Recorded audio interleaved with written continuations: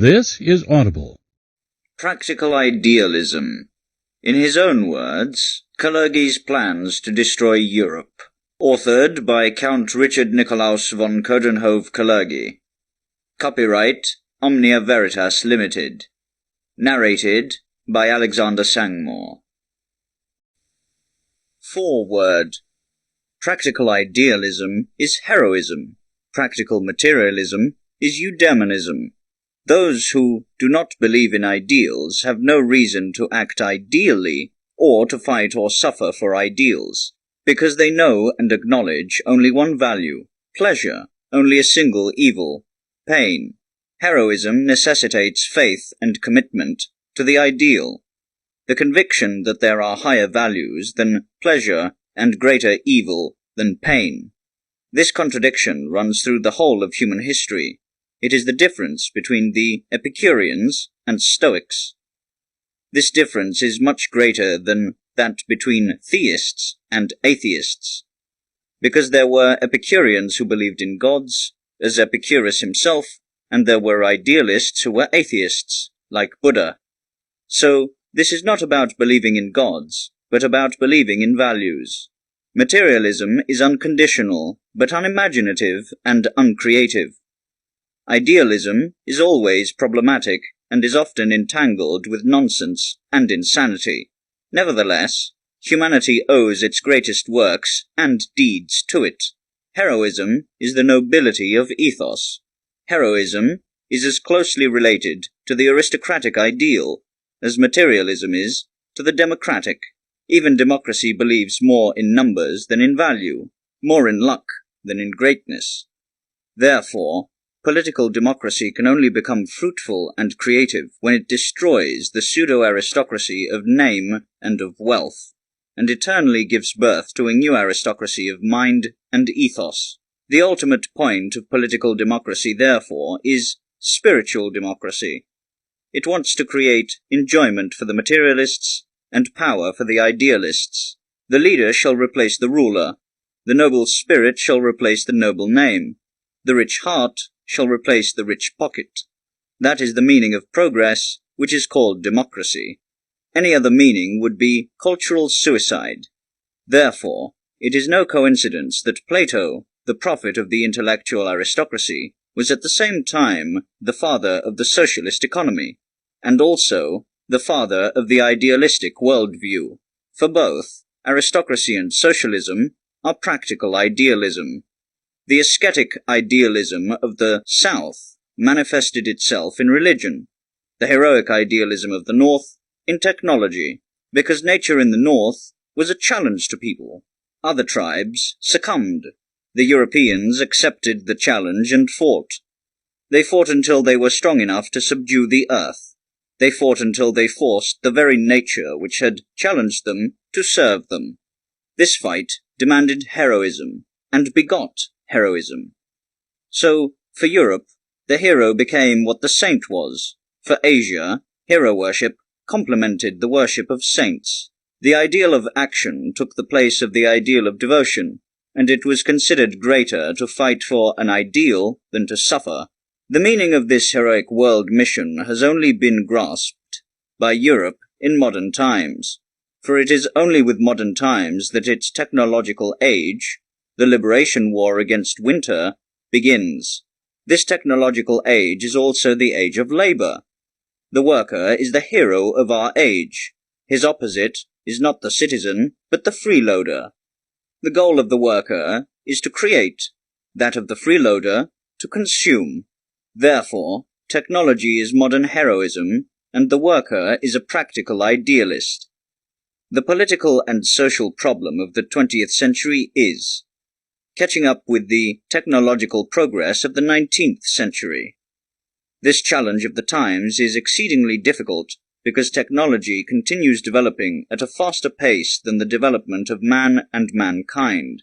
This danger can either be averted by slowing technological progress or by accelerating social progress. Otherwise, humanity will lose its balance and capsize. The World War was a warning. Technology gives humanity a choice: suicide or agreement. The development of the world in the coming decades will be without precedent. The current imbalance of technological and social organization will either lead to destructive catastrophes or to political development that quickly and thoroughly leaves all past models behind and opens a new page in human history. Since technology makes new paths for the human momentum and for heroism, the war is beginning to play its historical role in human consciousness. Its successor is work. Mankind will organize one day and wrest from the earth everything that she denies us today. As soon as this concept is realized, every war will be a civil war, and every kill a murder. The age of war will then seem just as barbaric as today, the age of cannibalism. This development will happen if we believe in it and fight for it. If we are neither so short-sighted as to lose sight of the development, nor so far-sighted as to overlook the practical paths and obstacles that tie between us and our goals, if we are clear-sighted and clearly know how to overcome the upcoming struggles and difficulties with our heroic will, only this optimism of the will can complete and defeat the pessimism of knowledge. Instead of remaining in the grip of the outdated present and dreaming of better opportunities, we want to take an active part in the development of the world through practical idealism. Vienna, November 1925. On Nobility, Part 1. Of Rural and Urban Men. 1. Rural man – urbanite. Country and city are the two poles of human existence. Country and city produce their special human, the rural and urban person. Rural and urban people are psychological opposites. Farmers of different areas resemble each other emotionally often more than they resemble the people in the neighboring city. Between farm and farm, between city and city, is space. Between city and farm is time. Among European rural people live the representatives of every age, from the Stone Age to the Middle Ages, while only the metropolitan cities of the Occident, which produced the most extreme urban type, are representative of modern civilization. Centuries, often millennia, separate the big city from the farmland that surrounds it. The urban man thinks differently, judges differently, feels differently, acts differently than the rural man.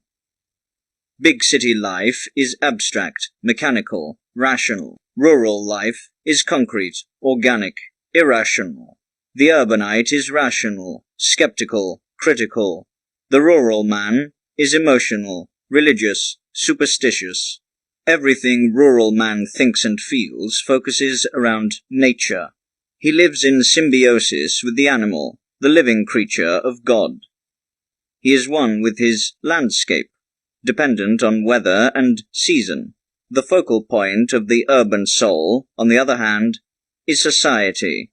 He lives in symbiosis with machines, the dead creations of men. Through them, the urban man makes himself as independent as possible from time and space, season and climate. The rural man believes in the force of nature over man. The urban man believes in the force of man over nature. The rural man is a natural product. The urban man, a social product. One sees purpose, measure and goal of the world in the cosmos, the other in humanity. Rural man is as conservative as nature itself. Urban man as progressive as society. All progress is based on cities and city people. The city dweller himself is usually a product of a revolution within a generation that broke with its rural tradition, moved to the big city, and started living there on a new basis. The city robs its inhabitants of the enjoyment of nature's beauty. As compensation, it offers them the arts. Theatre, concerts, galleries are surrogates for the eternal and changing beauty of the landscape. After a day's work full of ugliness, these art institutes offer urbanites beauty in concentrated form. In the country they are redundant. Nature is the extensive, art the intensive manifestation of beauty. The relationship between urban man and nature, which he lacks, is ruled by yearning, while nature is always fulfilling the rural man. Therefore, urban man perceives it as romantic, rural man as classic.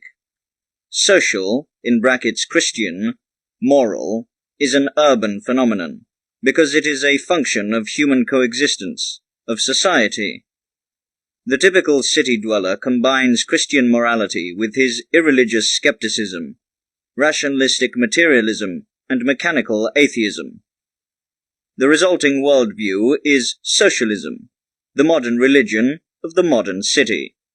Christianity is little more than a reinterpretation of paganism with altered mythology and new superstition for the rural barbarians of Europe. A true religion is the belief in nature, in power, in fate. Urban and rural people do not know each other. Therefore, they mistrust and misunderstand each other, and live in veiled or open hostility. There are many catchwords under which this basic opposition hides: red and green, internationalism, industrialism and agrarianism, progress and reaction, Judaism and anti-Semitism. All cities draw their strength from the country. The country draws its culture from the city. The country is the soil from which the cities renew themselves, the source that feeds them, the root from which they flourish. Cities grow and die. The country is eternal. On Nobility. Part 1. Of Rural and Urban Men. 2. Junker-Writer.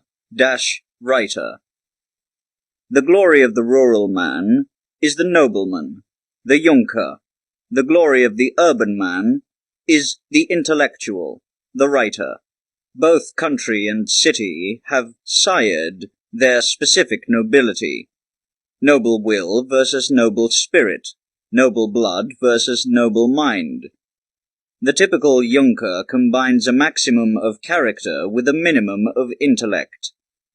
The typical writer, a maximum of intellect with a minimum of character. Not always, and everywhere, lacked the nobleman intellect, or the intellectual character, as in modern England.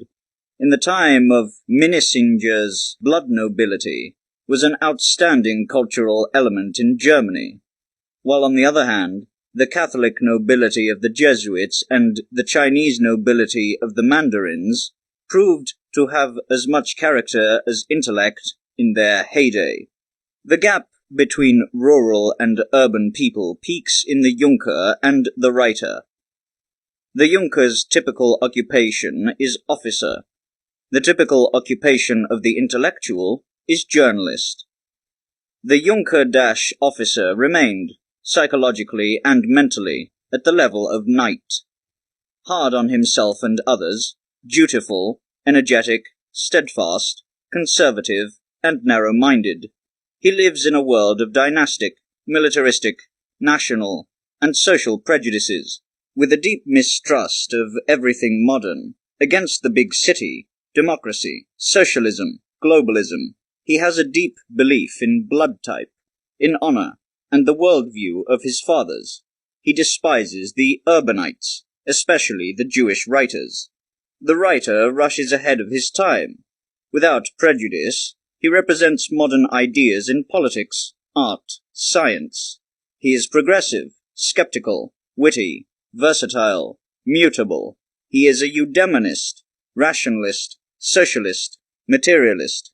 He overestimates the mind, underestimates the body and character, and therefore he despises the Junker as a backward barbarian. The nature of the Junker is strength of will.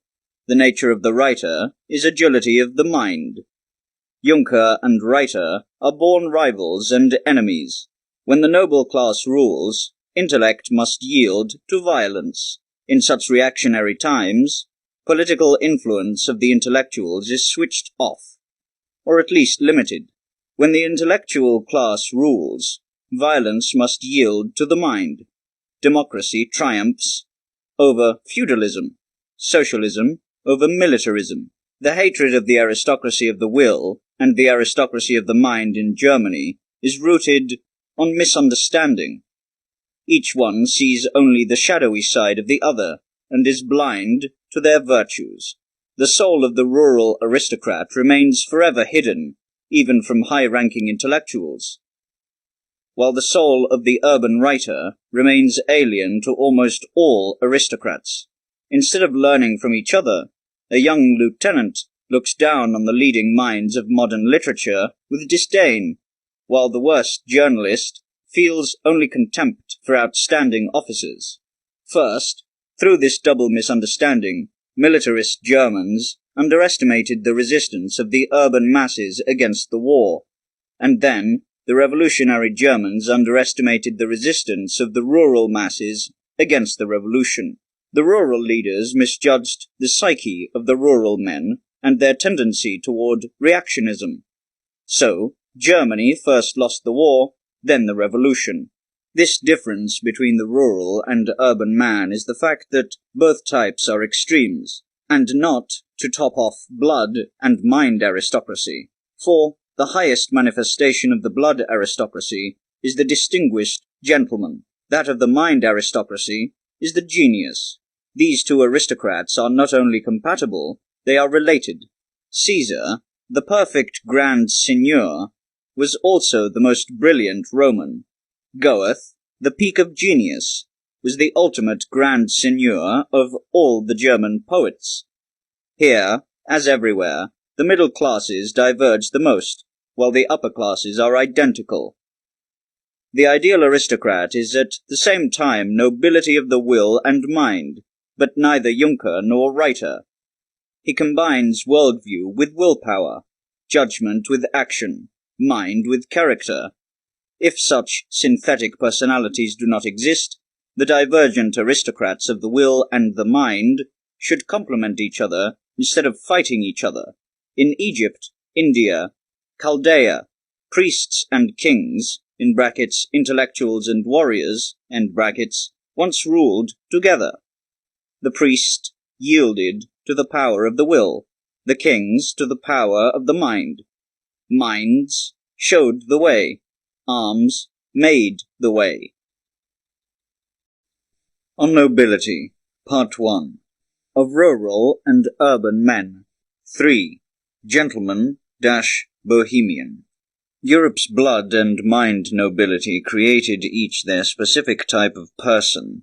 England's blood aristocrats created the gentleman. France's mind aristocrat is the bohemian. Gentleman and bohemian meet in an effort to escape the desolate ugliness of their bourgeois existence. The gentleman achieves it through style, the bohemian through temperament. The gentleman gives form to formless life. The bohemian gives color to colorless life. The gentleman brings order into the chaos of relationships. The bohemian brings freedom. The beauty ideal of the gentleman is based on form, style, and harmony. It is static, classic, Apollonian. The beauty ideal of the bohemian is based on temperament, freedom, vitality. It is dynamic, romantic, Dionysian.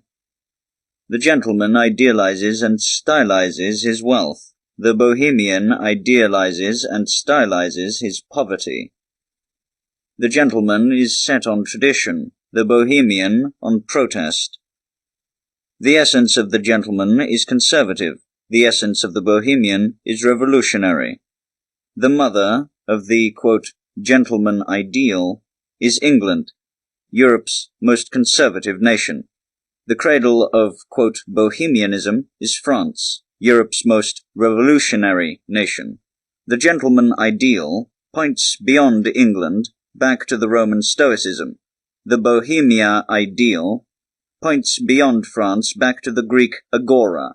The Roman statesmen are like the gentleman type. The Greek philosophers, the Bohemia type. Caesar and Seneca were gentlemen. Socrates and Diogenes were bohemians. The focus of the gentleman is physical-psychological. The focus of the bohemian is spiritual. The gentleman may be a fool, the bohemian a criminal. Both ideals are human crystallization phenomena. As the crystal can only form itself in an unstable environment, so do both owe their existence to the freedoms in England and France. In Imperial Germany, this atmosphere of crystallization of personalities was missing. Therefore, it could not develop such an ideal. The German lacked the style of the gentleman, the temperament of the bohemian, and the grace and smoothness of both. Since the German could not find in his reality any form of ideal lifestyle, he sought the German essence in poetry. As physical-psychological ideal, he found young Siegfried. As spiritual ideal, he found old Faust. Both ideals were romantic and untimely, in a distortion of reality. The romantic Siegfried ideal became the Prussian officer, the lieutenant. The romantic Faust ideal became the German scholar, the professor. Instead of organic, they were mechanical ideals. The officer represents the mechanization of the psyche, the mechanical Siegfried, the professor, the mechanical Faust. Wilhelm's Germany was prouder of its officers and professors than of any other class. In these, it saw the glory of the nation, like England in its political leaders, and like the Roman nations saw in their artists. If the German nation wants to evolve, it must revise its ideals. Its energy must go beyond militaristic one-sidedness and widen to include political social diversity. Its mind must go beyond the purely scientific and widen to synthesize the poet-thinker. The 19th century gave the German people two men of greatest style, who embodied these aspirations for a higher Germanness. Bismarck, the hero of action, Goethe, the hero of the mind. Bismarck renews, deepens and animates the corny Siegfried ideal. Goethe renews, deepens and animates the dusty Faust ideal. Bismarck possessed the positive qualities of the German officer, without his flaws. Goethe possessed the qualities of the educated German, without his flaws. In Bismarck, the superiority of the statesman overcomes the limited nature of the officer. In Goethe, the superiority of the poet-thinker overcomes the limits of the intellectual. In both, the organic personality ideal overcomes the mechanical. The man overcomes the puppet. Through his exemplary personality, Bismarck has done more for the development of Germanness than by founding the Reich, in brackets empire, through his lofty, in brackets Olympian, existence. Goethe has given his country more than with his Faust, because Faust is, like Goethe, Werther, Meister, and Tasso, merely a fragment in Goethe's being. Germany should, however, be careful not to mess up and pull down these two ideals by making them too common. Not make a sergeant of Bismarck and a schoolmaster of Goethe. Germany could grow and heal as a result of these two German geniuses. It could learn from them active and contemplative greatness, productivity and wisdom. For Bismarck and Goethe are the two focal points around which a new German lifestyle could emerge, which would be equal to Western ideals. On Nobility. Part 1. Of Rural and Urban Men. The more pronounced the ability and tendency of a person is to wisely see things from all sides and without prejudice, the weaker usually his will to act impulsively and biased, because every motive is questioned by a counter-motive, every belief by skepticism, and every action by the understanding of its cosmic insignificance. Only the biased, single-minded man can be effective. But there is not only an unconscious, naive narrow-mindedness, but also a conscious, heroic narrow-mindedness. The heroic, single-minded man, and to this type belong all truly great men of action, from time to time switches off all the sides of his being, except the one required for his action. He can be objective, critical, skeptical, and mindful before or after the action, but he is subjective, faithful, narrow-minded, and unfair during the action. Wisdom inhibits action. Action denies wisdom. The strongest will is ineffective if it has no direction. Even a weak will triggers the strongest effect if it is focused. There is no life of action without wrongdoing, error, guilt. Who is afraid of animosity stays in the realm of thought, tranquility, passivity. Truthful people are always silent, because every assertion is, in a certain sense, a lie, a sin. Pure-hearted people are always inactive, because every action is, in a sense, wrong. But it is brave to speak at the risk of lying, to act at the risk of wrongdoing. Inbreeding strengthens the character, but weakens the mind. Miscegenation weakens the character, but strengthens the mind. When inbreeding and race mixing are favorable, they result in the highest human type, combining the strongest character with the sharpest of minds. Where inbreeding and race mixing are unfavorable, they result in a degenerate type with weak character and dull mind. The man of the future will be a mixed breed. Today's races and castes will fall victim to the increased overcoming of space, time, and prejudice. The Eurasian Negroid race of the future, similar in its features to the ancient Egyptians, will replace the diversity of nations with a diversity of, quote, personalities. According to heredity laws, variety of the descendants grows out of the variety of the ancestors, and uniformity of descendants out of uniformity of the ancestors. In single-race families, one child resembles the other, because all represent one common family type. In mixed-race families, the children look different from each other. Each forms a new variation of the diverse parental and ancestral elements. Inbreeding produces a characteristic type. Race mixing produces original personalities. The predecessor of the planetary race of the future in modern Europe is the Russian, as a Slavic Tatarian and Finnish mixed breed, because he, among all European nationals, has the least amount of any race, and he is the typical multi-soul person with a wide, rich, all-encompassing soul. His strongest opposite is the isolated Brit, the highly inbred one-soul person, whose strength lies in character, will, and in the typical modern Europe owes to him the most reserved, most complete type, the gentleman. On Nobility, Part 1. Of Rural and Urban Men. 5.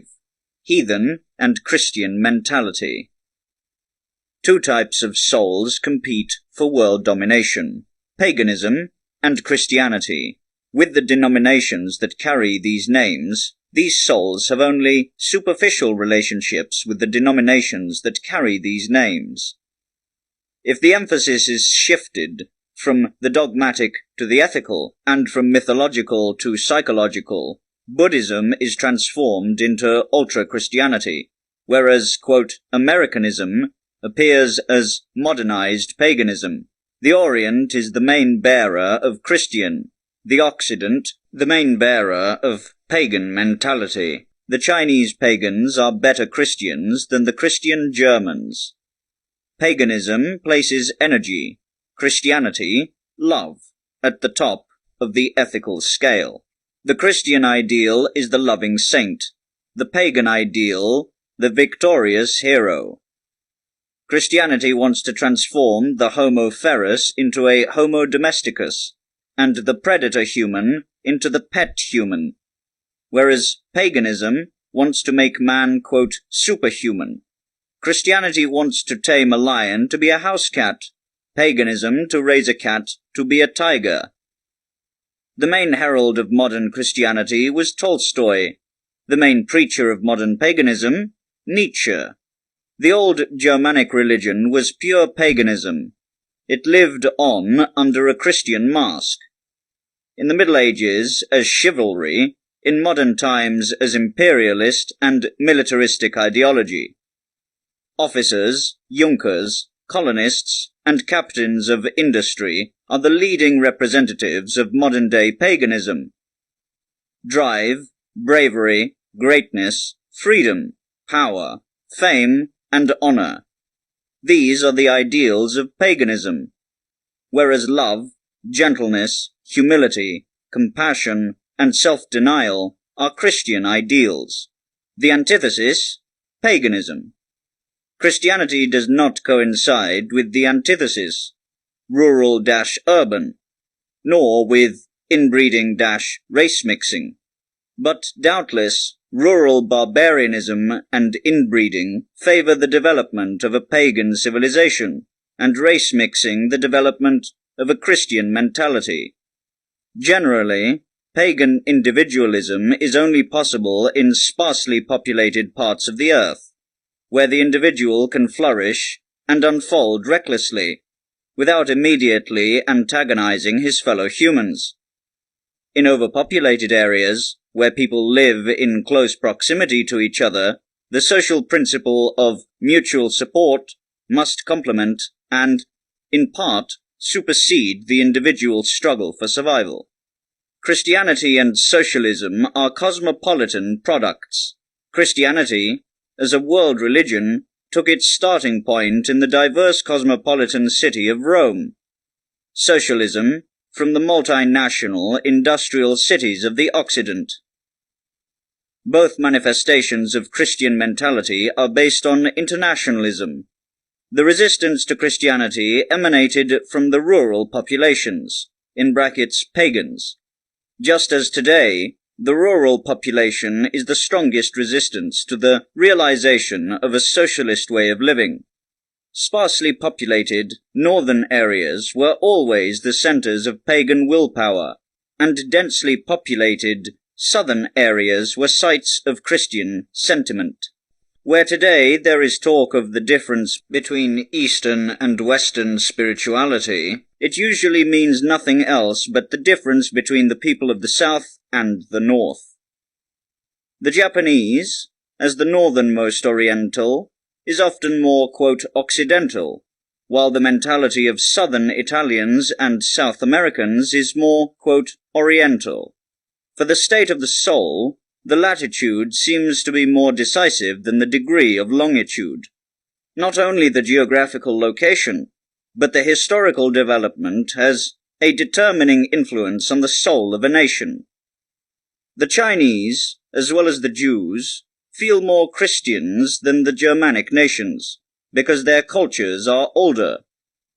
Germanic people are closer in time to primitive man than the Chinese or the Jews.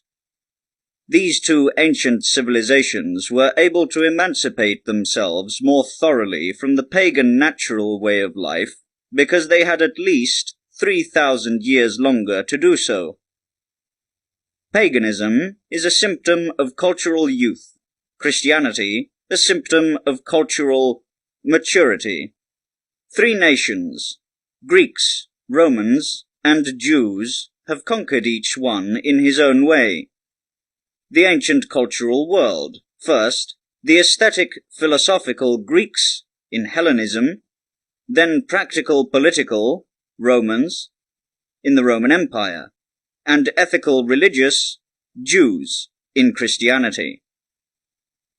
Christianity, made ethical by the Jewish Essenes (John), and intellectual by Jewish Alexandrians (Philo), was reconstructed Judaism.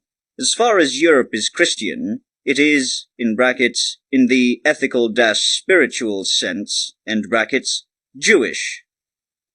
As far as Europe is moral, it is Jewish. Almost the whole of European ethics is rooted in Judaism. All precursors of religious or irreligious Christian morality, from Augustine to Rousseau, Kant, and Tolstoy, were Jews by choice, in a spiritual way. Nietzsche is the only non-Jewish, the only pagan ethicist in Europe. The most prominent and confident representatives of Christian ideas that in their modern rebirth are called pacifism and socialism, are Jews. In the East, the Chinese are the ethical nation par excellence, in brackets, as opposed to the aesthetic, heroic Japanese and the religious speculative Indians, end brackets. In the West, it is the Jews. God was head of state of the old Jews. Their moral law was civil code. Sin was a crime.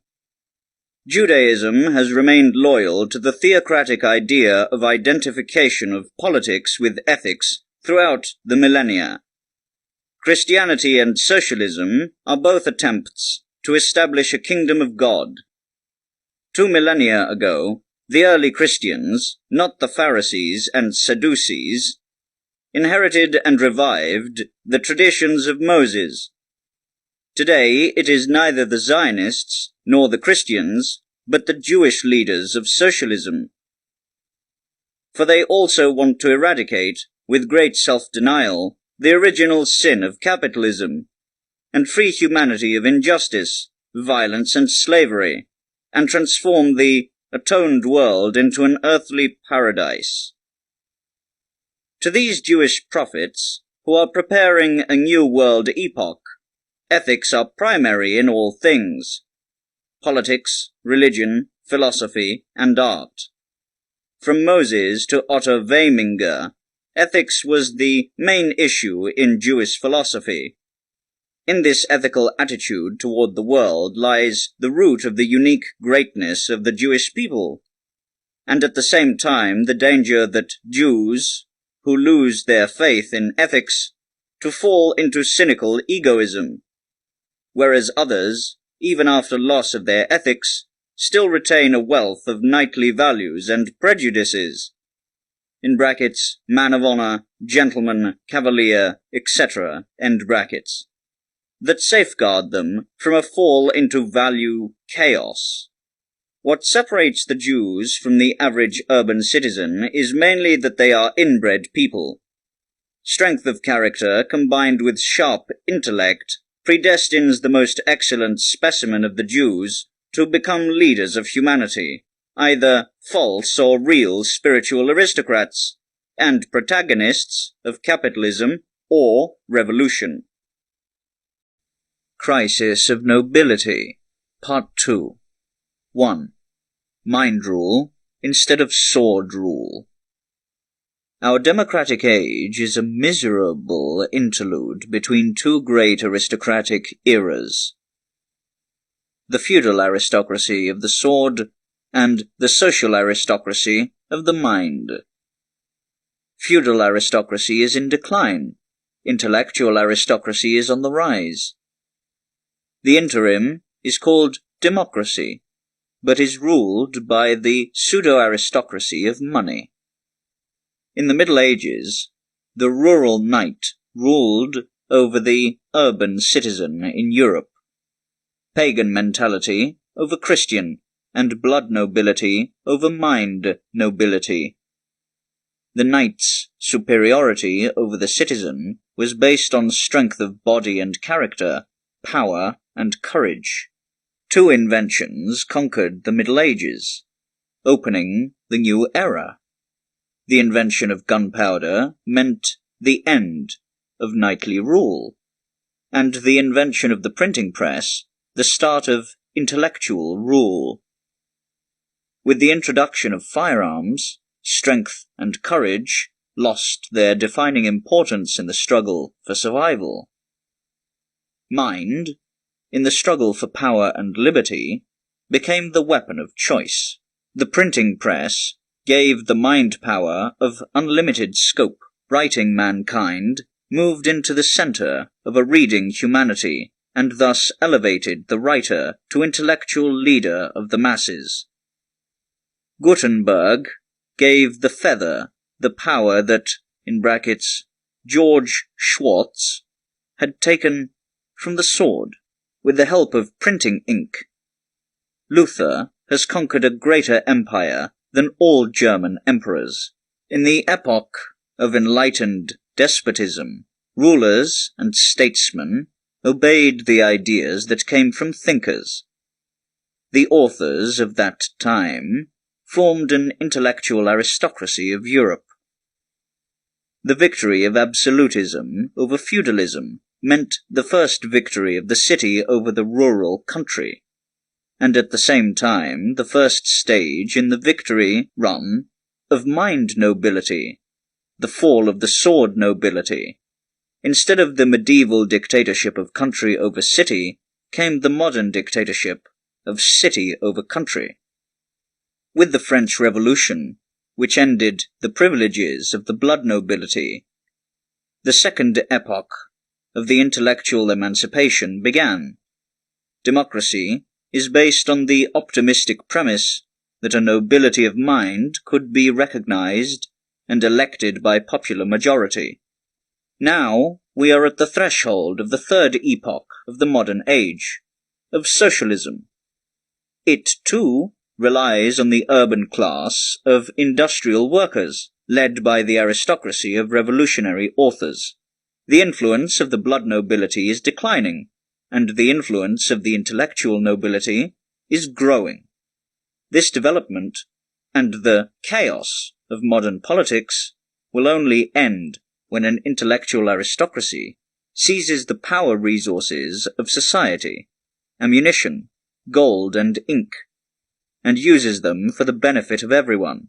A decisive step towards this goal is Russian Bolshevism, where a small group of communist intellectual aristocratic rulers governs a nation and deliberately breaks with the plutocratic democracy that dominates the rest of the world today.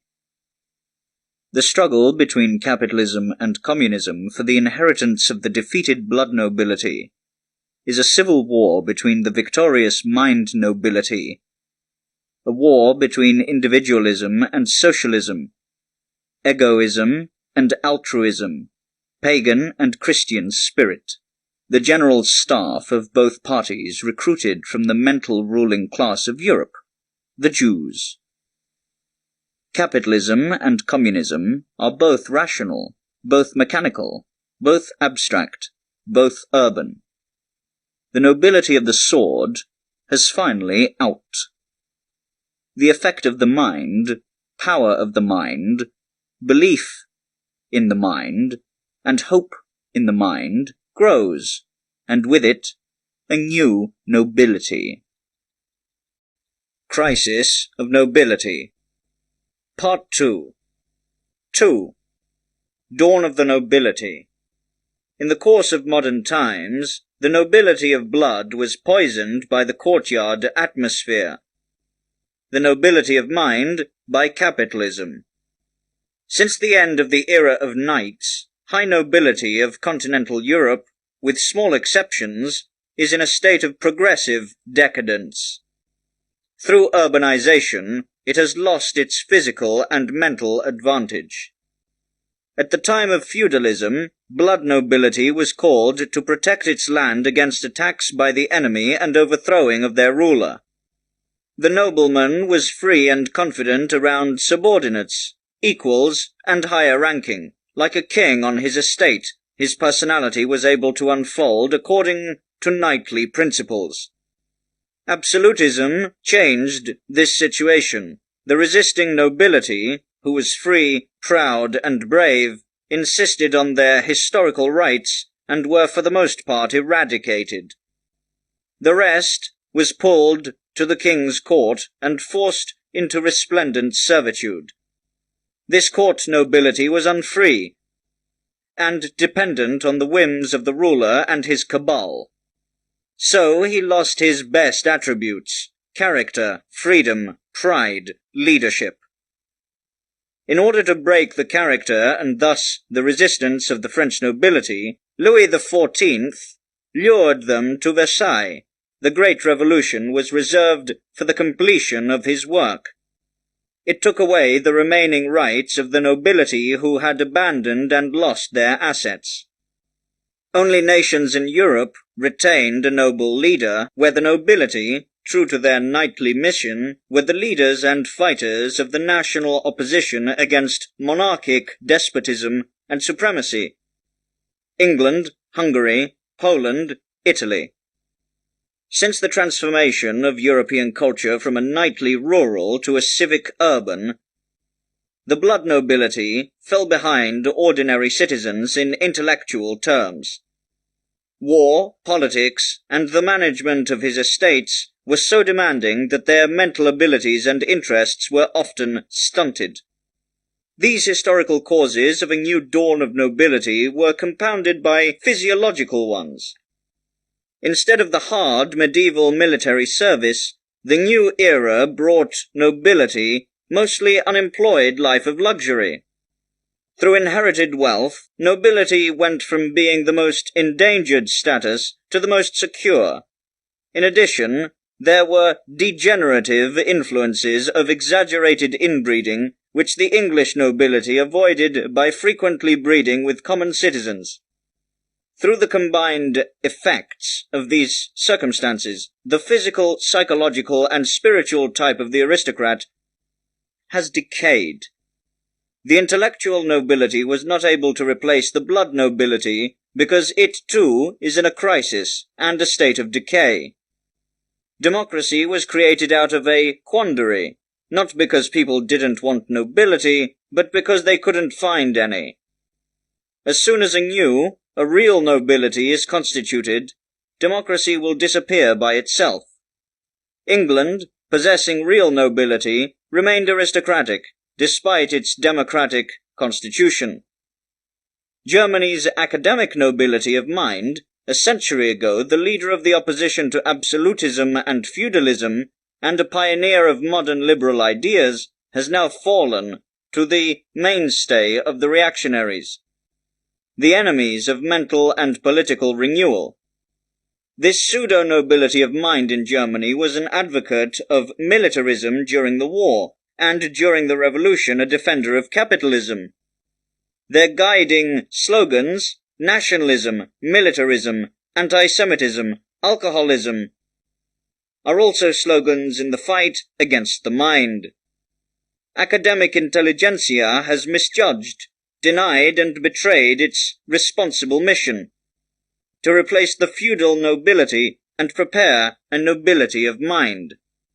The journalistic intelligentsia has also betrayed its leadership mission, called to become the intellectual leader and teacher of the masses, to supplement and improve what a backward school system missed and violated, demeaned itself as the slave of capital, the taste-maker in politics and art. Its character broke under the pressure to represent and defend strangers' interests rather than its own, and its spirit became trivial by the overproduction the job demands. Like the orator of antiquity, the journalist of the modern era stands in the center of the government machine. He moves the voters move the delegates move the ministers. That is how the highest responsibility for every political occurrence falls on the journalist. And it's he, in typical urban spineless fashion, who feels free of any obligation and responsibility. Schools and press are the 2 points from which the world could be made new and noble without bloodshed or violence. School either nourishes or poisons a child's soul. The press either nourishes or poisons the soul of an adult. Schools and press today are in the hands of an unintellectual intelligentsia. To put them back into the hands of the intellect should be the highest task of ideal politics and ideal revolution. The ruling dynasties of Europe have fallen through inbreeding. The dynasties of the plutocrats through a life of luxury. The nobility of blood degenerated because it became the servant of the monarchy. The nobility of mind degenerated because it became the servant of capital. Both aristocracies had forgotten that with every privilege, every award, every exceptional position comes responsibility. They have forgotten the motto of true aristocracy, quote, noblesse oblige. They chose to enjoy the fruits of their advantage without their responsibilities. They see themselves as gentlemen and superiors, not as leaders and examples to their fellow men. Instead of showing the nation new horizons and paving the way, they let the rulers and capitalists turn them into tools for their interests. In exchange for luxury, honor, and money, they sold their souls, blood, and mind. The old blood nobility as well as the mind nobility lost their claim to be called aristocracy, because they lack every sign of real aristocracy, character, freedom, responsibility. They have cut the ties they had with the nations through social snobbery on the one hand and educational snobbery on the other.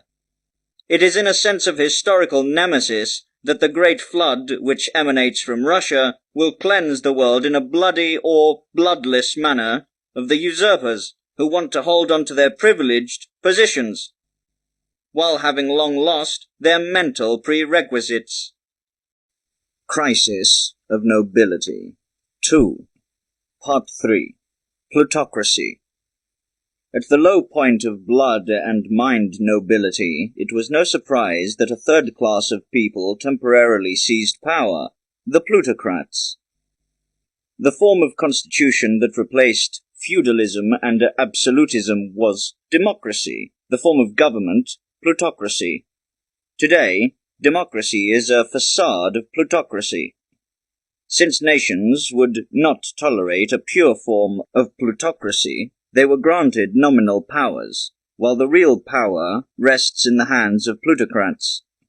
In republican as well as monarchical democracies, the statesmen are puppets, the capitalists are the puppeteers.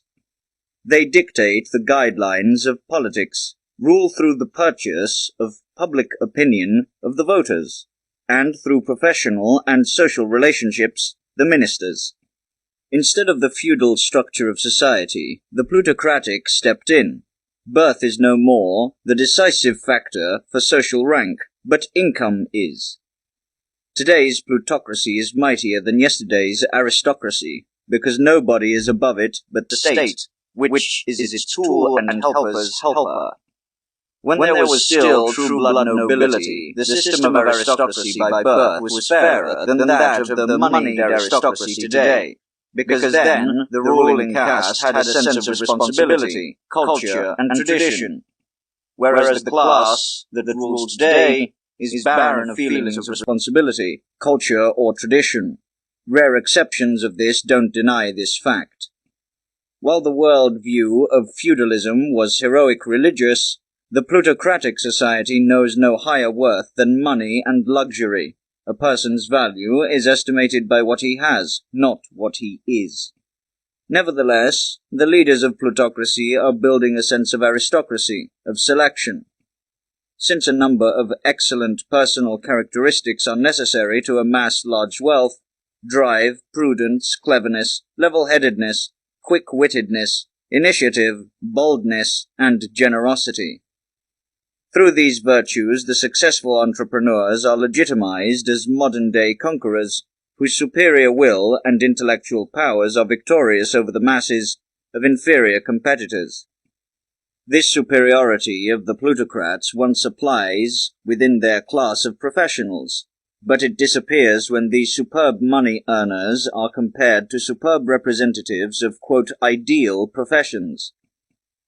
Therefore, it is fair that a competent industrialist or salesman climbs higher materially and socially than his less competent colleagues. But it is not fair that he has more social power and influence than an artist, academic, politician, author, teacher, judge, or doctor, who is equally capable in his profession, but whose abilities serve, quote, ideal and social goals. That the current egoistical, materialistic mentality is awarded higher than the altruistic, idealistic. The fundamental evil of a capitalistic society structure lies in the favoring of egoistical over altruistic and materialistic over idealistic prowess. While the real aristocrats of mind and heart, the wise and kind, live in poverty and powerlessness. Egoistic and violent humans usurp their possessions. Thus, plutocracy is aristocracy in its sense of energy and intellect, and pseudo-aristocracy in an ethical and spiritual sense. From a working-class viewpoint, it is aristocracy. From the viewpoint of more ideal professions, it is pseudo-aristocracy. Just as aristocracy of blood or of mind, so is aristocracy of wealth currently in a decaying period. The sons and grandsons of business moguls who came to great power from nothing through their will and work slack off in luxury and idleness. Very rarely the father's drive is inherited, or is sublimated into mental or ideal creativity. The plutocratic families lack the tradition and worldview, and the conservative/rural spirit that used to preserve noble families from extinction for centuries. Weak successors take over the inheritance of their fathers without themselves being gifted with the will and intellect through which it was created. Power and desire get into a conflict and undermine the internal legitimacy of capitalism. Historic progress has accelerated this natural decay. The new plutocracy of dealers that is emerging because of the economic boom of the war is displacing and replacing the plutocracy of businessmen. While the prosperity of the nation increases with the enrichment of businessmen, it decreases with enrichment of dealers. Businessmen are leaders of industry. Dealers are parasites. Industrialism is productive. Dealer syndrome is unproductive capitalism. The current economic boom makes it easier for unscrupulous, uninhibited, and irresponsible people to earn money. For speculation and dealers' profits, luck and ruthlessness are more essential than strong will and mind. The current dealer plutocracy resembles more a kakistocracy of character than an aristocracy of great skill. Through the increasingly blurred lines between enterprise and racket, capitalism is being compromised and brought down in front of the forum of the mind and in public. No aristocracy can last without moral authority. When the ruling class stops being a symbol of ethical and aesthetic values, its collapse is inevitable. Plutocracy is, when compared to other aristocracies, poor in aesthetic values. It fulfills the political functions of aristocracy, without offering any of the cultural values of nobility. But wealth is only bearable dressed in beauty, and justified only as carrier of an aesthetic culture. Instead, the new plutocracy clothes itself in desolate tastelessness and brash ugliness. Its wealth is barren and repulsive. European plutocracy, unlike the American, neglects her ethical as much as her aesthetic mission. Social benefactors of great style are as rare as patrons. Instead of recognizing social capitalism as the purpose of their existence, in brackets to combine the fragmented national assets for generous works of a creative humanity, end brackets, the plutocrats feel justified in their oppressive majority to irresponsibly build wealth on the backs of the miserable masses. They are exploiters of humanity, instead of trustees, misleaders instead of leaders. Through this lack of aesthetic and ethical culture, plutocracy creates hate and contempt in the public opinion and its leaders. If she doesn't empathize, she must fall. The Russian Revolution means the beginning of the end for this historical era. Despite the defeat of Lenin, his shadow will dominate the 20th century as the French Revolution, despite its fall, dominated the 19th. Feudalists and absolutists would not have resigned voluntarily in continental Europe. They did so out of fear of the terrors against the French aristocracy and king being repeated. It will be easier for the Bolshevist sword of Damocles to soften the hearts of plutocrats and make social funding available than the gospel of Christ in 2,000 years. Crisis of Nobility. Part 2. 4. Blood nobility and future nobility. Nobility is defined by physical, spiritual, and mental beauty. beauty of complete harmony and spiritual energy. Whoever can outdo his surroundings in this way is an aristocrat. The old type of aristocrat is dying out. The new type has not yet been constructed, and the interim is poor in great personalities, beautiful people, noble people, and wise people. Instead, the successors of the sinking nobility usurp the dead forms of the former aristocracy and fill them with the contents of paltry bourgeois. The strong life force of the former aristocracy passed over to upstarts, but these lack its form, gentility, and beauty. Time must not despair by the idea of nobility or the future of nobility. If humanity is to march forward, we need leaders, teachers, guides. These are examples of what humanity wishes, to become the pioneers of future elevation to higher spheres. Without nobility, there is no evolution. Eudaimonistic politics can be democratic. Evolutionary politics must be aristocratic. To rise up and march forth, goals are necessary. Reaching goals requires people, but setting and leading to these goals requires aristocrats. The aristocrat as a leader is a political concept. The aristocrat as role model is an ideal concept. The highest requirement is that aristocracy coincides with nobility and leadership with role models, that perfect people become leaders. From the majority of mankind in Europe that only believes in numbers in majority, two quality races stand out: blood nobility and Judaism. Separate from each other, both believe in their higher calling, in their superior blood, and in the difference of the races.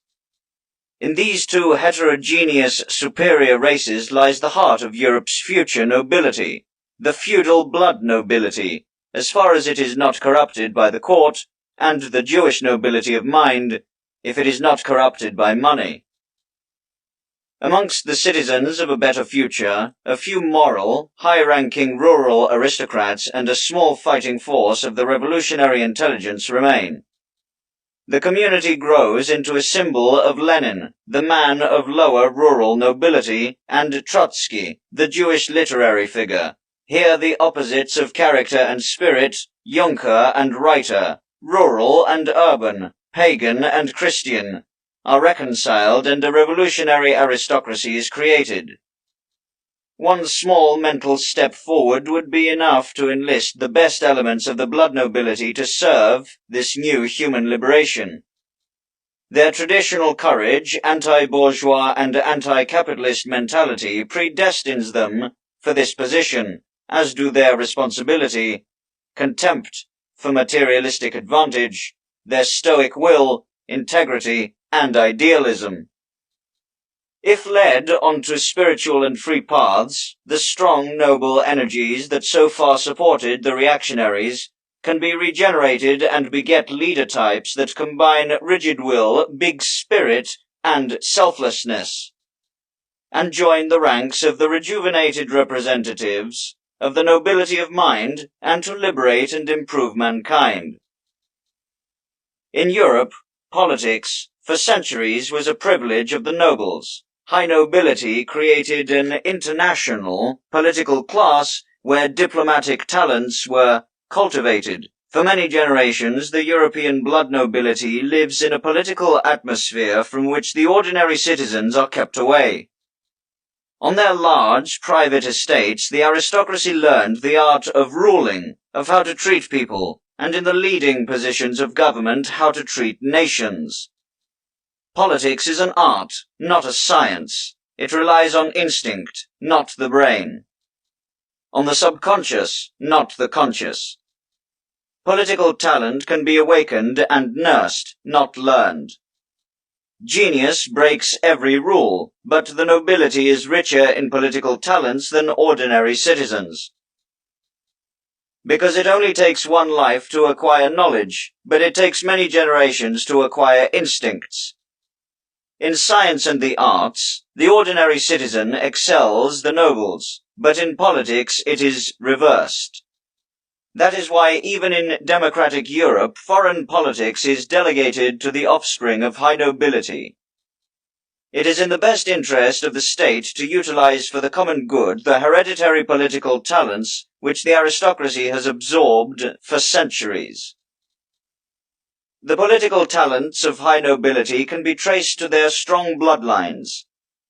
This national race broadens the horizon and counteracts the bad results of inbreeding. The majority of the lower aristocrats combine the disadvantages of inbreeding, such as lack of character and spiritual poverty, whereas in the rare high forms of nobility, the positives meet, character and spirit. Intellectually speaking, there is a gaping difference between the extreme right, in brackets conservative blood nobility, and extreme left, in brackets nobility of mind, whereas the character of those seeming opposites are very similar. But all matters intellectual and conscious are on the surface, and things concerning character and the unconscious lie deep in the personality. Knowledge and opinions are easier to acquire and change than character and will. Lenin and Ludendorff are opposites in their political ideals, but brothers in their will. Had Ludendorff been raised in a revolutionary environment with Russian students, as Lenin, he would have, like Lenin, witnessed the execution of his brother by imperial hangmen. We would probably see him leading Red Russia. Had Lenin been raised in a Prussian military academy, he might have become a super Ludendorff. What separates these two similar characters is their intellect.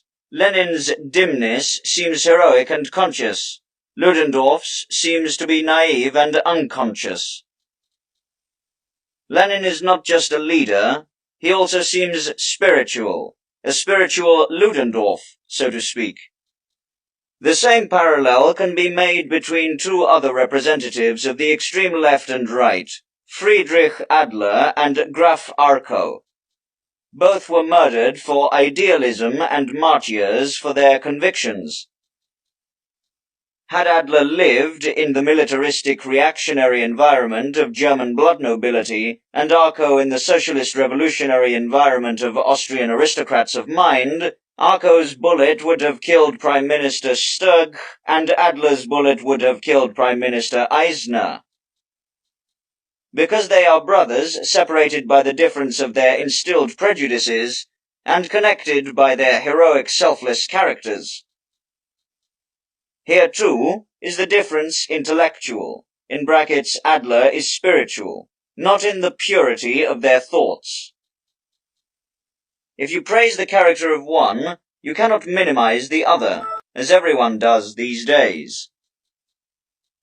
Where there is increased vitality, there is the future. The elite of the peasantry, the rural aristocrats, have, in brackets, if they remained healthy, through 1,000-year symbiosis with the living and life-giving nature gathered and stored, a wealth of vital forces. If new education could succeed in sublimating these enhanced life energies in the intellect, then maybe the aristocracy of the past could play a significant part in the creation of the aristocracy of the future. Crisis of Nobility. Part 2. 5. Judaism and Future Nobility. Main bearers of corrupt as well as uncorrupt nobility of mind, capitalism, journalism, literature, are the Jews. They are predestined through their intellectual superiority to be a main influence on future aristocrats. A glimpse into the history of the Jewish people will explain advantage in the battle to lead humanity. 2,000 years ago, the Jews were a religious community comprised of ethical and spiritual individuals from all ancient nations, with their national Hebrew center in Palestine. Even then, what bound them together was primarily religion, not nation. In the course of the first 1,000 years, converts from all nations joined them, the last being king, nobles, and citizens from Khazaria, South Russia. From then on, the religious Jewish community united as an artificial nationality and stood against all others. Through unspeakable persecutions, Christian Europe has tried to extinguish the Jewish nation for 1,000 years. The result was that Jews who were weak-willed, unscrupulous, opportunistic, or skeptical were baptized in order to escape the never-ending persecutions. Other Jews who were not clever, smart, or inventive perished under the harsh conditions. What ultimately emerged from all these persecutions was a small community that was hardened by the heroic martyrdom for an idea and purified of all weaknesses and poor mental qualities. Instead of destroying Judaism, Europe has, against its knowledge, through artificial natural selection, raised the leading nation of the future. So, it is no wonder that this nation, the descendants of ghetto prisoners, is becoming the aristocrats of the mind in Europe. Kind Providence has graciously given Europe through the emancipation of the Jews a new race of aristocrats of the mind, when feudal aristocracy decayed. The first example of this growing aristocracy of the future was the revolutionary noble Jew, La Salle, who combined to a great extent physical beauty, character of noble courage, and sharpness of mind. Aristocrat in the truest and highest sense of the word, he was a born leader and guide of his time. Judaism is not the new nobility, but it is the womb from which a new intellectual nobility arises, the core around which a new intellectual nobility is grouped. An intellectual urban, quote, master race is in the making. Idealists, spiritual, finely tuned, just and truthful, brave as the feudal aristocrats in their best days, who happily embrace death and persecution, hate and scorn, in order to make humanity more moral, more spiritual, and happier. The Jewish heroes and martyrs of East and Middle Europe's revolution are no less brave, enduring, or idealistic than the non-Jewish heroes of the World War, but they surpass them intellectually. The essence of those men and women who try to liberate and renew humanity is a strange synthesis of religious and political elements. Heroic martyrdom, intellectual propaganda, revolutionary vigor, and social love of justice and compassion. These characteristics that once made them the creators of the Christian world movement are placing them today at the top of the socialistic. With both of these attempts at salvation, in brackets spiritual and moral, Judaism has gifted the disinherited masses of Europe more wealth than any other nation, just as modern Judaism has more important men per capita than the other nations. Barely a century after its liberation, this tiny nation is with Einstein at the top of modern science, Mahler at the top of modern music, Bergson at the top of modern philosophy, Trotsky at the top of modern politics. The prominent position that Judaism occupies today, it owes only to its superior mind, which enables it to succeed against a competition of enormously favored, hateful, and envious rivals.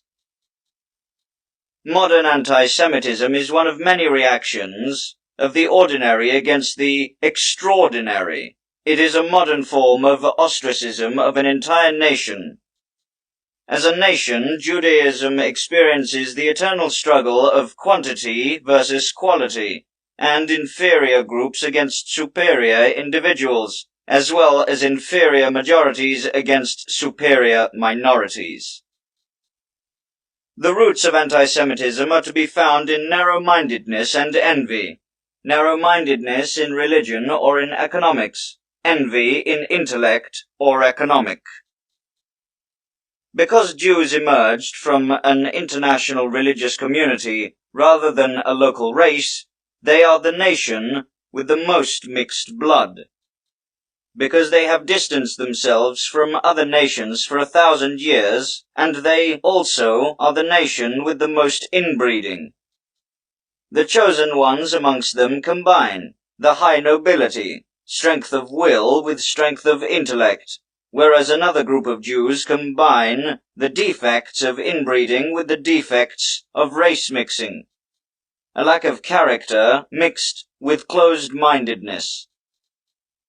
Here we find the holiest of self-sacrifice, next to individual selfishness, and the purest idealism next to crass materialism. Here the rule is followed. The more mixed a nation is, the less the citizens are alike, and the less possible it is to construct a single race type. Where there is light, there are shadows. Families with geniuses show a larger percentage of mentally ill family members than average. This rule also applies to nations.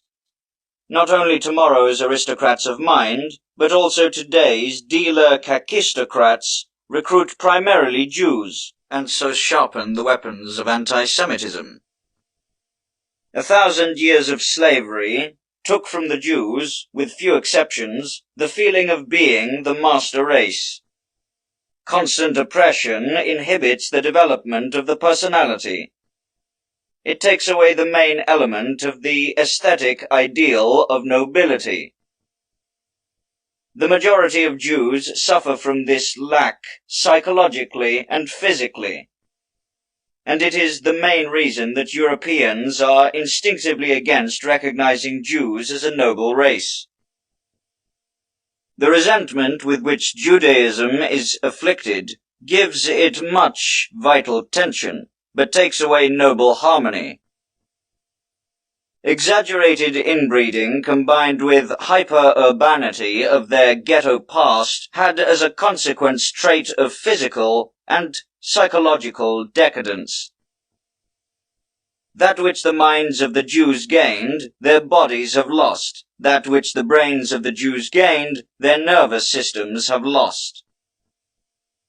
The Jews suffer from hypertrophy of the brain, which is the opposite of what the development of noble personality demands.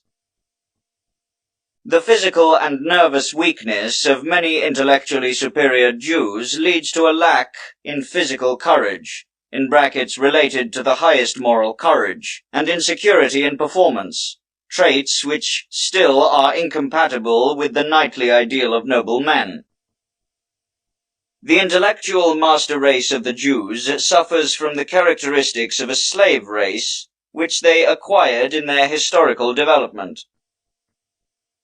There are still Jewish leaders that exhibit the posture and gestures of the oppressed slave. In their gestures, the lower aristocrats seem nobler than the most excellent Jew. These defects developed in evolution, and will disappear in evolution. Making Jews more rural, in brackets, a main goal of Zionism, combined with physical education, will free the Jews from any residual of the ghetto that they still carry within. That this is possible proves the evolution of American Jews. The real freedom and power that Jews have won will soon be followed by the posture and gestures of free, powerful people.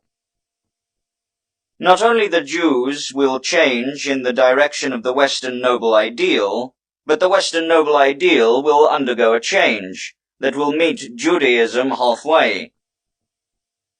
In a peaceful Europe of the future, nobility will take off its warlike character and replace it with an intellectual priestly. A pacifistic and socialistic Western world will not need lords and rulers, only leaders, educators, and idols. In an Oriental Europe, the aristocrat of the future will resemble more a Brahmin and a Chinese official than a knight. Crisis of Nobility. Part 2. Outlook. The aristocrat of the future will be neither feudal nor Jewish, neither bourgeois nor proletarian. He will be synthetic. The races and classes of today will disappear. The personalities will remain. Only through mixing with the best blood, the viable traits of former feudal nobility will rise to new heights. Only through breeding with the top non-Jewish Europeans will the Jewish element of the future nobility reach its full potential. To the chosen people of the future, a physically well-bred rural nobility may gift perfect bodies and gestures, and a highly educated urban nobility will add mental prowess, soulful eyes and hands. The nobility of the past was built on quantity. Feudal nobility on the number of their ancestors. Plutocracy on the number of their millions. The nobility of the future will depend on quality, on personal worth, personal perfection, perfection of the body, soul, and intellect. Today, at the doorway of a new era, random nobility replaces hereditary nobility. Instead of a noble race, noble individuals, humans whose random blood combination elevates them to an ideal type. From the random nobility of today will emerge the new international and intersocial noble race of tomorrow. Everything, outstanding in beauty, power, energy, and intellect, will recognize itself and unite according to the secret laws of erotic attraction. When the artificial barriers, feudalism and capitalism have built fall, then the most important men will attract the most beautiful women, and the most important women will attract the most perfect men. The more perfect physically, psychologically, and mentally a man is, the greater the number of women he will have to choose from. Only the noblest men will be able to choose the noblest women, and vice versa. The inferior will have to be satisfied with the inferior. The erotic lifestyle for the inferior and the average will be, quote, free love, for the superior, quote, free marriage. The race of the future nobility will not be born out of the artificial norms of human classes, but out of the divine laws of erotic eugenics. The natural selection of human perfection will take the place of the artificial selection of feudalism and capitalism. Socialism, which began abolishing nobility and leveling of humanity, will peak in the breeding of nobility and differentiation of humanity. Here, in social eugenics, is its highest mission, which socialism does not realize yet. To lead from unfair inequality through equality to equal inequality over the ruins of all pseudo-aristocracy to a real new nobility. Apology of Technology. 1922. Motto: ethics is the soul of our culture, technology its body. Mens sana in corpore sano. Chapter 1. The Lost Paradise. Part 1. The Curse of Culture. Culture has turned Europe into an insane asylum, and the majority of people into forced laborers. The human of the modern culture ekes out a living that is more miserable than that of an animal living in the wild. The only living beings that are even more pitiful are domestic animals, because they are even less free.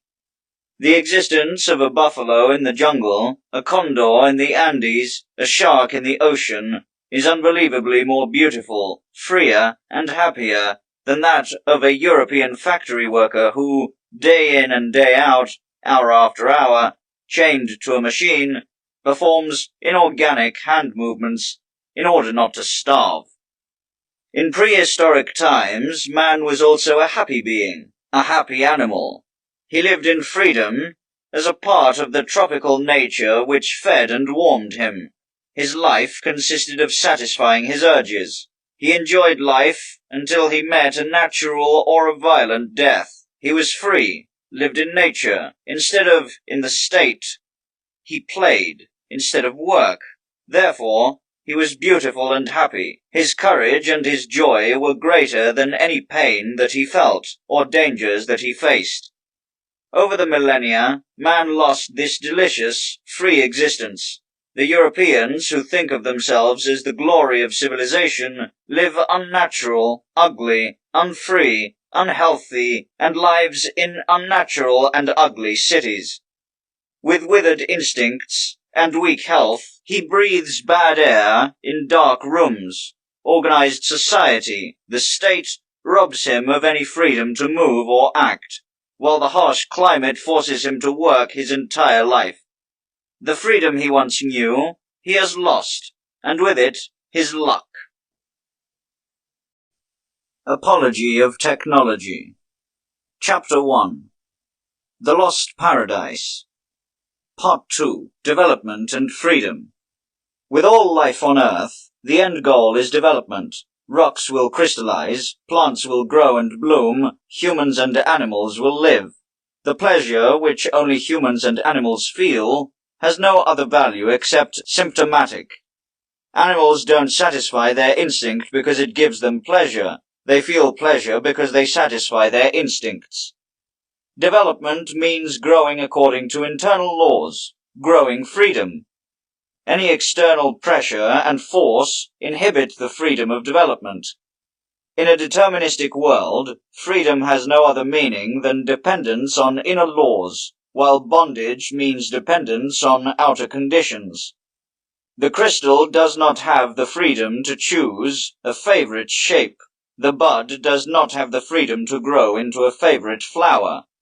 But the freedom lies in the rock's ability to become a crystal, and that of the bud to become a flower. The unfree rock remains amorphous or crystalline. The unfree blossom withers. In both cases, the exterior force is stronger than the interior. The product of human freedom is a developed human. An unfree human is a stunted human. If man can develop freely, he is beautiful and happy. The free, developed man is the goal of all development and the measure of all human worth. Man has lost all freedom. This was the original sin. This is how he became an unhappy, incomplete being. All wild animals are beautiful, while most humans are ugly. There are more perfect tigers, elephants, eagles, fish, or insects than human beings. Because man, through loss of his freedom, stunted and degenerate. The prehistoric legend of the Paradise Lost heralds the truth that man is banished from the kingdom of freedom, of leisure, of natural living, in which the fauna of the jungle still lives today, and to which only some South Sea islanders are closest to. This lost paradise is the time when humans lived in the tropics, like animals, because there were not yet cities, states, or work in existence. Apology of Technology. Chapter 1. The Lost Paradise. Part 3. Overpopulation and migration to the north. Two things drove man out of his paradise: overpopulation and the migration into cold climates. Through overpopulation, man lost the freedom of space. Everywhere, he bumps into his fellow men and their interests, and so became a slave to society. Through migration to the north, man lost the freedom of time, his leisure. The harsh climate forces him to work against his will in order to eke out a living. So, he became a slave of northern nature. Culture has destroyed the three forms of beauty that belonged to the natural man: freedom, leisure, nature. In their place came the state, work, and the city. The cultured European is exiled from the south, exiled from nature. Apology of Technology, Chapter 1, The Lost Paradise, Part 4, Society and Climate. The two tyrants of the cultured European are named society and climate. Social bondage reaches its climax in the modern metropolis, because here overpopulation and hustle are greatest. There, people live not only next to each other, but layered on top of each other, walled in artificial blocks of stone in brackets houses, constantly guarded and under suspicion through the organs of society, having to submit to a number of rules and regulations, and if they don't comply, they will be tortured for years, in brackets locked up, or murdered, in brackets put to death. Social unfreedom is less severe in the country, and least severe in sparsely populated areas, as in western United States of America, Greenland, Mongolia, or Arabia. There, people can still develop in the space without getting in conflict with society. There, social freedom still exists. The unfreedom from climate is most oppressive in the civilized nations of the North. There, man must wrest his food for the entire year from the sunless earth in a few short summer months, while at the same time protect himself from the winter frost through the procurement of clothing, shelter, and heat. If he resists this forced labor, he will starve or freeze to death. He is forced to tedious, exhausting work by the northern climate. He is granted more freedom in milder zones, where man must serve only one tyrant, hunger, while the other, frost, is restrained by the sun. Freest is the tropical man, because he can eat fruit and nuts without having to work. Only there exists freedom from climate. Europe is an overpopulated, northern strip of land. Therefore, the European is the most unfree man, a slave to society and nature. Society and nature supply each other's victims. The man who escapes the city for the country in order to leave the hustle of society, only to be threatened by the cruel climate, hunger, and frost. The man who escapes the forces of nature and moves to the city in order to find safety is threatened by a ruthless society that exploits and crushes him. Apology of Technology, Chapter 1, The Lost Paradise, Part 5, Liberation Attempts of Mankind. World history consists of liberation attempts of humans from the prison of society and exile of the North. The four main ways in which humanity has tried to return to the lost paradise and leisure were these. 1. The way back, remigration, to privacy and to the sun. With this goal, people and nations have been migrating from densely populated strips of land to sparsely populated, and from colder to warmer areas. Almost all migrations of the nations, and a large number of wars, can be traced back to this original yearning for freedom of movement and for the sun. 2. The way to the top, in brackets power. Out of the human hustle, into seclusion, freedom and leisure of the, quote, top 10,000. This call sounded when, due to overpopulation, power became a precondition for freedom, and due to climate conditions, power became the precondition for leisure. Only the powerful can develop without having to be considerate of his fellow man. Only the powerful can escape forced labor by making others work for him. In overpopulated nations, he must choose between walking all over his fellow man or being walked on, to be lord or servant, robber or beggar. This general urge for power was the father of wars, revolutions, and battles between people. 3. The way inward, in brackets, ethics.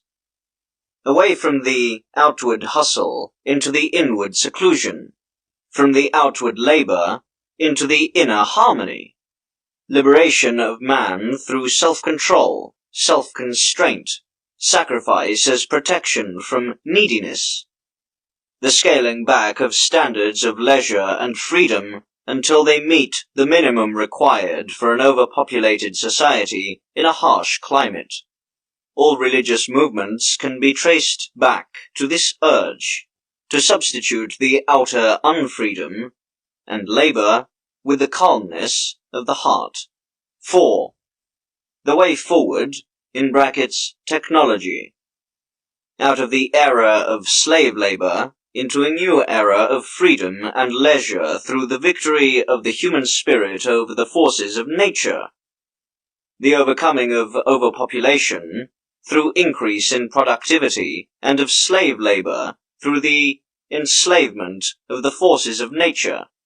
Technological and scientific progress is based on this urge to break the tyranny of nature. Apology of Technology. Chapter 2. Ethics and Technology. Part 1. The Social Question. The question about the destiny of European culture is, quote, how will it be possible to protect mankind living on a narrow, cold, and barren strip of land from famine, hypothermia, homicide, and exhaustion, and give to it the freedom and leisure that once gave it happiness and beauty? End quote. The answer is, quote, through the development of ethics and technology, end quote. Ethics in schools, the press, and in religion can transform European man from predator into a domestic animal, and make him mature enough for a free society.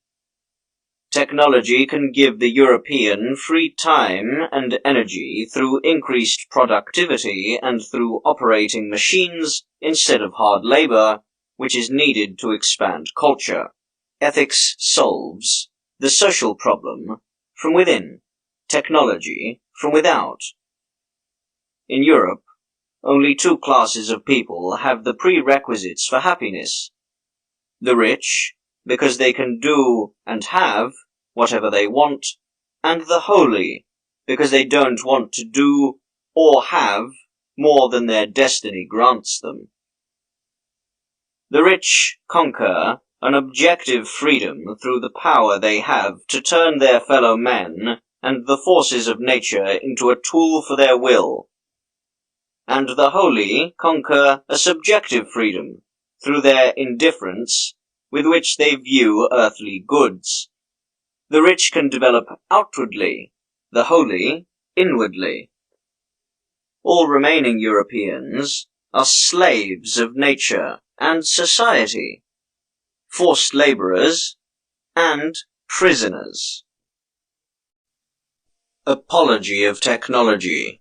Chapter 2. Ethics and Technology. Part 2. Inadequacy of Politics. It is the ideal of ethics to create a society of saints. In Europe, it is the ideal of technology to create a society of wealthy Europeans. Ethics wants to abolish greed so that people don't feel poor. Technology wants to abolish hardship so that people don't have to be poor. Politics is not in a position to make people happy or rich. That is why their arbitrary attempts to answer the social question must fail. Only in the service of ethics or technology can politics participate in the solution of the social question. With the current state of ethics and technology, politics would only be able to universalize unfreedom, poverty, and forced labor. It could only equalize the evil, not cancel it. It could turn Europe into a penitentiary of equal slaves, but not a paradise. The citizen of the ideal social state today would be less free and more tormented than South Sea Islanders in their natural state. Cultural history would be the history of a disastrous fraud on humanity. Apology of Technology. Chapter 2. Ethics and Technology. Part 3. State and Employment. As long as ethics are too insignificant to protect human beings from each other, and technology not developed enough to shift the workload onto the forces of nature, humanity will try to ward off the damages of overpopulation through the state, the damages of the climate through work. The state protects humans from arbitrariness of other humans. Work protects him from the forces of nature. The organized, coercive state grants, under certain conditions, protection from murder and robbery of citizens who are willing to give up their freedom, and organized, forced labor grants protection from hunger and frost to those willing to give up their energy and time. These two institutions pardon the Europeans, who naturally would be doomed to die, to lifelong forced labor. To save their lives, they must give up their freedom. As a citizen of the state, he is locked into the cage of his rights and obligations. As forced laborer, in the hard yoke of his performance. If he rejects the state, he faces the gallows. If he rejects labor, he faces starvation. Apology of Technology. Chapter 2. Ethics and Technology. Part 4.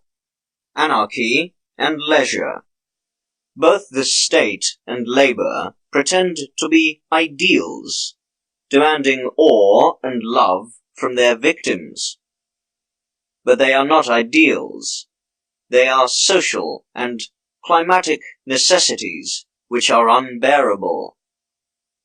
Since the states came into existence, humanity dreams of anarchy, the ideal condition that is free of the state, and since labor came into existence, humans dream of leisure, the ideal condition of free time.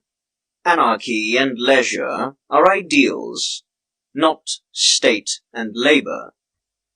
Anarchy is not possible in a densely populated society which does not have high ethical standards. Its realization would have to destroy the remaining freedom and chance of survival of the citizens. In the general panic of colliding egos, people would oppress each other. Anarchy would lead to total unfreedom. Universal leisure would lead to the death by starvation or hypothermia of the majority of people in the north. Distress and misery would reach their peak. Insulated anarchy exists in the deserts of Bedouins and in the snowfields of Eskimos. Leisure exists in thinly populated and fertile southern nations. Apology of Technology. Chapter 2. Ethics and Technology. Part 5. Overcoming of State and Labor. The coercive state and forced labor, the protectors and tyrants of civilization, cannot be overcome by a political revolution, but only by ethics and technology. Until ethics overcomes the coercive state, anarchy means universal murder and theft. Until technology overcomes forced labor, leisure can only mean universal starvation and hypothermia. Only through ethics can citizens of overpopulated nations escape the tyranny of society, and through technology, the citizens in cold climates can escape the tyranny of the forces of nature. The mission of the state is to make itself unnecessary through ethics, and finally lead to anarchy. The mission of labor is to make itself unnecessary through technology, and finally lead to leisure. The voluntary human society is not a curse, only the forced state. Voluntary labor is not a curse, only forced labor. Not wantonness is ideal, but freedom, not laziness, but leisure. The coercive state and forced labor are things that must be overcome. But they cannot be overcome by anarchy and leisure before ethics and technology are complete. To achieve this, humans must develop the coercive state to develop ethics, and develop forced labor to develop technology. The road to an ethical anarchy leads through a forced state, and leads to technical leisure through forced labor. The curves of the cultural spiral that leads from the paradise of the past to the paradise of the future run as follows: natural anarchy, overpopulation, coercive state ethics, cultural anarchy, and natural leisure, emigration to the north, forced labor, technology, cultural leisure. We are currently in the center of these curves, equally far from both past and future paradise. That is the reason for our misery. The average modern European is no longer a natural human being, but not yet civilized, no longer animal, but not yet human, no longer part of nature, but not yet ruler of nature. Apology of Technology. Chapter 2. Ethics and Technology. Part 6. Ethics and Technology. Ethics and technology are sisters. Ethics rule the natural energy within us. Technology rules the natural forces around us. Both seek to conquer nature through formative spirit. Ethics seek to redeem humanity through heroic denial. Technology through heroic affirmation, in brackets, action. Ethics turn the will to power inward. It wants to conquer the microcosm. Technology turns the will to power outward. It wants to conquer the macrocosm. Neither ethics nor technology alone can save the northern man, because a starving and freezing man cannot be sated and warmed through ethics, and a wicked and covetous mankind cannot be protected from itself. What good are morals if humanity starves and freezes? What good is technological progress if humans misuse it to slaughter and maim one another? Civilized Asia suffers from overpopulation more than from hypothermia. It could, therefore, forego technology much easier than Europe, where ethics and technology must complement each other. Apology of Technology. Chapter 3. Asia and Europe. Part 1. Asia and Europe.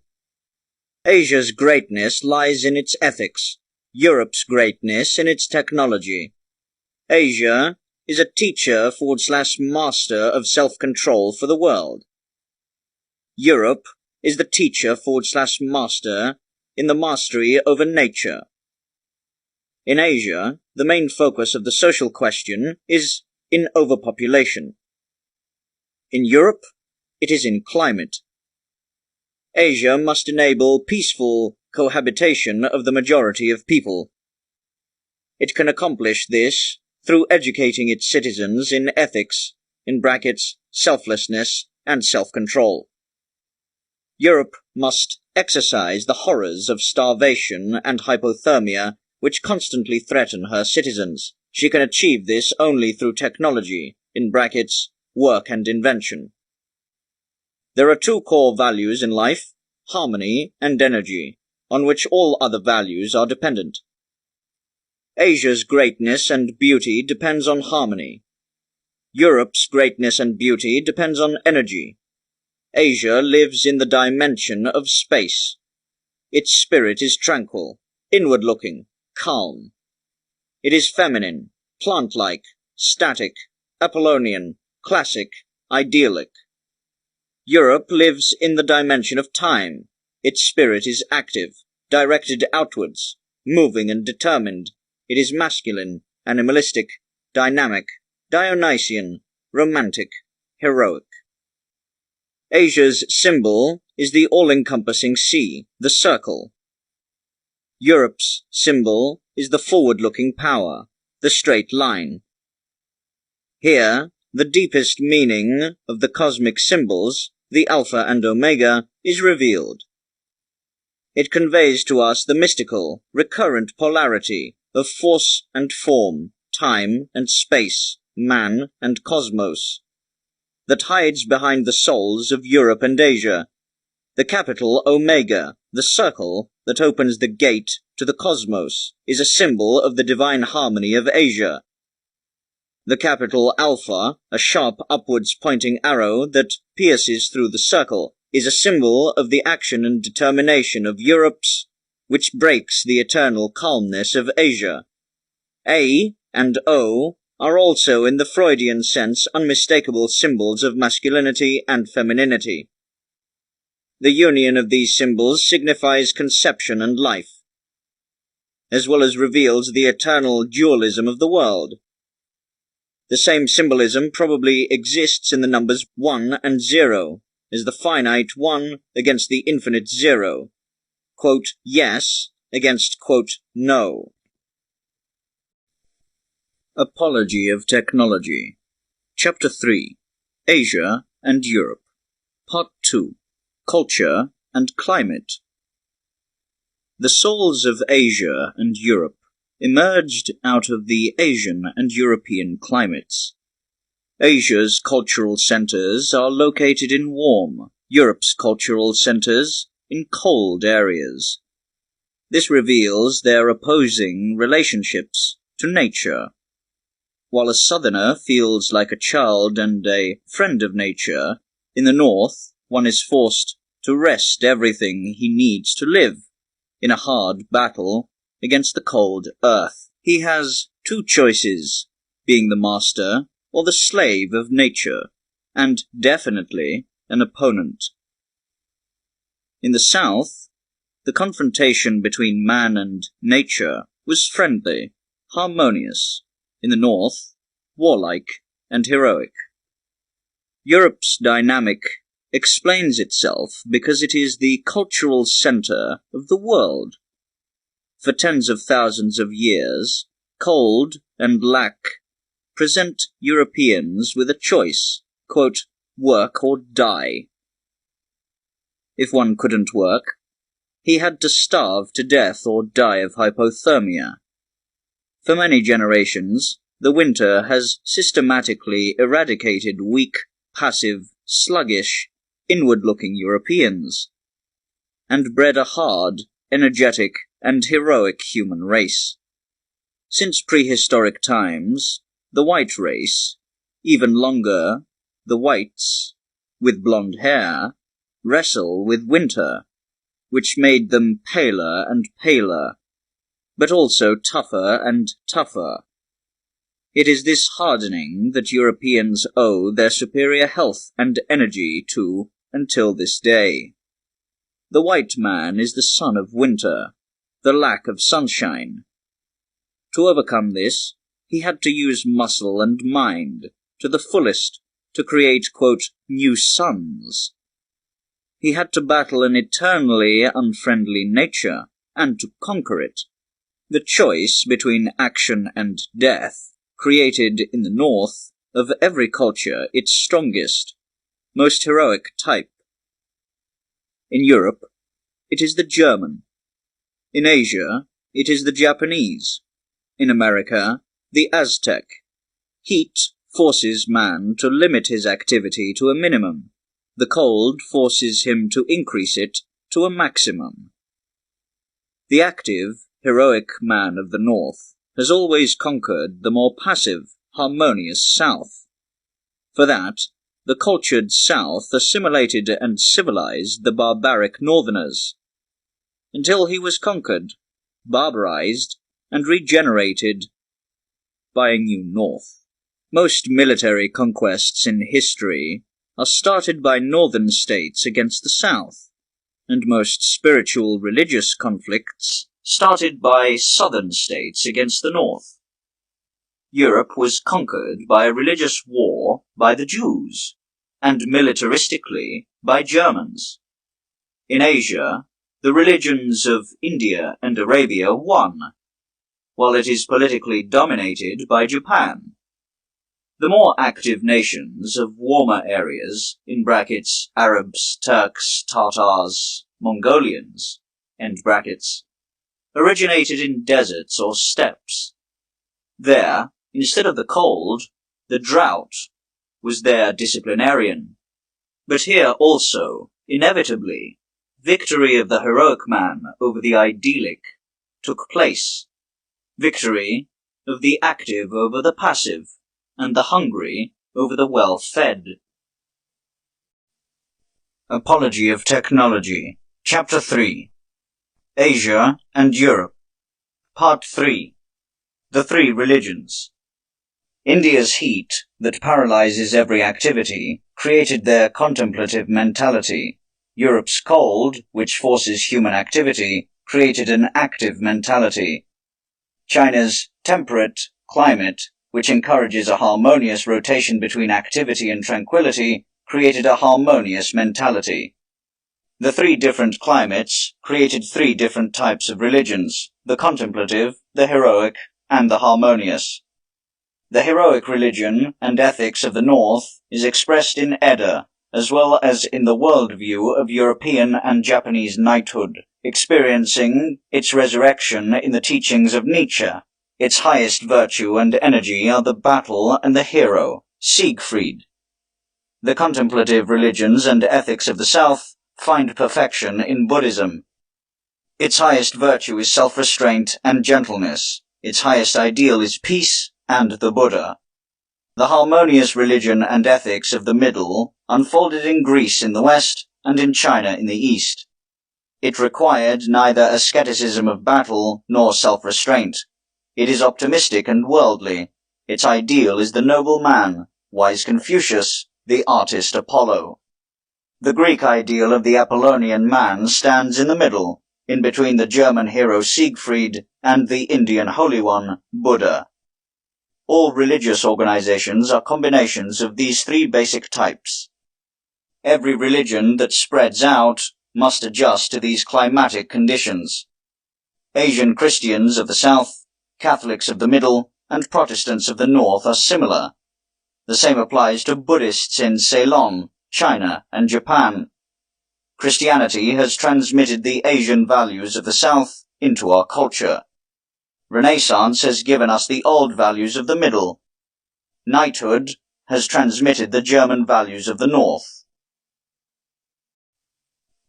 Apology of Technology. Chapter 3. Asia and Europe. Part 4. Harmony and Force.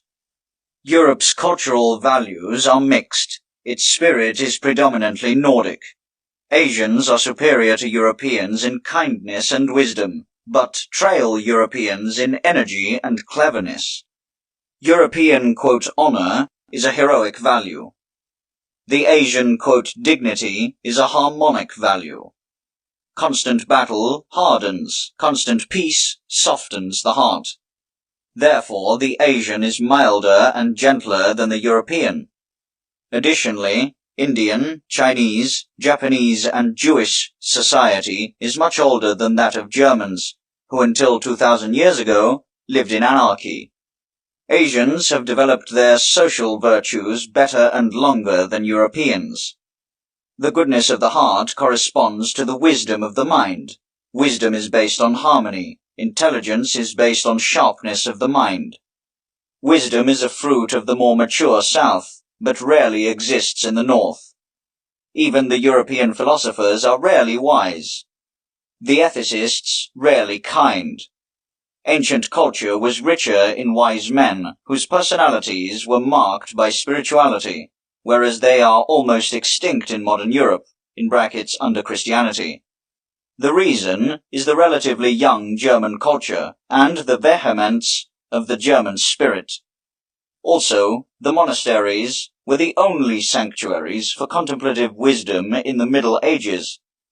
The wise men retreated and died there as victims of their chastity vows. European depictions of Christ are serious and sad, while Buddha's statues smile.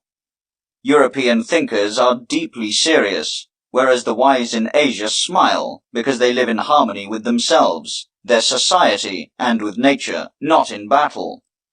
They try every reform on themselves, instead of others, and have an effect on others through their example, rather than books. Beyond thinking, they rediscover their childhood, while Europe's thinkers age too early.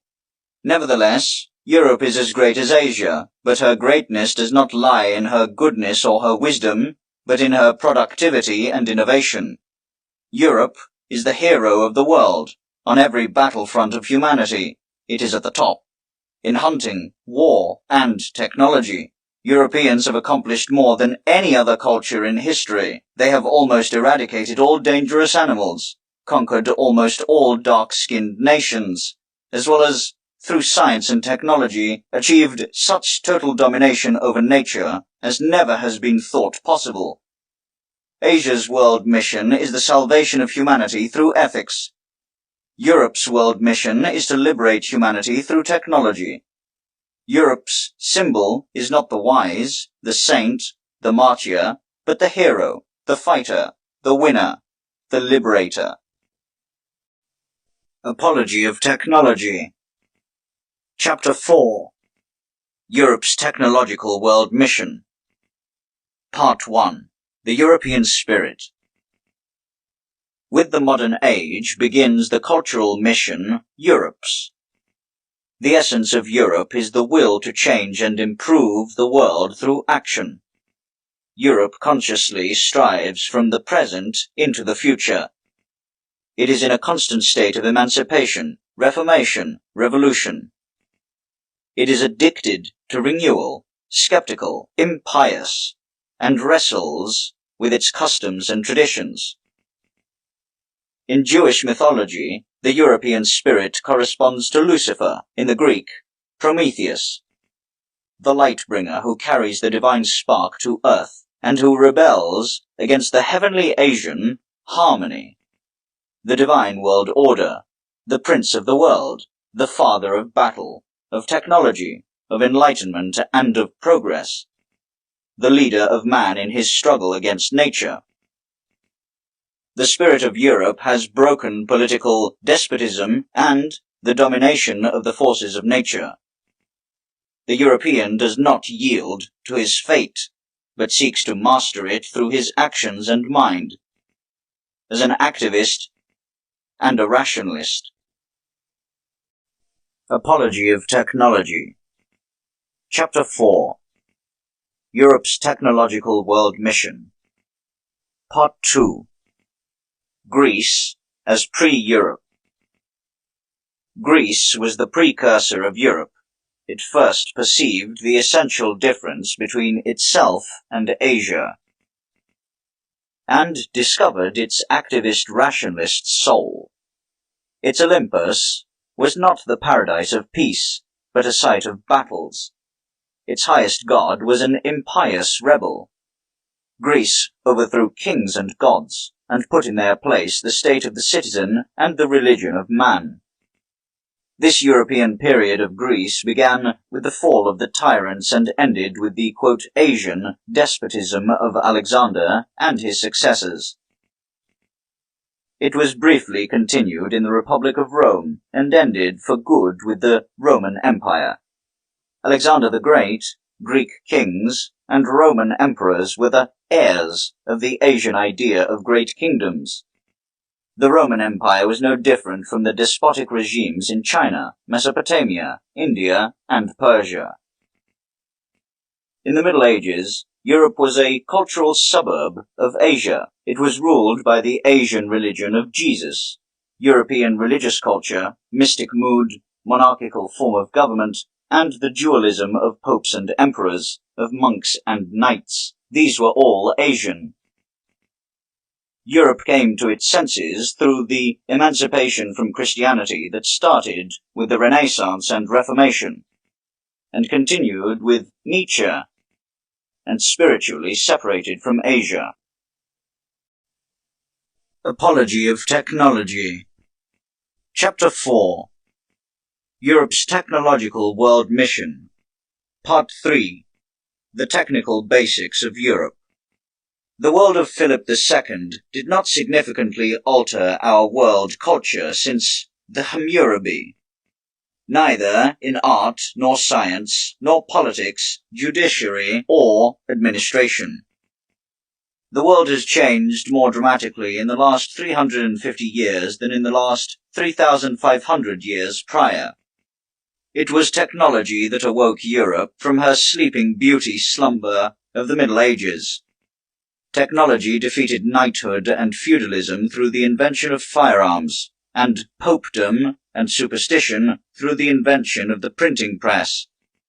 Through the compass and ship technology, foreign parts of the world opened up and were conquered with the help of gunpowder. The progress of modern science is inseparable from technology. Without a telescope, there would be no modern astronomy. Without a microscope, there would not be bacteriology. Even modern art is related to technology. Modern instrumental music, modern architecture, and modern theatre are based partially on technology. The impact that photography has on portrait painting will increase, since photography is unsurpassed in the reproduction of the facial form. Painters will be forced to look inward and capture the abstract nature and soul of man. A similar effect as photography has on painting could also apply to cinematography and theatre. Modern strategy has fundamentally changed under the influence of technology. Warfare has changed from a psychological to a technological science. Today's methods of war differ more significantly from those of the Middle Ages than these differ from the combat of primitive people. All of today's politics point to a technological progress. Democracy, nationalism, and national education are based on the invention of the printing press. Industrialism and colonial imperialism, capitalism and socialism are consequences of technological progress and a changing global economy. Just as agriculture once created a patriarchal and crafts once created an individualistic mentality, so will collective, organized industrialism create a socialist mentality. Organization of labor through technology creates a socialist organization of workers. At last, progress in technology has changed the European. He is more rushed and nervous, less settled, more awake, alert, rational, active, practical, and smarter. If we delete all the consequences technology had on our culture, that which remains is in no way more evolved than ancient Egyptian or Babylonian culture. In some respect, it is less evolved. Europe owes its cultural advantage to technology. Only through technology has Europe become the master and leader of the world. Europe is a function of technology. America is an escalation of Europe. Apology of Technology. Chapter 4. Europe's Technological World Mission. Part 4. Technological World Change. The age of technology in Europe is a phenomenon in world history that can be compared to the invention of heating in primeval times. The invention of fire sparked the history of human culture and the domestication of the human animal. All subsequent mental and material progress of humanity are based on this discovery by primeval Prometheus. Technology marks a similar turning point in human history as fire does. In 10,000 years, history will be divided in the pre- and post-technological ages. The Europeans, who by that time will be long extinct, will, as the fathers of the technological world change, be praised as saviors.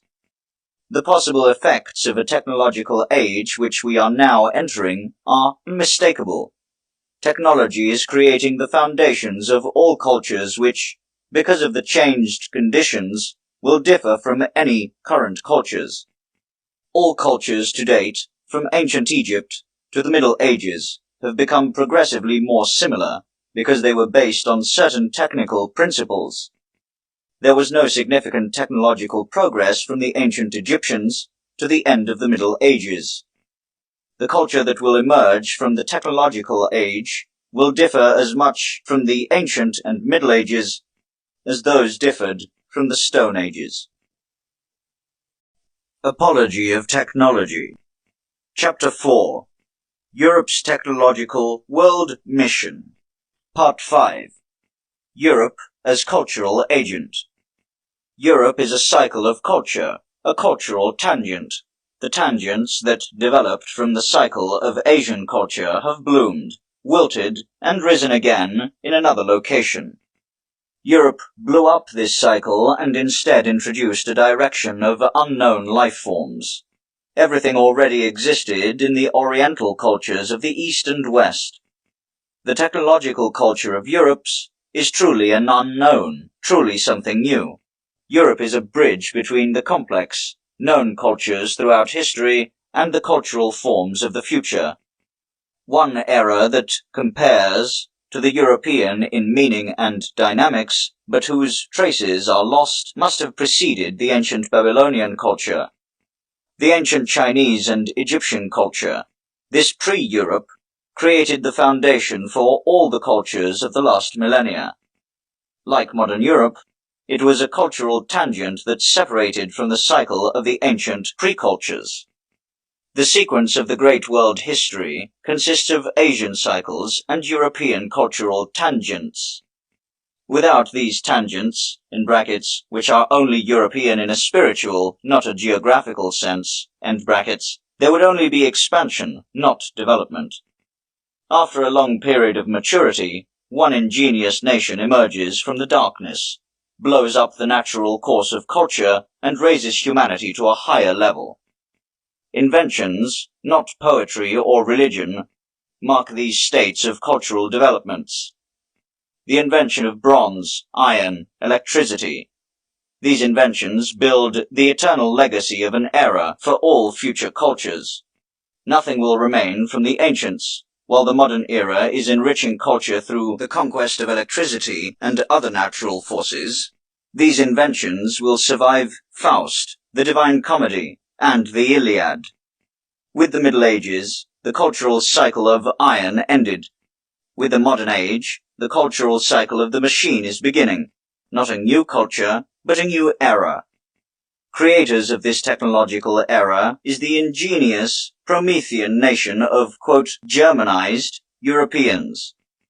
Modern culture is founded as much on their innovative spirit as on the ethics of the Jews, the art of the Greeks, and the politics of the Romans. Apology of Technology. Chapter 4. Europe's Technological World Mission. Part 6. Leonardo and Bacon. At the start of the age of technology, two great Europeans have sensed the meaning of Europe, Leonardo da Vinci and Bacon von Verulam. Leonardo dedicated himself to technology with as much passion as to art. His favorite problem was human flight, the solution of which our era has witnessed. It is said that there are yogis in India who can, through ethics and asceticism, break the laws of gravity and float in the air. In Europe, the inventive spirit of engineers and their materialization, the airplane, conquered the laws of gravity through technology. Levitation and aviation symbolically represent the Asian and European forms of human power and freedom. Bacon was the creator of the bold utopian novel, quote, New Atlantis. Its technological character distinguishes it from all previous utopias. From Plato to Thomas Morris, the shift from Middle Age/Asian thinking to modern age/European is found in the contrast between Morris's ethical/political, quote, utopia and Bacon's, quote, New Atlantis. Morris still sees social ethical reforms as the lever of world improvement, Bacon the technological inventions. Morris was still a Christian, Bacon was European. Apology of Technology. Chapter 5. Hunting, War, Work. Part 1. Power and Freedom. The contemplative man lives in peace with his surroundings. The active man in a constant state of war. For self-preservation, fulfillment, and development, he must constantly fight foreign powers, destroy and enslave. The fight for survival is a fight for freedom and power. Victory means to enforce his will. Only the winner is free, mighty. There is no line between freedom and power. The full enjoyment of one's freedom hurts foreign interests. Power is the only assurance of uninhibited freedom. Humanity's fight for freedom coincides with the fight for power. In its course, humanity has conquered the globe. The animal kingdom through hunting and breeding, the plant kingdom through agriculture, and mineral kingdom through mining, natural forces through technology. From a nondescript, weak animal, man rose up as the lord of the world. Apology of Technology. Chapter 5. Hunting, War, Work. Part 2. Hunting. The first phase of human struggle was the age of hunting. After hundreds of thousands of years of battles, man has won domination over the animal world. This victorious fight of relatively weak man against all extinct and still existing large and wild animal species is a greatness that can be compared to the conquest of the ancient world by a small village, Rome. Man won against all horns and teeth, paws and claws of his better equipped rival only with the weapon of his superior mind, which he continually sharpened in the fight. The goals in the human war against the animal enemies were defensive and offensive, protection and enslavement. At first, man was content to render his enemies harmless through defense and extermination. Later, he began to tame and use them. He turned wolves into dogs, buffalo into cattle, wild elephants, camels, donkeys, horses, llamas, goats, sheep, and cats into domestic ones. He subdued a host of former rivals into an army of animal slaves, an arsenal of living machines, to work and fight for him, and to increase his freedom and his power. Apology of Technology. Chapter 5. Hunting, War, Work. Part 3. War. To maintain the power he won, and to increase it, man moved to fight his fellow man with the same methods as he fought the animal kingdom. The era of hunting became the era of war. Man fought with man over the distribution of the conquered earth. The stronger warded off the weaker, and either killed or enslaved him. War was a special form of hunting, slavery a special form of animal husbandry. In the fight for freedom and power, the stronger, bolder, and wiser won over the weaker, the cowardly, and dumber. War also sharpened the human mind and manpower. Apology of Technology. Chapter 5. Hunting, War, Work. Part 4. Work. In the long run, hunting and war could not feed humanity. Changing again, man went to war against inanimate nature. The age of work began. Wars and hunting still brought fame and glory, but the emphasis of life shifted towards work because it gave him food which he needed for his preservation. Work was a special form of war, technology a special form of slavery. Instead of humans, natural forces were dominated and enslaved. Through work, man fought hunger. He subdued the ground and the crops and reaped the profit. Through work, man fought against the winter. He built houses, wove fabrics, felled wood. He protected himself against the forces of nature through work. Apology of Technology, Chapter 5, Hunting, War, Work. Part 5, War as Anachronism. The way hunting, war, and work merged into each other makes it impossible to separate them chronologically. For thousands of years, the age of hunting ran parallel to the age of war, as today the age of war runs parallel to the age of work. But the center of gravity of war shifted and shifts continually. While originally hunting was at the center of human activity, war took its place, and finally, work. War, which was once necessary for the advancement of culture, lost its meaning and has become a dangerous destroyer of culture. Today, it is inventions that mark progress, not wars. Today, humanity's deciding battles for freedom play out in work. In time, when the World War will fascinate only historians, our turn of the century will be famous to the birth of aviation. In the era of war, hunting acted as anachronism. So in the era of work, war acts as anachronism. But in this era, every war is a civil war because it is directed toward fellow fighters and the entire army of workers. In the era of work, the glorification of war is as untimely as the glorification of hunting in the era of war. Originally, the dragon and lion slayer were heroes. Then it was the commander. Finally, it is the inventor. Lavoisier has contributed more to the human development than Robespierre and Bonaparte put together. As the hunter ruled the era of hunting, the warrior in the era of war, the worker will rule in the era of work. Apology of Technology, Chapter 5, Hunting, War, Work, Part 6, Technology. The era of work is divided into agriculture and technology. As a farmer, man is defensive against nature. As technician, he is offensive.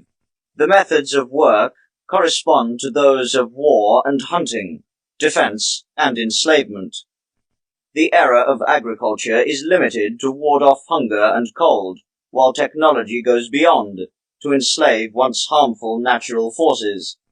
Man rules over steam and electricity, and over a slave army of machines. With these, he not only defends himself against hunger and cold, natural disaster and diseases, but he even tries to tackle the barriers of time, space, and gravity. His battle for freedom from the forces of nature crosses into a struggle for power over such forces. Technology is the practical application of science for the domination of nature. Chemistry, as in atomic engineering and medicine, is in a sense organic technology. Technology intellectualizes work. It lessens the workload and increases profit. Technology is founded on a heroic and activist attitude towards nature.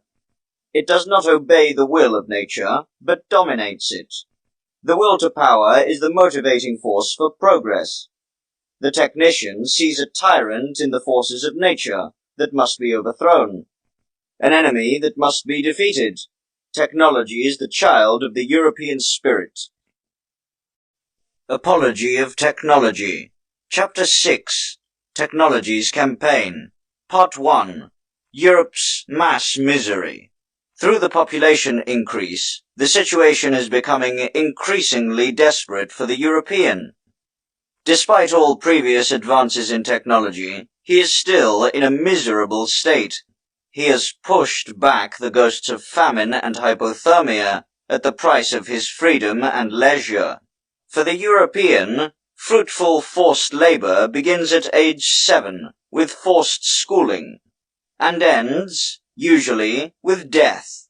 His childhood is poisoned by his preparation for a life of fighting, which in the following decades devours his time, personality, vitality, and zest for life. Leisure is punished by the death penalty. The average, assetless, European citizen has two choices: either work to exhaustion or starve to death. Together with his children, the whip of hunger drives him to continue to work, despite exhaustion, disgust, and bitterness. The European nations have made two political attempts at improving this wretched state: colonial policy and socialism. Apology of Technology. Chapter 6. Technologies Campaign. Part 2. Colonial Policy.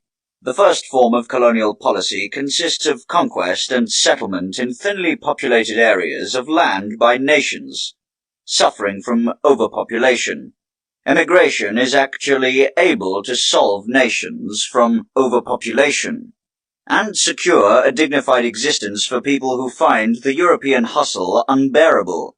Emigration still offers millions of people an escape from European hell, and should therefore be promoted in every way.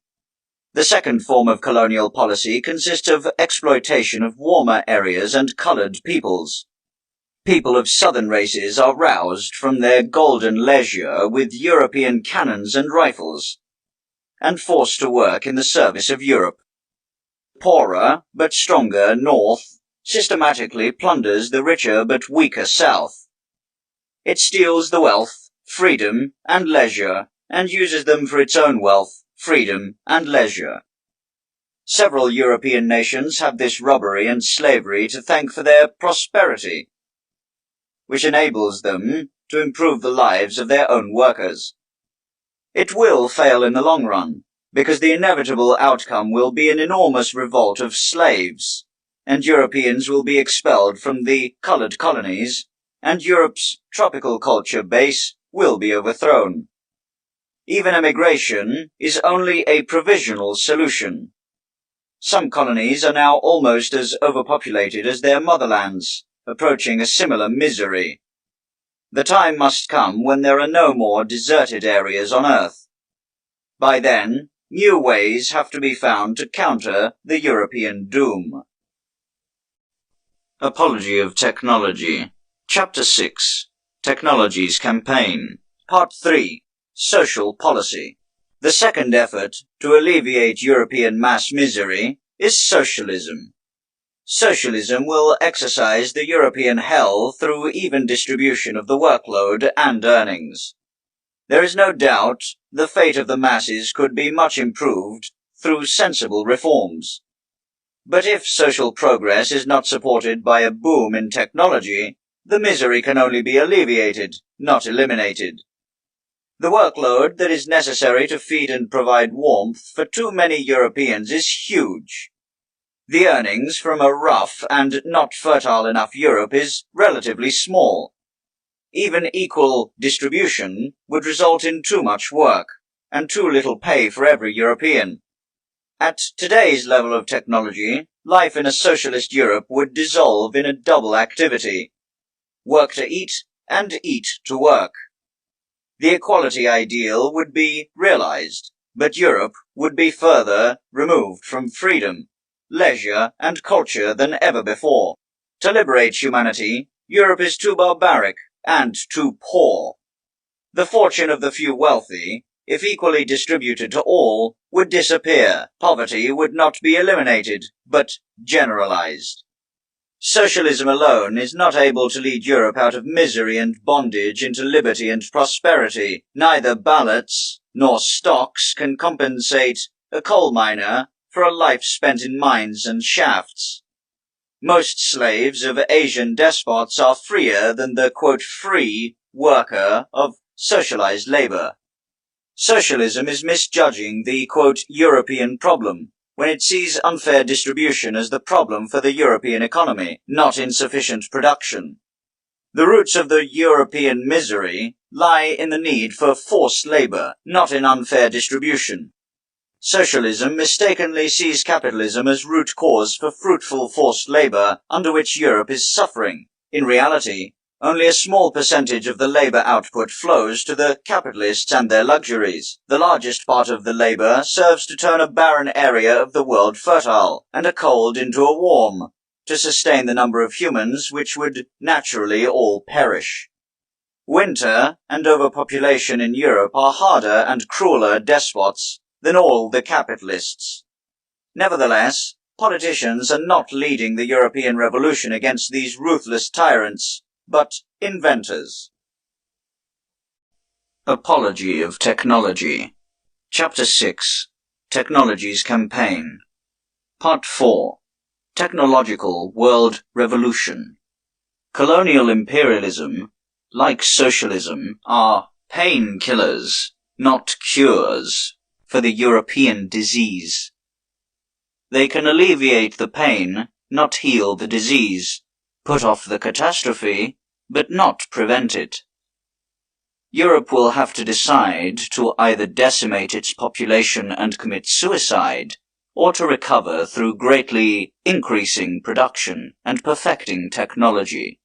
Europe must understand that technological progress is a liberation war against the hardest, cruelest, and most uncharitable tyrant, Nordic nature. It depends on the result of this revolution whether humanity uses the once in eons opportunity to become the master of nature, or whether it is a wasted opportunity, perhaps forever. 100 years ago, Europe opened the offensive against the superior nature, against which, up to that point, it had only defended itself. Europe was no longer satisfied being at the mercy of the natural forces, but began to enslave its enemies. Technology has begun supplementing the army of slave animals and replacing the army of slave workers through machines which are operated by natural forces. Apology of Technology. Chapter 6. Technology's Campaign. Part 5. Technology's Army. Europe, in brackets, as well as America, has mobilized the globe for the greatest and most momentous war. The frontline soldiers of the global army of laborers fighting against the will of the natural forces are the industrial workers. Their officers are engineers, entrepreneurs, and managers. Inventors are the general staff, the machines are the artillery, the mines are their trenches.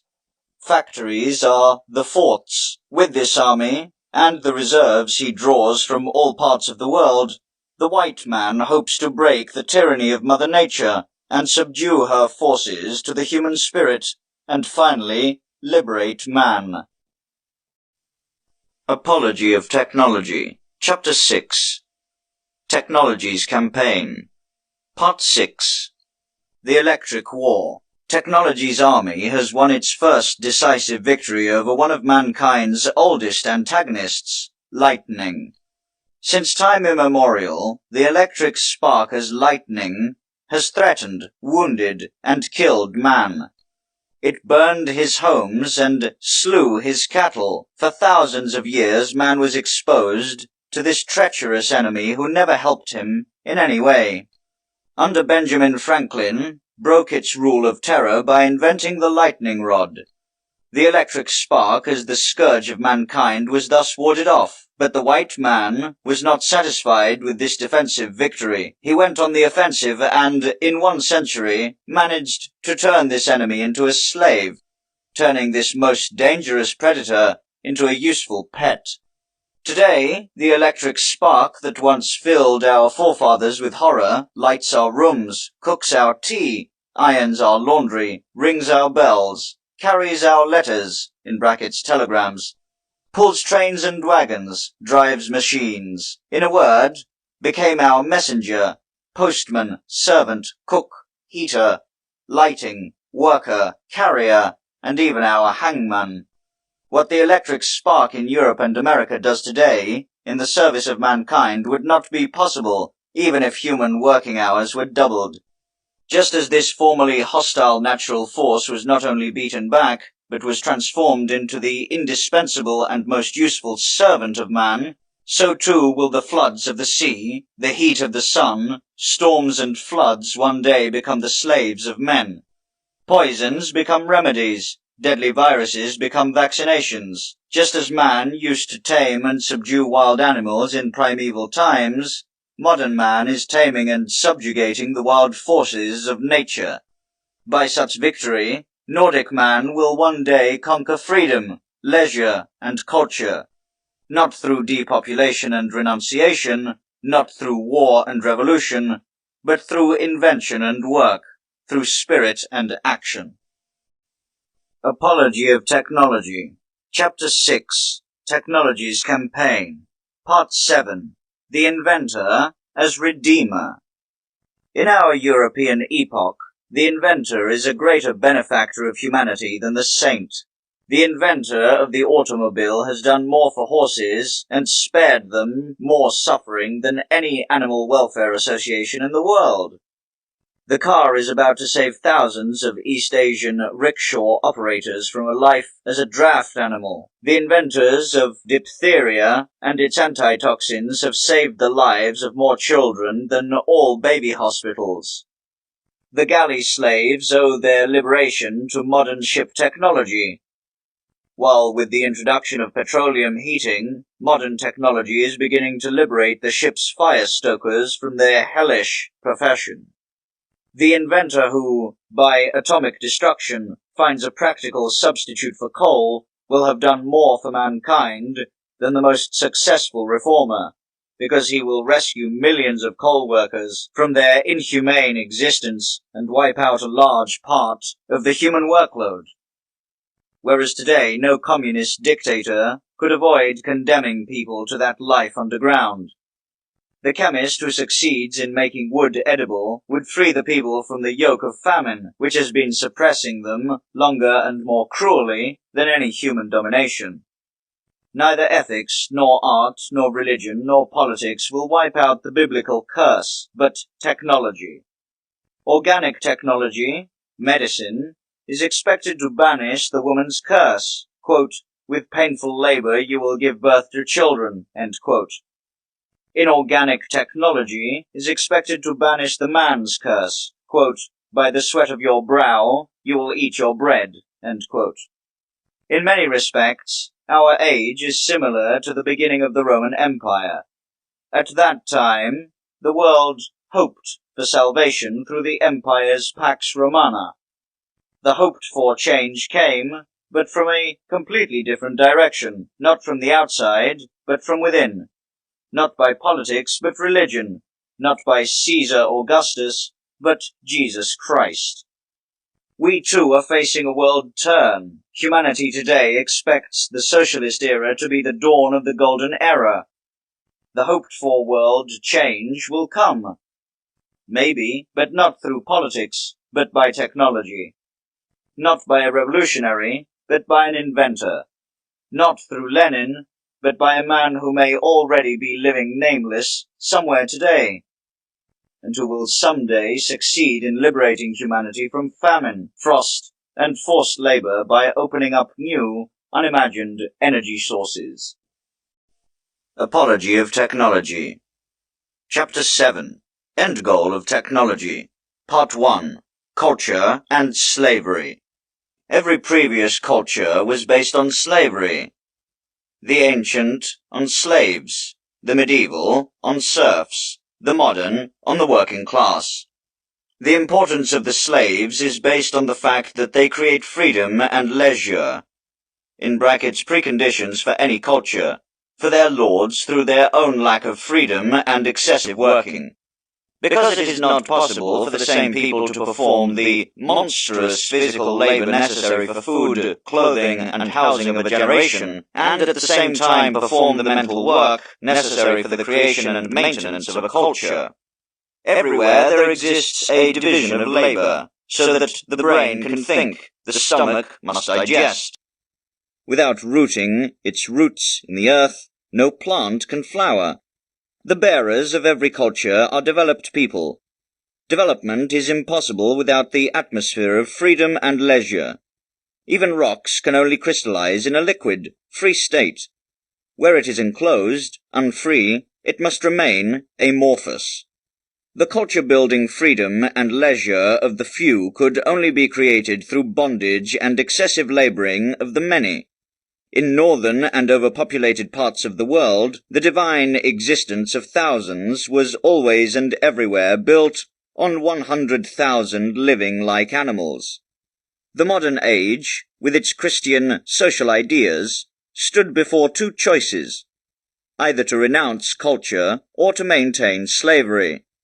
Aesthetic considerations were against the first choice, ethical considerations against the second. The first was resisted by taste, the second by emotion. Western Europe opted for the second choice. In order to preserve the rest of its bourgeois culture, slavery remained, but disguised in industrial labor, while Russia is preparing to make the first choice, liberating the labor force, but sacrificing its entire culture for the liberation of the slaves. Both solutions are unbearable. The human spirit must look for an escape from this dilemma. It is found in technology. Technology alone can break slavery and save culture. Apology of Technology. Chapter 7. End Goal of Technology. Part 2. The Machine. The ultimate goal of technology is the replacement of slave labor through machine work, elevating the whole of humanity into a class of men in whose service an army of natural forces works in the form of machines. We are on the way to this goal. In the past, almost all technical energies had to be generated by human or animal muscles. Today, they are frequently replaced by steam, electricity, and motorization. More and more, people are assuming the role of a manager of energy instead of a generator. Even yesterday, the worker pulled culture forward in a rickshaw. Tomorrow it will be its chauffeur, who observes, thinks, and steers instead of running and sweating. The machine is the liberation of people from the slave labor era. Through machines, a mind can do more work and create more value than millions of hands. The machine is materialized in human spirit, the grateful creation of man, begotten by the spirit of the inventor, born of the physical strength of the workers. The machine has a double task, to increase production and reduce labor. By increasing production, the machine will meet needs. By reducing the labor, end slavery. Today, workers may only be the least part human, because he must be largely machine. In the future, the machine will perform the mechanical work and leave the human, the organic, to the humans. This is how the machine opens up the prospect of raising human work to an intellectual and individual plane.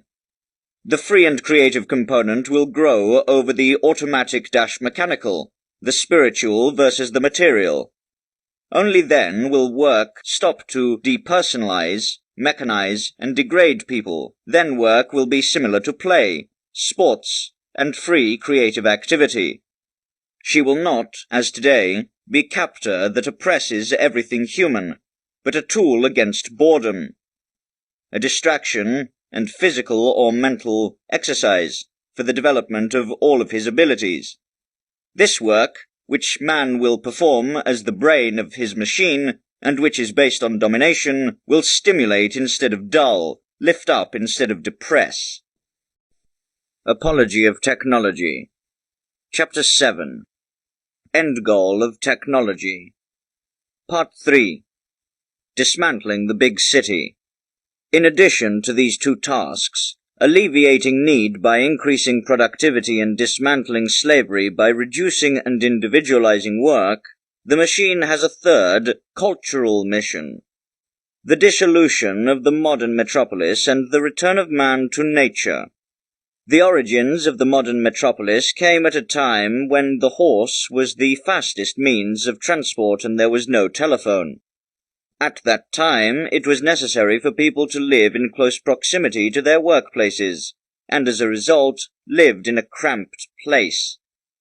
Technology has changed these conditions. Fast train, car, bicycle, and the telephone allow the worker today to live many miles away from his office. There is no need for the construction of and accumulation of rental barracks.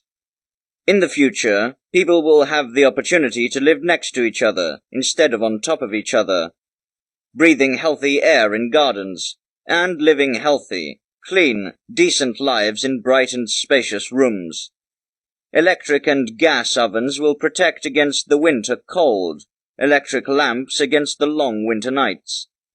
The human spirit will triumph over the winter, and make the northern zone just as comfortable as the moderate one. The development towards the garden city has already begun.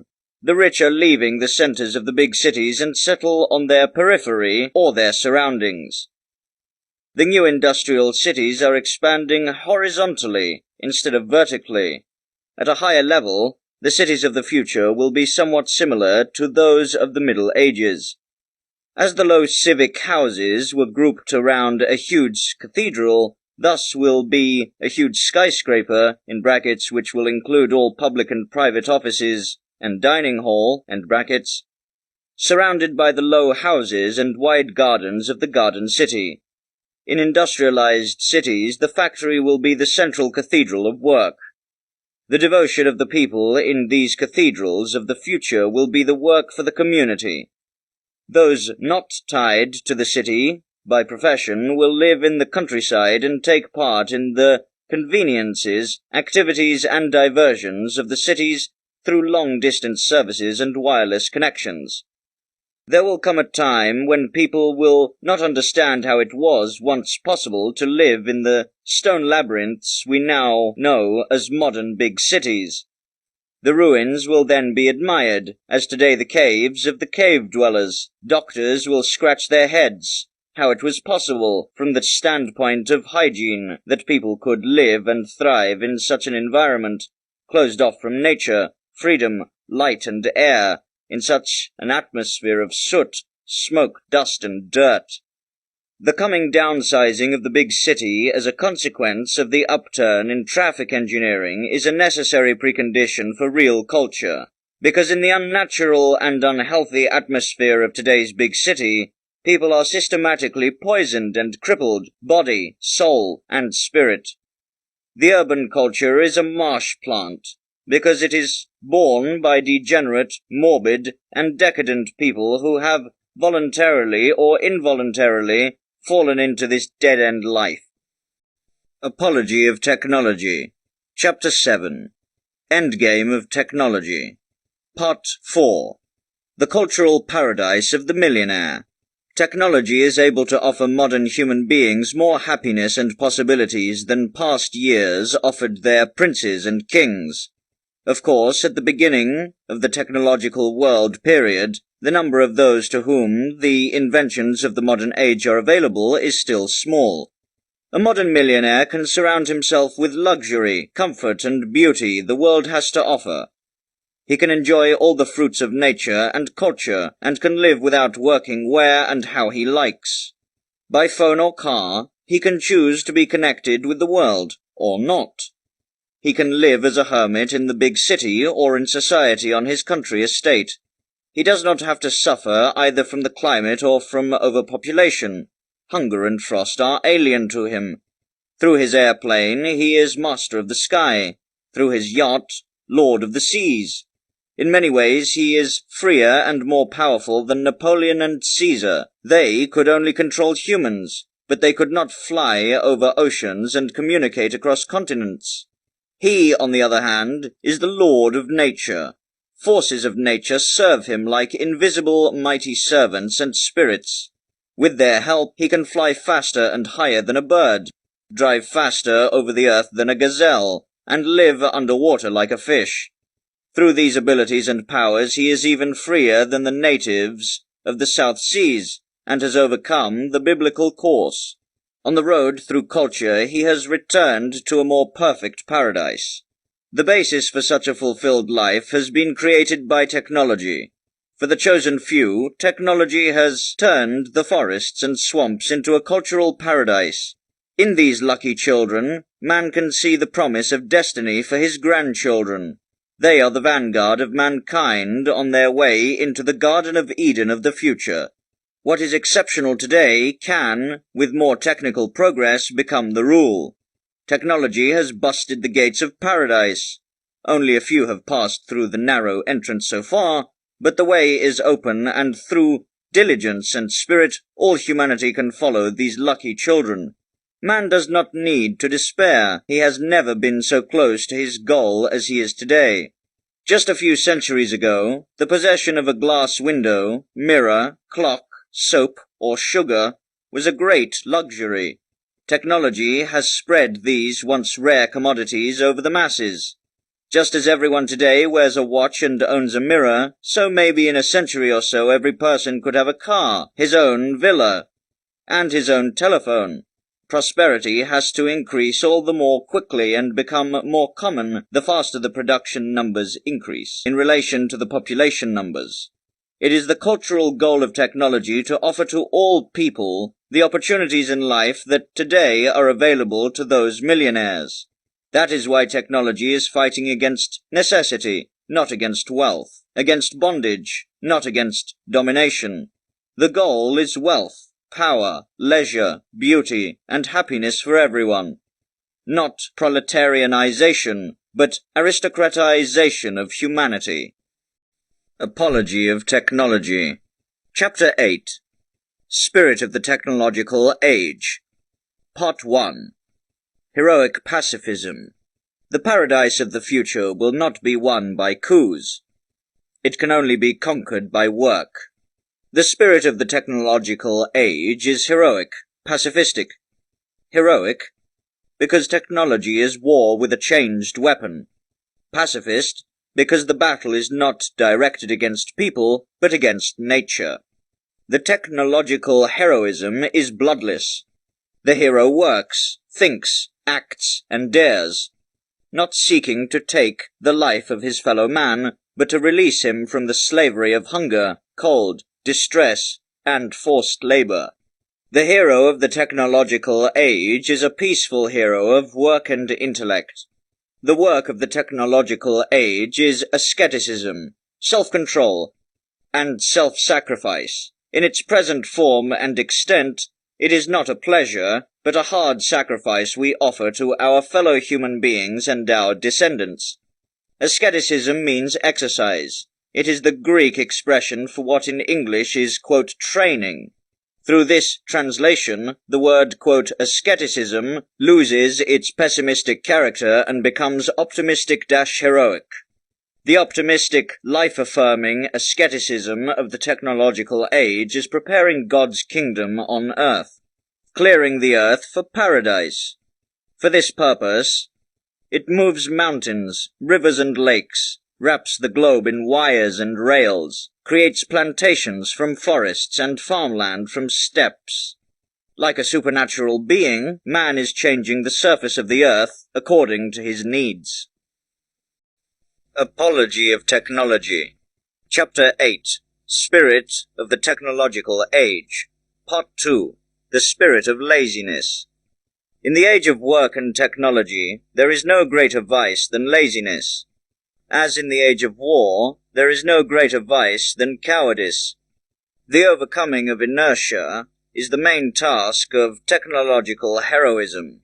Where life manifests as energy, inertia is the sign of death. The struggle of life against death is a struggle of energy against inertia. The victory of death over life is a victory of inertia over energy. The messengers of death are old age and disease. In them, inertia wins over the life force. Limbs and movements get limp. Vitality, courage and joy of living sink. Everything tilts to the ground, gets tired and lethargic, until the man, who can no longer move forward and cannot stand up, sinks into the grave as a victim of lethargy. There, inertia triumphs over life. All young flowers grow against gravity towards the sun. All ripe fruits fall, overwhelmed by gravity, to the earth. The symbol of technology's victory over gravity, of human will and human spirit over the inertia of matter, is the flying man. Few things are as sublime and as beautiful as he. Poetry and truth, romance and technology, the mythologies of Daedalus and Wieland are married here with the visions of Leonardo and Goethe. Through the actions of scientists, the wildest dreams of poetry become reality. On wings, stretched by his mind and will, man rises above space, time and gravity, over the earth and over the sea. Apology of Technology. Chapter 8. Spirit of the Technological Age. Part 3. Beauty and Technology. Anyone who still doubts the beauty of technology is silenced in the face of the flying man. But not only the plane gives us new beauty, the automobile, motorboat, fast locomotive, generator, have their own specific beauty of action and movement. But because this beauty is dynamic, it cannot, like the static beauty of the landscape, be held in place by brush, stylus, and chisel. Therefore, it does not exist for people who have no original sense of beauty, which art uses as a guide in the maze of beauty's garden. A thing is beautiful by the ideal of harmony and vitality that it conveys to us and the impulses we have in their direction. Each culture creates its own symbols of power and beauty. The Greek increased his own harmony in the statues and temples. The Roman increased his strength in circus fights of predators and gladiators. The medieval Christian deepened and transfigured his soul through the love of sacrifices and sacraments. The modern citizen grew up with the heroes of his theatres and novels. The Japanese learned about grace and destiny from his flowers. In a time of restless progress, the ideal of beauty had to become dynamic, and with it, its symbol. The man of the technological age is a student of the machine he has created. From it he learns tireless activity and concentrated power. The machine, as creature and temple of holy human spirit, symbolizes the overcoming of matter by the mind, of the static by movement, of laziness by power, getting up in the service of an idea, liberating humanity through action. Technology has gifted the coming age a new form of expression, the cinema. Cinema is about to replace today's theatre, yesterday's church, circus and amphitheatre of the day before yesterday, and to play a leading role in the culture of the working state of the future. In all of its artistic deficiencies, film is already beginning to unconsciously carry a new gospel to the masses, the gospel of power and beauty.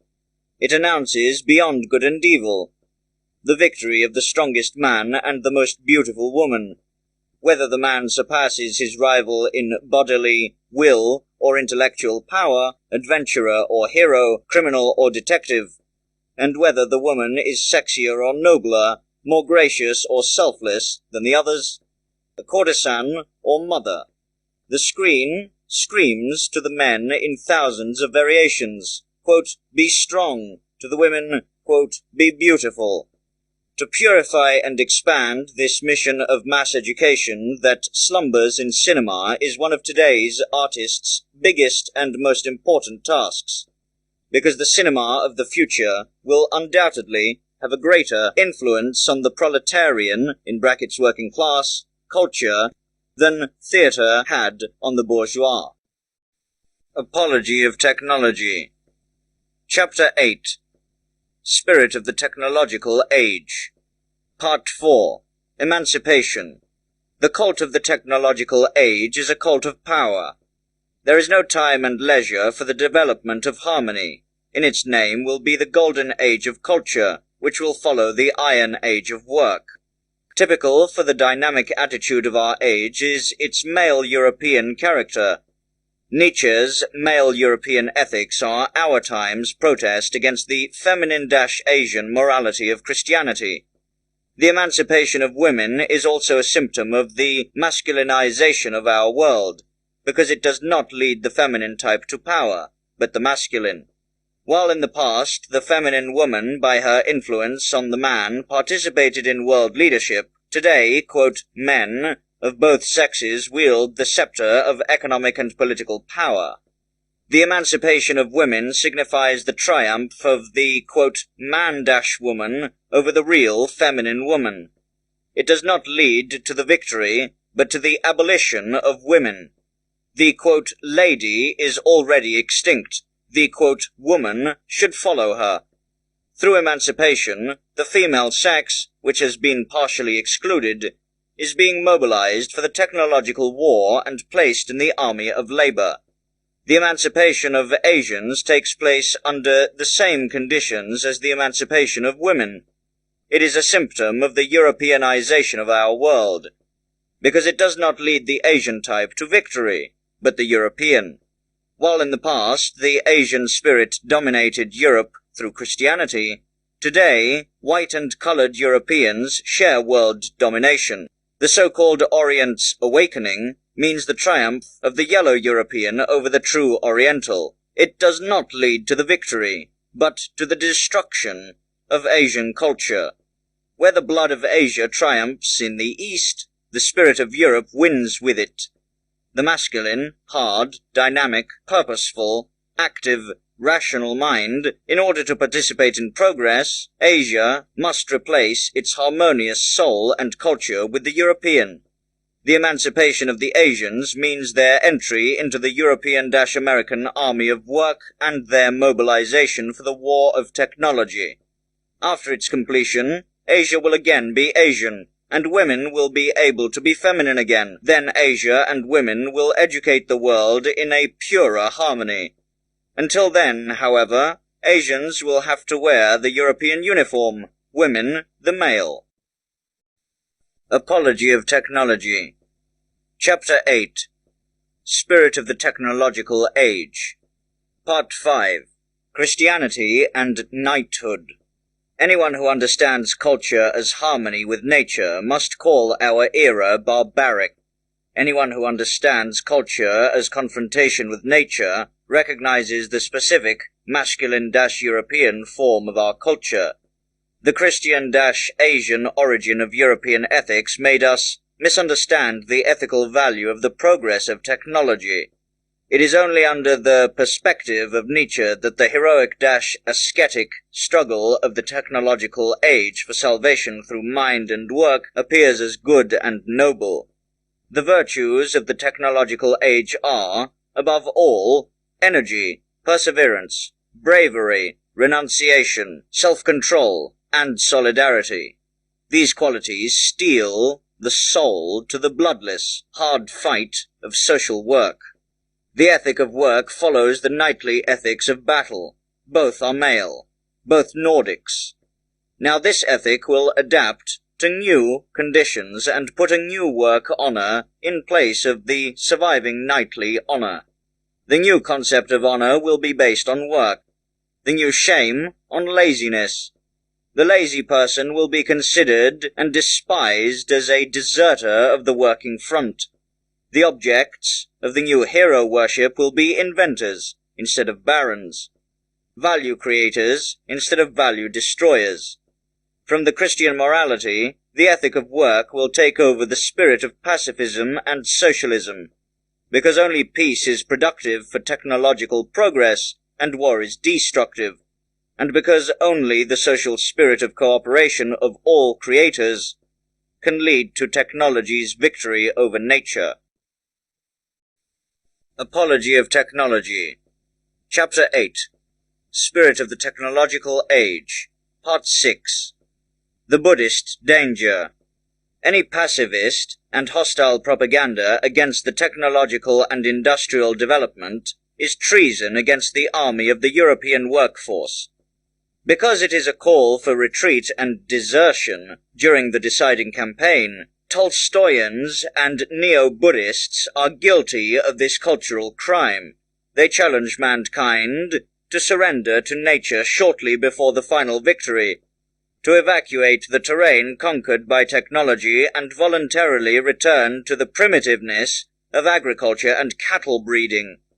Tired of the battle, they want Europe to live a poor, childish existence, instead of creating a new world through the highest application of the mind, will, and muscles. That which still is viable and vital in Europe rejects this cultural suicide. It senses the uniqueness of its situation and its responsibility to future generations. Laying down the weapons of technology would throw the world back into the Asian culture cycle. The technological world revolution, which is called Europe, would collapse and bury one of the greatest hopes of mankind. Europe, which lives from its heroic creations, must inwardly reject the spirit of Buddhism. Japan, as it becomes more industrialized, must internally reject Buddhism. So, the more Europe internally submits to Buddhism, it must neglect and betray its technological mission. Buddhism is a wonderful crowning for mature cultures, but a dangerous poison for nascent cultures.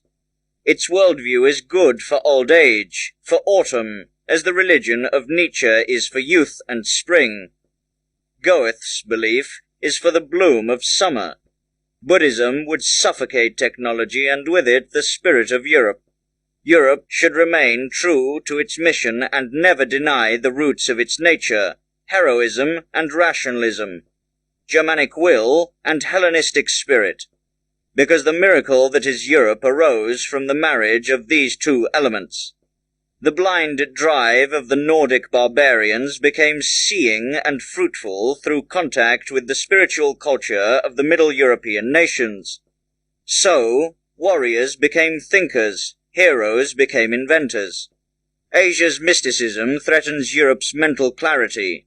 Asia's passivism threatens its male energy.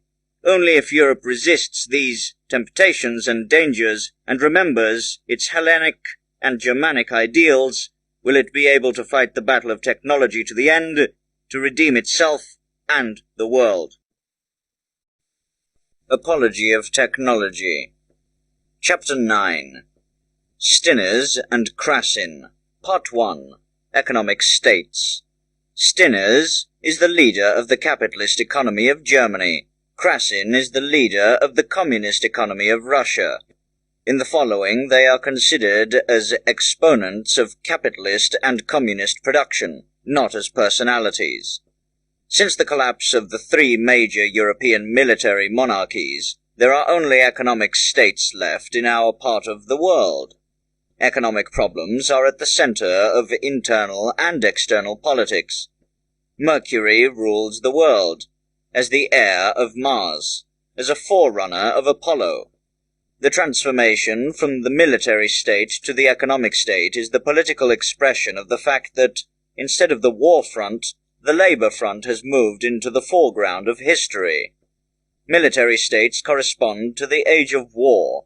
Economic states correspond to the age of labor.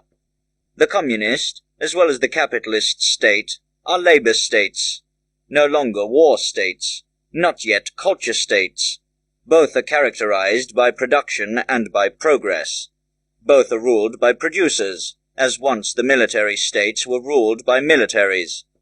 The communist by the leaders of the industrial workers, the capitalist by the leaders of the industrialists. Capitalism and communism are just as much related to one another as are Catholicism and Protestantism, which, for centuries, thought of themselves as extreme opposites and fought bloodily. Not their difference, but their kinship, is the cause of the bitter hatred with which they persecute each other. As long as capitalists and communists hold the view that it is permissible and imperative to kill or starve people for advocating different economic principles, they are both at a very low level of ethical development. Theoretically, of course, the premises and goals of communism are more ethical than those of capitalism, because they are based on more objective and fairer points of view. However, ethical considerations are not decisive for technological progress. Here, the decisive question is whether the capitalist or the communist system is more rational and more appropriate to carry out technology's liberation war against the forces of nature. Apology of Technology. Chapter 9. Stinners and Krasin. Part 2. The Russian Fiasco. The success speaks for Steiners against Krasin. Capitalist economy is flourishing, while the communist is at a standstill. To deduce the value of the two systems from this statement would be simply unfair, for it must not be overlooked under which circumstances communism took over and led the Russian economy. After a military, political, and social collapse, after the loss of important industrial areas, in a fight against the whole world, under pressure of years of a blockade, continuous civil war, and passive resistance by farmers, civilians, and intelligentsia, to this was added the catastrophic crop failure. If one considers all these circumstances, as well as the lower organizational talent and education of the Russian people, one can only marvel that some of the Russian industry has survived. To compare the failure of the 5-year-old communism with the success of the mature capitalism under these circumstances would be just as unfair as comparing a newborn child to an adult man and then determining that the child was an idiot, while in him, maybe, sleeps a genius.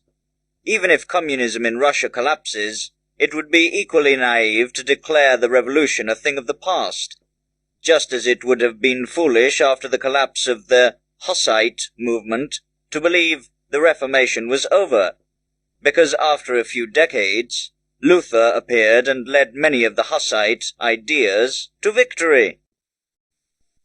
Apology of Technology. Chapter 9. Stinners and Krasin. Part 3. Capitalist and Communist Production. The essential advantage of the capitalist economy lies in its experience. It controls all methods of organization and production, all strategic secrets in the struggle between man and nature, and has a staff of trained industrial officers.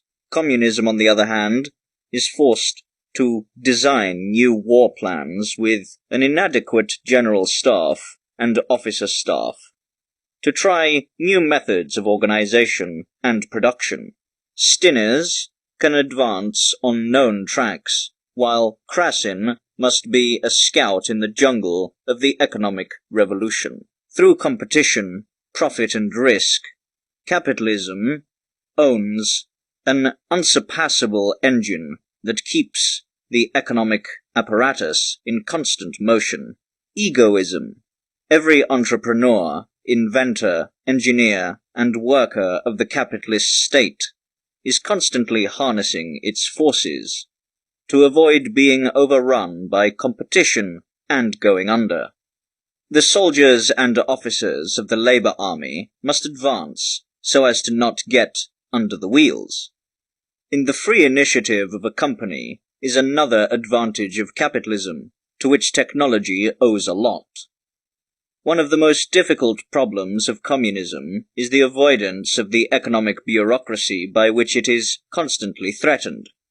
The main technical advantage of communism lies in the fact that it has the opportunity to combine all the productive forces and natural resources of its economic area, and to rationally use them according to a uniform plan. In doing so, he saves all the forces that capitalism is wasting on defending against the competition. The basic systematic nature of the communist economy, which today undertakes to rationalize the Russian Empire in accordance with a unified plan, technically represents a substantial advantage over the capitalist production anarchy.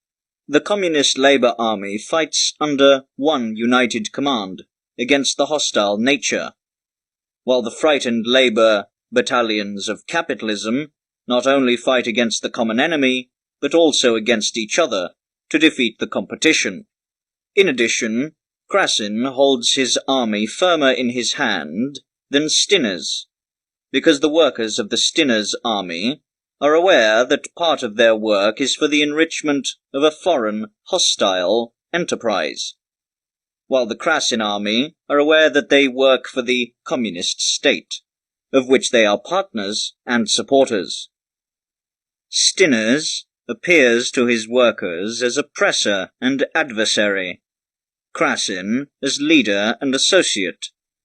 Therefore, Krasin can dare to ban strikes and introduce Sunday work, while for Stinner's this would be impossible. The Stinner's army is decomposed by growing dissatisfaction and mutiny, while the Krasin army, despite its material needs, is supported by an, quote, ideal goal. In short, the war against the forces of nature is a civil war in Russia, whereas in Europe and America it is a dynastic war of industry kings. The labor of the communist worker is a battle for his state and his form of state. The labor of the capitalist worker is a battle for his life. Here, the main driving force between labor is egoism. There, it is political idealism. Unfortunately, at the present state of ethics, egoism is a stronger motor than idealism, and thus the fighting value of the capitalist labor army is greater than that of the communist. Communism has a more rational economic plan. Capitalism has a stronger work engine. Capitalism will fail, not because of its technical, but because of its ethical defects. The discontent of Stinner's army will not be held down by rifles in the long run. Pure capitalism is based on the dependence and ignorance of the workers, like the slave obedience of the military. The more independent, self-confident, and educated the working class becomes, the more impossible it will be for private individuals to make them work for their private interests. The future belongs to Krasin. The Russian experiment will decide today's economy. That is why it is in the best interest of the whole world not only not to disturb this experiment, but to strongly support it, because only then would its outcome be an answer to the question of whether communism is capable of reforming today's economy, or whether the necessary evil of capitalism is preferable to it. Apology of Technology. Chapter 9. Steiners and Krasin. Part 4. Mercenaries and Soldiers of Labor. Capitalism corresponds to the mercenary army in the age of war, communism to the people's army. In the time of mercenaries, every wealthy man could recruit and equip a military army, which he salaried and commanded, just as today every rich man can recruit and equip a labor army, which he salaries and commands. 3 centuries ago, Wallenstein played an analogous role in Germany as Steiners today, with the help of his fortune, which he had multiplied in the Bohemian War, and the army which he promoted and maintained. Wallenstein transformed from a private man to the most powerful personality of the German Reich.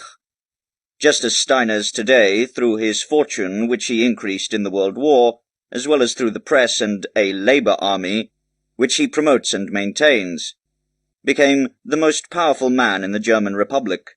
In the capitalist state, the worker is a mercenary, the entrepreneur is the commander. In the communist state, the worker is a soldier, which is subordinate to the state-controlled generals. As the commanders conquered and built dynasties with the blood of their mercenaries, so the modern commanders conquer with the sweat of their laborers wealth and power and build plutocratic dynasties. As every mercenary commander then, so industry leaders today negotiate as equals with governments and states.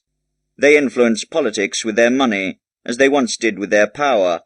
The reform of the Labour Party, which is carried out by communism, corresponds in all details to the reform of the army, which all the modern states have undergone. The army reform has replaced the mercenary armies with people's armies. It introduced mandatory enrollment, nationalized the army, banned private recruitment, replaced the landowners with state-employed officers, and ethically glorified the military. The Labour state is introducing the same reforms to the Labour army. It proclaims mandatory labour, nationalizes the industry, bans private enterprise, replaces the private entrepreneurs with state-appointed directors, and glorifies work as a moral duty. Steiners and Krassin are both commanders of mighty labour forces fighting against the common enemy, the Nordic nature.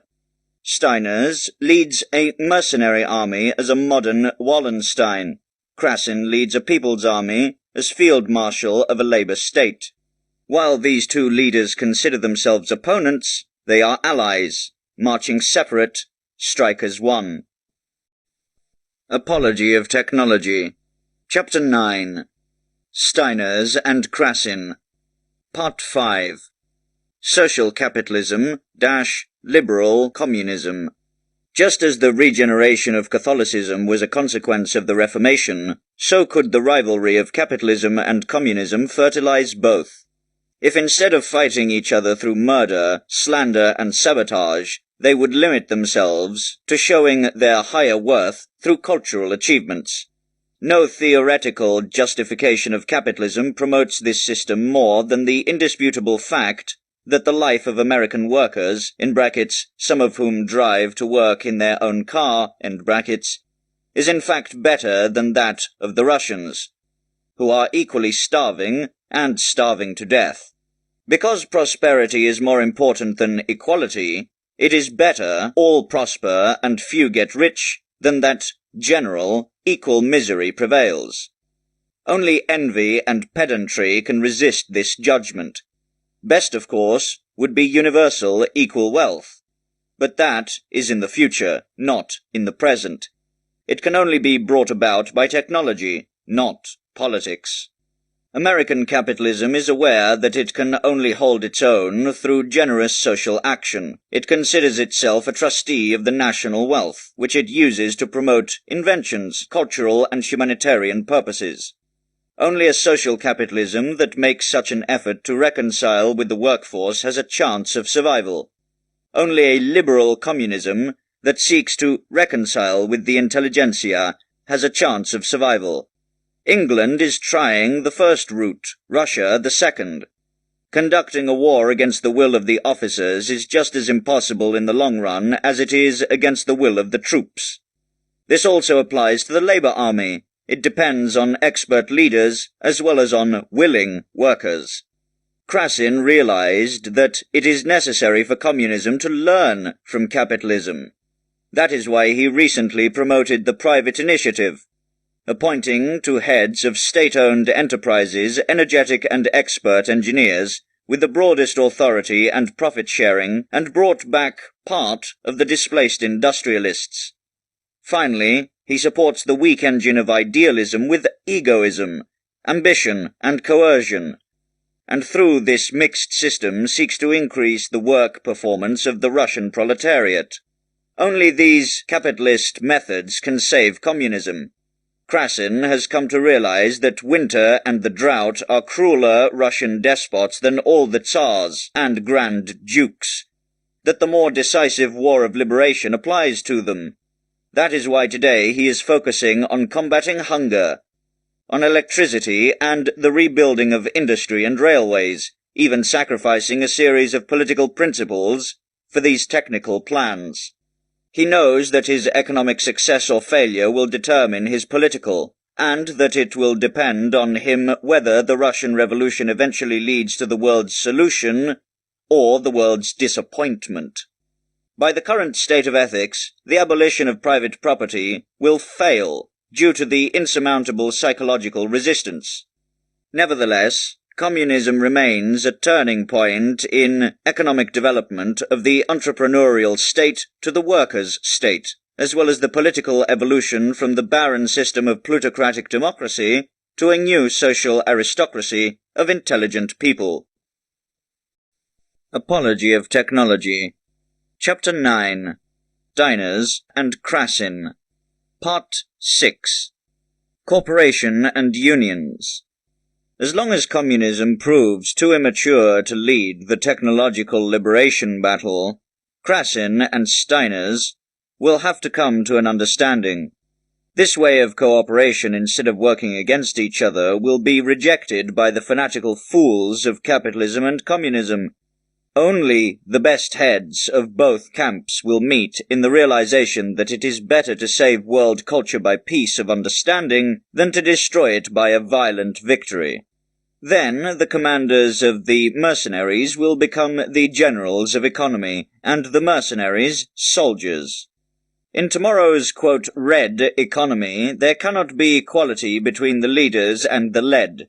But future industrialists will no longer be as irresponsible as they are today, but feel responsible for the community. Unproductive industrialists, in brackets dealers, will vanish from the economic life just as once the decorated court generals vanished from the army. As is often the case today, the productive capitalist will have to become the most intensive worker in his factory. By simultaneously reducing his excess profits, a fair balance will be made between his work and his income. Two groups of economic forces are beginning to share in the leadership of the economy in the capitalist workers' state: the representatives of the entrepreneurs and of the workers. Corporations and unions. Their influence on politics is growing and will outstrip the importance of parliaments. They will complement and control each other like the Senate and Tribunate, upper house and lower house. The conquest of natural forces and capture of natural resources will be led by corporations. The distribution of the spoils controlled by the unions. On a common ground of production, increase and perfection of technology, Steiners and Krassin will meet. They are opponents in the question of distribution, but fellows in the question of production. They fight against each other in the question of the economic method, fight together in the people's war against the forces of nature. Apology of Technology. Chapter 10. From Worker State to Culture State. Part 1. Child Worship. Our age is at the same time an epoch of technology and of culture. It has two demands, following are 2 bullet points. First bullet point, expansion of the worker state. Second bullet point, preparation of the culture state. The first task puts politics in the service of technology, the second in the service of ethics.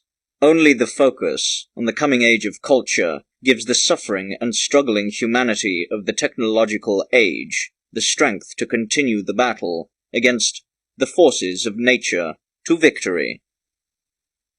The extra work done by modern man is his legacy to the people of the future.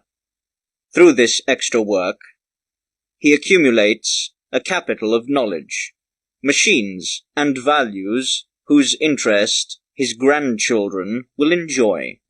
The division of humanity into masters and slaves, into culture-bearers and forced laborers, is recognized today. But these classes are starting to shift from social to temporal. We are not the slaves of our contemporaries, but of our grandchildren.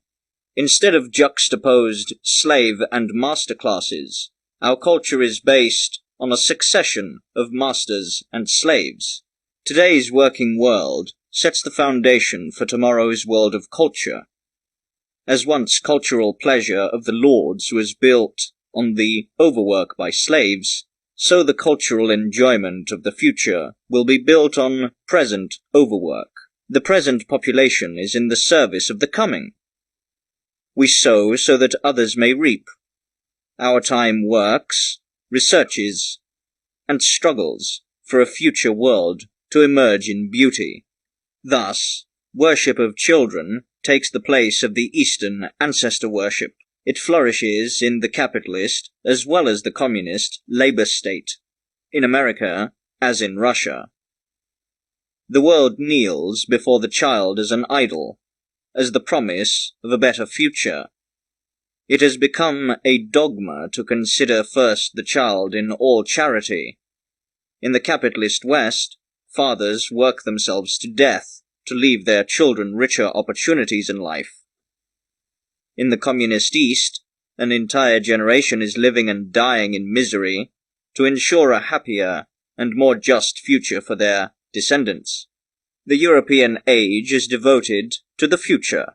Western child worship is rooted in the belief in evolution. The European regards the newer as better, more sophisticated. He believes that his grandchildren will be worthier of freedom than he and his contemporaries. He believes that the world is moving forward, while the Oriental sees the present balanced between past and future. It appears to the European as a rolling ball, which, freed from the past, rushes to an unknown future. The Asian is beyond time. The European moves with time. He rejects his past and embraces his future. His story is a constant struggle statement about the past and push for the future. His story is a constant statement about the past and push for the future. Because he feels the progress of time, standstill for him means a step backwards. He lives in a Herculean world of becoming. The Asian lives in the Parmenidean world of being. As a result of this view, our age can only be judged from the perspective of the coming one. It is a time of preparation and battle, immaturity and transition. We are a young generation that strides across the bridge between two worlds and stands at the beginning of an unrestrained cultural circle. We feel the most when we move forward, grow and fight, not in the peaceful enjoyment of Oriental maturity. Our goal is not pleasure, but freedom. Tranquility is not our road, but action. Apology of Technology. Chapter 10. From Worker State to Culture State. Part 2. Mandatory Labor. The expansion of the labor state is a cultural obligation of our age. The labor state is the last stage of man on his way to the cultural paradise of the future. Expanding the labor state means to put all available forces of nature and of man in the most rational way at the service of production and technological progress. In an age that is building the foundation of future cultures, nobody has the right to leisure. Mandatory labor is an ethical and technical duty at the same time. Popper Linkois has designed an ideal program for the development of the labor state in his work, quote, "A Guaranteed Subsistence for All," end quote. He demands that compulsory military service be replaced by compulsory labor service. This would last more years and would enable the state to guarantee to all its members a minimum of food, housing, clothing, heating, and medical care throughout their lives. This program could end the misery and worry and at the same time the dictatorship of the capitalists and proletarians. Class differences would cease as a result of mandatory labor, as the difference between professional soldiers and civilians ceased as a result of mandatory military service. The abolition of the proletariat, however, is a more desirable ideal than its regulation. Universal mandatory labor is the price that Popper Linkois demands for the elimination of misery and worry. Reducing this mandatory labor to a minimum by improving technology and organization, and eventually replacing it with voluntary labor, forms the second stage of the work state. The hope which Lenin expresses in, quote, "State and Revolution," that people would continue to work voluntarily even after the abolition of mandatory labor, is no utopia for Northerners, because the restless European and American finds no satisfaction in inactivity. Through several thousand years of necessity, work has become second nature to him. He needs it to exercise his powers and ban the ghosts of boredom. His ideal is action, not contemplation. For this reason, not out of greed, most millionaires in the West continue to work restlessly instead of enjoying their wealth. For the same reason, many employees consider their retirement as a shock. They prefer their usual work to forced leisure. In the current state of technology, voluntary work would be insufficient to supply all the necessities. Still much overwork and mandatory labor are necessary to clear the road for a beautiful and free work of the future. Inventors pave the way into the future. Their tireless and quiet labor is more essential and meaningful to the culture than the loud politicians and artists who are pushing into the foreground of the world arena. Modern society is obliged to promote its inventors and their activities in every conceivable way. It should grant them the privileged position that the Middle Ages granted to monks and priests, thus offering them the opportunity to invent without worries. Inventors are the most important personalities of our time. Industrial workers are their pillars. They are the forerunners in humanity's struggle for sovereignty, giving birth to the creations begotten by invention. Apology of Technology. Chapter 10. From Worker State to Culture State. Part 3. Producer and Consumer State. Another duty of the labor state is to raise general prosperity by increasing production. As soon as more food is thrown in the market than can be consumed, hunger stops, and the blissful state of the country returns at a higher level. Only when the city builds more flats than it houses families can it banish the housing shortage, which it only relieves, redistributes, and shifts through forced housing. Only when as many cars are being produced as pocket watches, every worker becomes a car owner, not by giving the commissioners confiscated cars or bank directors. Only through production, not through confiscation, can the prosperity of a people continually increase. In the capitalist state, production depends on pricing. If it is in the interest of pricing, the producer is just as determined to destroy his products as to produce them. To inhibit technology as to promote it, to reduce production as to increase it. If technological and cultural progress is consistent with his interests, he is ready to promote them. If they conflict with each other, he has no qualms about choosing profits over technology, production, and culture. If it is in the constant interest of producers that demand always exceeds supply, while it is in the interest of consumers that supply exceeds demand. The producer lives off the consumer's need. Grain producers live off the fact that people are starving. Coal producers live off the fact that people are freezing. They have an interest in perpetuating hunger and frost. The bread industry would sabotage the invention of a bread substitute. The coal industry, the invention of a coal substitute. They would also try to buy and destroy such inventions. The workers in the relevant sectors would be in solidarity with the companies so as not to lose work and income. The industrialists and workers are interested in higher prices for their industrial products. The farmers and farm workers in higher prices for their farm products. As producers, the desires of the people diverge, whereas as consumers, all people have the same common goal. Reducing prices by increasing production. Another mischief of the, quote, producer state is advertisement. It is a necessary consequence of competition and consists of an increase in demand through artificial advertising of human desire. To showcase and impose luxury, which awakens desire without ever being able to satisfy it, it acts as the main cause of general envy, general dissatisfaction, and bitterness. No city dweller can buy all the goods that blind his eyes in the displays. He therefore always feels poor relative to the exhibited riches and pleasures. The spiritual devastation caused by advertisement can only be eliminated by abolishing competition. Competition can only be eliminated by turning away from capitalism. In spite of the great advancement that the technological age owes to capitalism, it must not be blinded to the threats from this side. It must bring about a better system in time to avoid the mistakes of capitalism.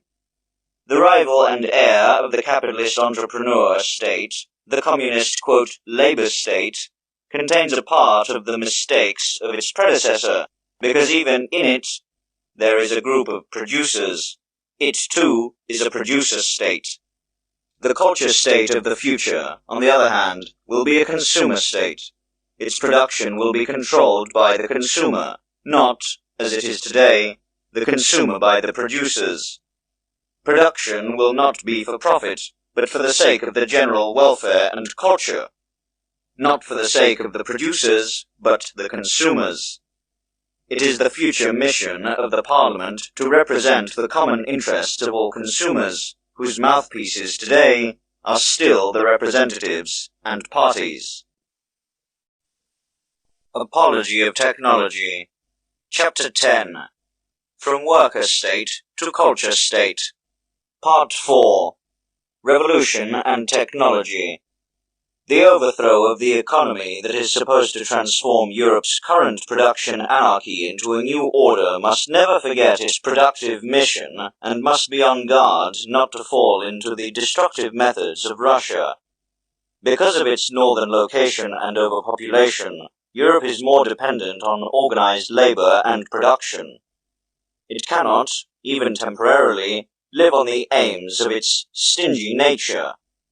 Everything it has achieved, it owes to the deeds of its labor army.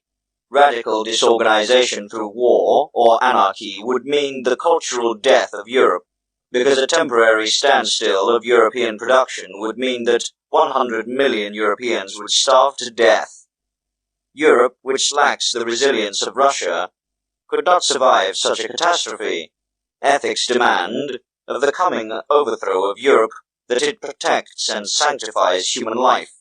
Technology demands of the coming overthrow of Europe that it protects and sanctifies human creations.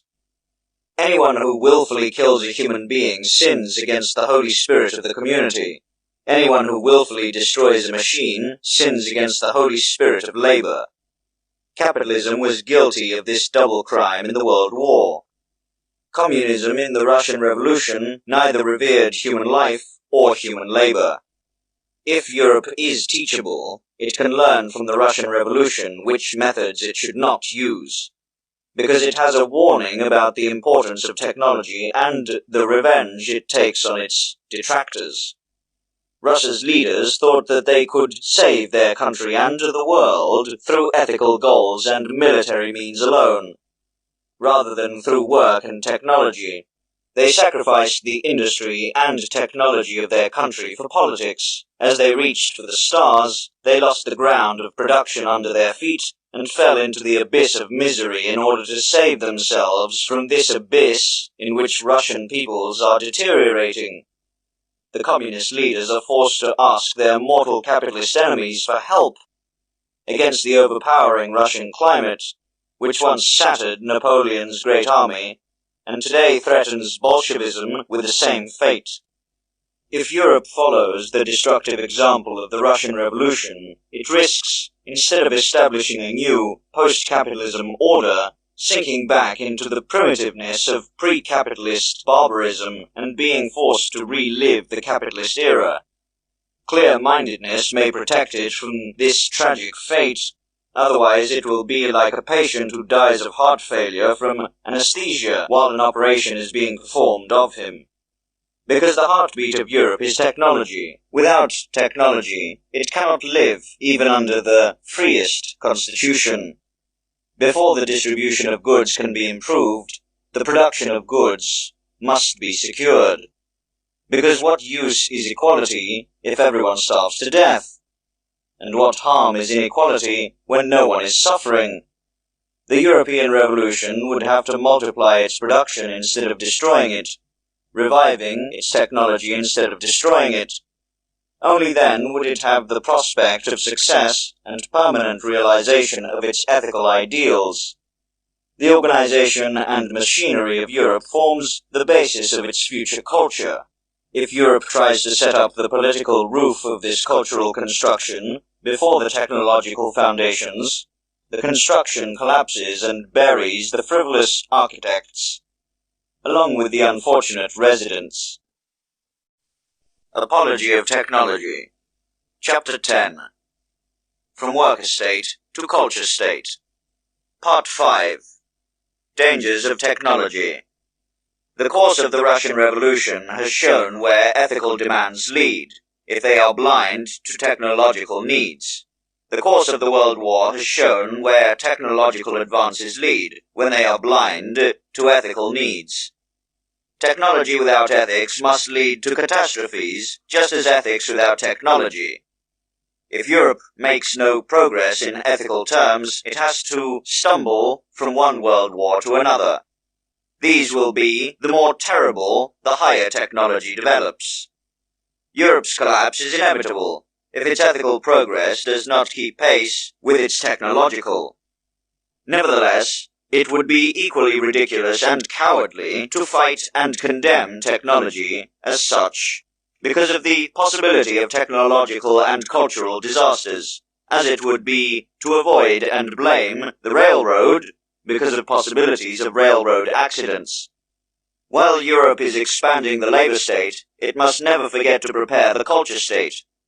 Teachers and priests, artists and writers, prepare the people for a great feast that is the goal of technology.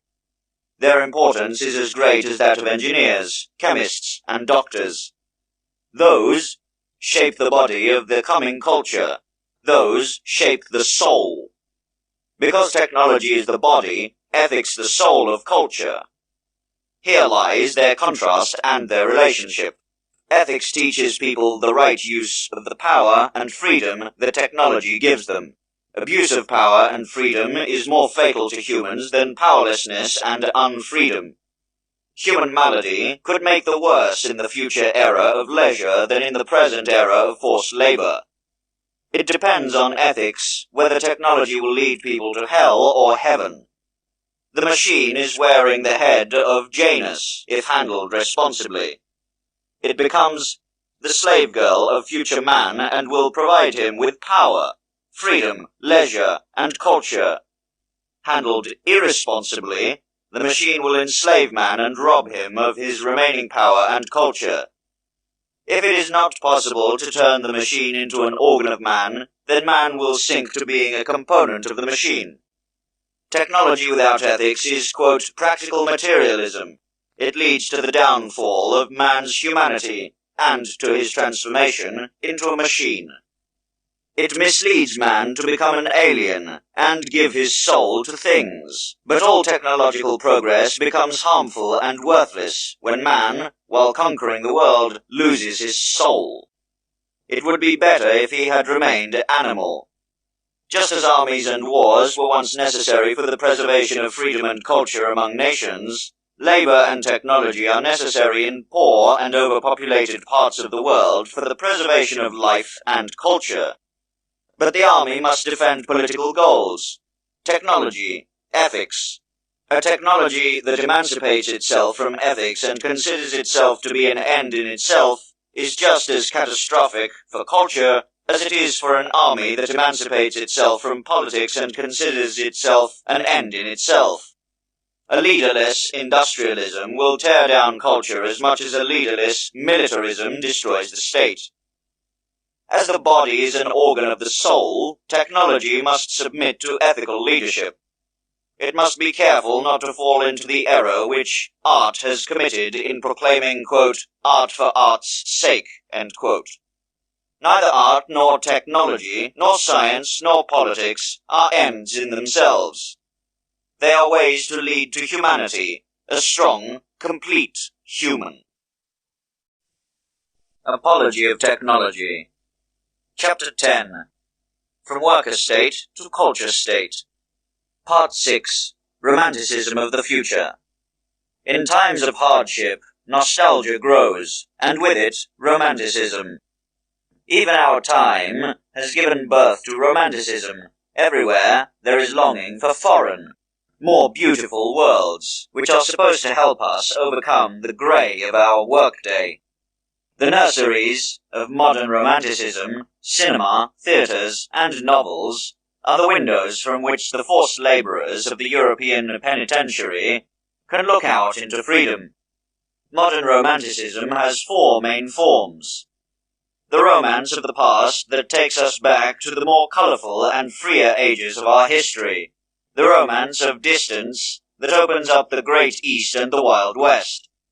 The romance of the occult, penetrating into the most intimate areas of life and soul, and fill the bleakness of everyday life with wonders and secrets. The romance of the future, which consoles people by looking for a golden tomorrow. Spengler, Kaiserling, and Steiner meet the modern romanticism. Spengler opens the cultures of the past, Kaiserling the cultures of the distance, Steiner the riches of the occult. The great influence that these men have on German intellectual life is partly due to the romantic longing of the heavily tested German people, who look to the past, to the distance, and to heaven to find comfort there. Imagination leads to the past, to the distance, and to beyond, but action leads into the future. Therefore, neither history, nor Orientalism, nor occultism works as the driving force of our time, but the romanticism of the future. It has given birth to the idea of the future state, and thus to the world movement of socialism. It has conceived the idea of the superhuman, and thus initiated the submission of values. Marx, the herald of the future state, and Nietzsche, the herald of the superhuman, are both romantics of the future. They lay paradise neither in the past, nor in the distance, nor in the occult, but in the future. Marx heralds the coming world empire of labour, Nietzsche the coming world culture. Everything that deals with the expansion of the labour state must consider socialism. Everything that deals with the preparation of the culture state must consider the superhuman. Marx is the prophet of tomorrow, Nietzsche the prophet of the day after tomorrow. All major social and intellectual events of modern Europe somehow tie to the works of these 2 men. The social and political revolution stands in the sign of Marx. The ethical and mental world revolution in the sign of Nietzsche. Without these 2 men, the face of Europe would look different. Marx and Nietzsche, the heralds of social and individual future ideals, are both European men and dynamic forces. Their ideals will have to be realized through actions in the future. Their dynamic ideals contain demands. They not only want to teach, but force men. They turn man's eyes forward, and thus they act as creators of society and of men. Their polarity reflects the essence of the European spirit and the future of European destiny. The highest, ultimate ideal of European romanticism of the future is not turning away, but returning to nature on a higher level. Culture, ethics, and technology are in the service of this ideal. After hundreds of thousands of years of war, human beings should once again make peace with nature and return home to her empire, but not as her creature, but as her master. Because man is about to overthrow the constitution of his planet. Yesterday it was anarchistic, tomorrow it shall be monarchic. One among the billion creatures reaches for the crown of creation, the free, evolved human being, as king of the earth. Pacifism, 1924. To the dead, living, coming heroes of peace. Chapter 1. 10 Years of War. The peace, which fell into ruins 10 years ago, has not been restored to this day. The 5-year war period was followed by a 5-year semi-war period for Europe. The Russian-Polish and Greek-Turkish wars, Ruhr occupations, fighting in Upper Silesia, Lithuania, West Hungary, Fayum, Corfu, the civil wars in Germany, Italy, Spain, Hungary, Ireland, Greece, Bulgaria, and Albania fall into this period, as well as the political murders and sedition, the collapse of currencies and the impoverishment of entire peoples. This worst decade of European history since the migration is a worse indictment against the war than pacifists could ever issue. Nevertheless, this defendant has not been punished, but can be celebrated everywhere as triumphant, dictates European politics, prepares to attack the peoples of Europe anew and to finally destroy them. Undoubtedly, as a result of the advance of technology of war, especially the manufacture of poison and aviation, the next European war would not weaken this part of the earth, but destroy it. This danger, which affects him personally, must be taken into account by every European. If it appears inevitable to him, the emigration to a foreign part of the earth remains the logical consequence. If it appears avoidable to him, the fight against the danger of war and its carriers remains his duty. The duty to pacifism. Today, staying European is not just a fate, but also a responsible task, on the solution of which depends the future of each and every one of us. Pacifism is the only, quote, real politic in Europe today. Hoping for salvation through war is giving in to romantic illusions. The majority of European politicians seem to recognize this and wish for peace, and with them, the overwhelming majority of Europeans. This fact cannot reassure the pacifist, who remembers that this was also the case in 1914. Then, most of the statesmen and the majority of Europeans wanted peace. And yet, against their will, the war broke out. This outbreak of war was the result of an international coup d'etat by the war-friendly minorities against the anti-war majorities. This state seized on a favorable occasion, and with lies and slogans, surprised unsuspecting peoples whose destiny was left to those minorities for years. The World War was the result of the militarists' determination and the pacifists' weakness. As long as this relationship remains, a new European war could break out any day. Today, as then, a small but energetic pro-war minority faces a large but powerless majority of peace. It plays with the war instead of crushing it. It appeases the warmongers instead of overthrowing them, thus creating the same situation as in 1914. Pacifism forgets that a wolf is stronger than 1,000 sheep, and that in politics, as well as strategy, numbers only decide if they are well managed and organized. It is what pacifism lacks today, as it did 10 years ago. Had pacifism been better managed and organized then, the war would not have broken out. Would it be today, Europe would be safe from a new war. The powerlessness of pacifism lies, as it did then, in the fact that many wish for peace, but very few want it.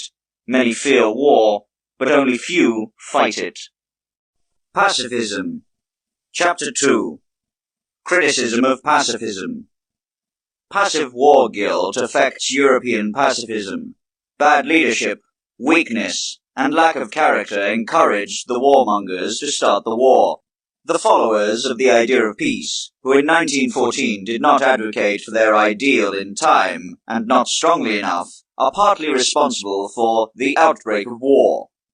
But if today, after this experience and knowledge, an opponent of war persists in his passivity, he invites an even heavier blame on himself by indirectly promoting a future war.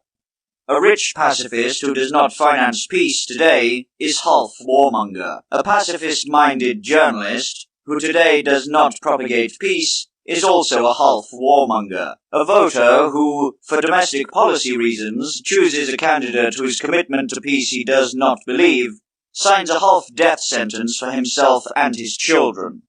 The duty of every pacifist is, to make every feasible effort to prevent the threat of a future war.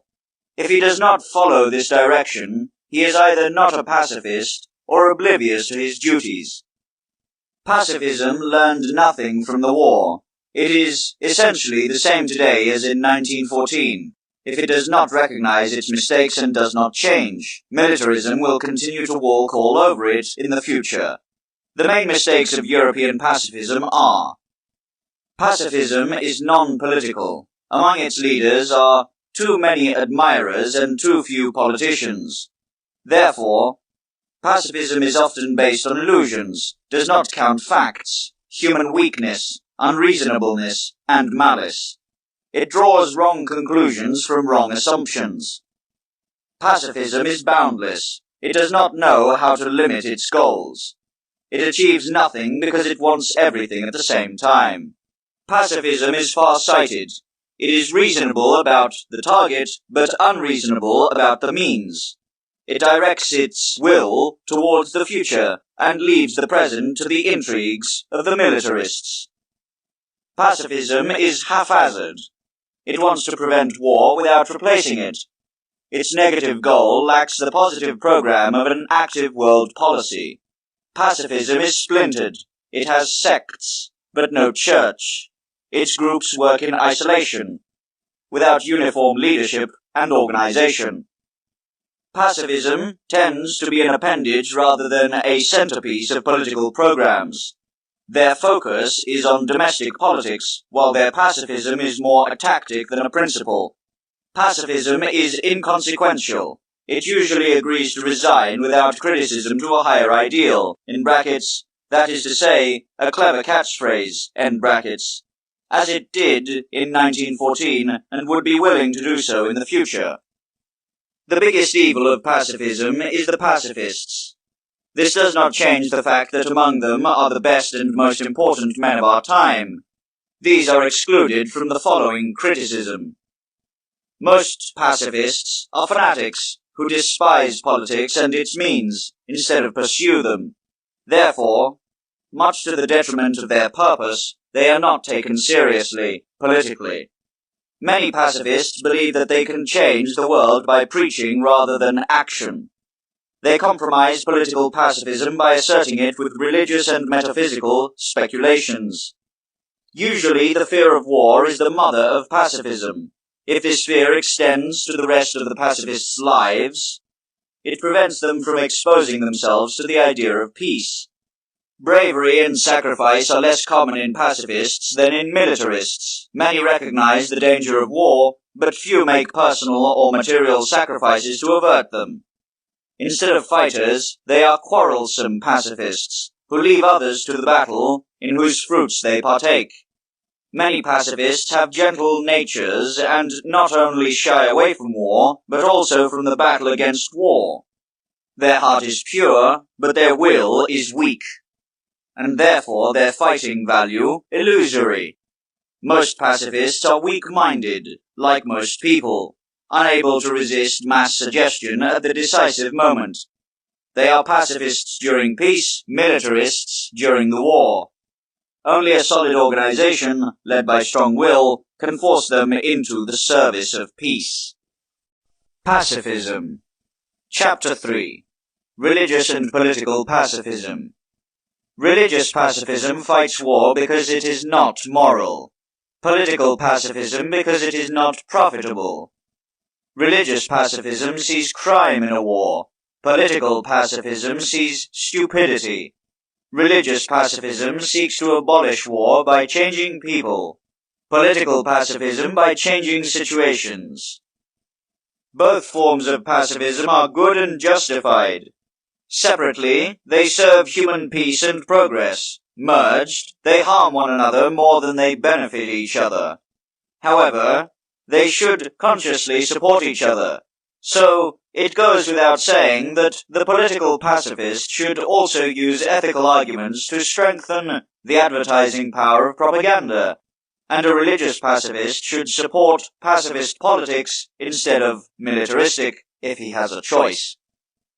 In its methods, however, Practical pacifism must emancipate itself from ethical pacifism. Otherwise, it will be unable to successfully lead the fight against militarism.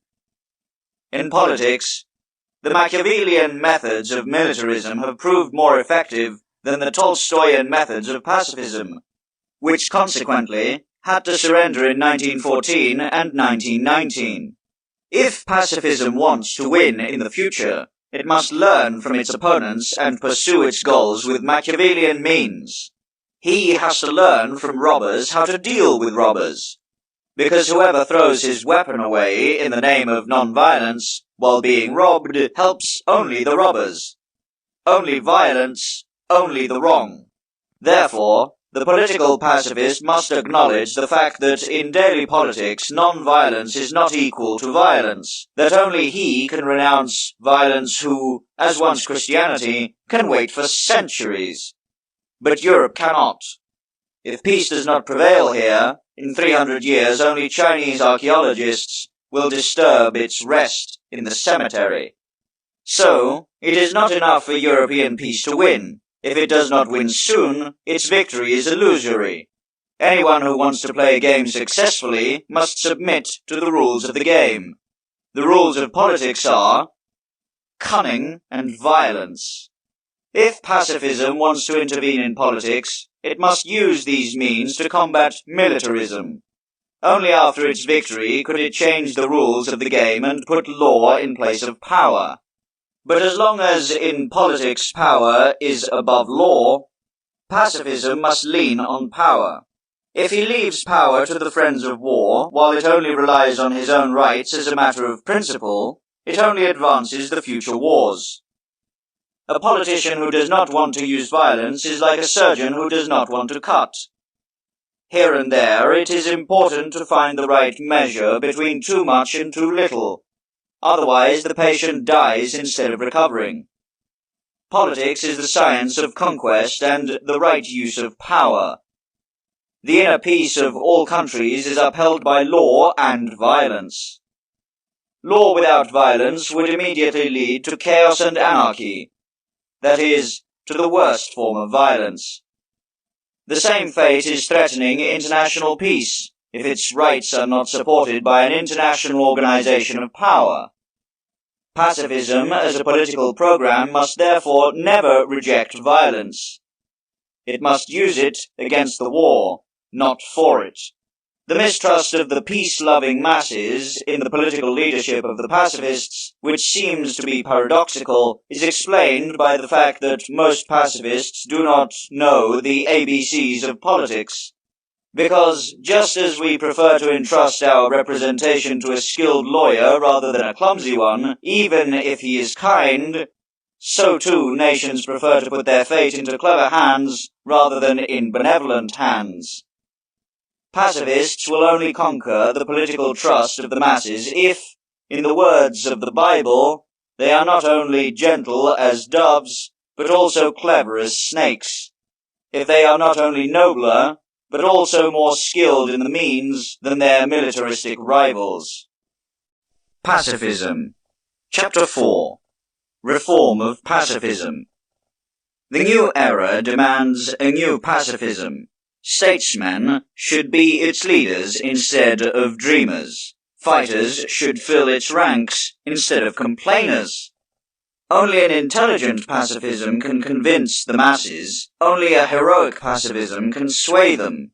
The new pacifists should be optimists of the will, but pessimists of knowledge. They should neither overlook nor exaggerate the dangers threatening peace, but fight them. The claim, quote, "a new war is impossible," is as wrong as, quote, "a new war is inevitable." Whether or not the possibility of war will turn into the reality of war depends first and foremost on the pacifist's energy and prudence, because war and peace are not natural events, but man-made. Therefore, the pacifist must take the following point of view. Quote, "Peace is being threatened, peace is possible, peace is desirable, let's create peace." End quote. The new pacifism must limit its goals in order to achieve them, and to only demand what he is determined to enforce. Because the realm of peace can only be conquered step by step, and one step forward in reality is worth more than 1,000 steps in the imagination. Boundless programs only lure fantasists while repelling politicians. But a politician can do more for peace than 1,000 fanaticists. But a politician can do more for peace than 1,000 fantasists. The pacifists of all nations, parties, and ideologies must form a phalanx in international politics with unified leadership and common symbols. Merging so many diverse groups is impossible and inappropriate, but their cooperation is possible and necessary. Pacifism must demand clarity from every politician about his position on war and peace. In this life question, every voter has a right to know the position of his candidate, to know under what precise circumstances he would vote for the war, and what means he wants to use to prevent war. Only if voters intervene in foreign policy in this way, instead of being content with phrases and slogans, could the parliamentarians become mirror images of the will that animates the masses of workers, farmers, and citizens of all nations. Above all, the new pacifism must reform the pacifists. Pacifism can only win if the pacifists are willing to sacrifice honor, money, and life. If rich pacifists pay, the strong pacifists act. As long as the masses see heroes in the militarists who are prepared daily to give their lives for their ideals, but only weaklings and cowards in the pacifists, enthusiasm for war will be stronger than enthusiasm for peace. Because the power to convince lies in things, the power of enthusiasm in people. The more pacifists become fighters, apostles, heroes, and martyrs of their idea rather than their advocates and beneficiaries, the stronger their power to inspire will be. Pacifism, Chapter 5. World Peace and European Peace. The objectives of religious pacifism are absolute and simple. The objectives of political pacifism are relative and diverse. Every political problem calls for a specific type of pacifism.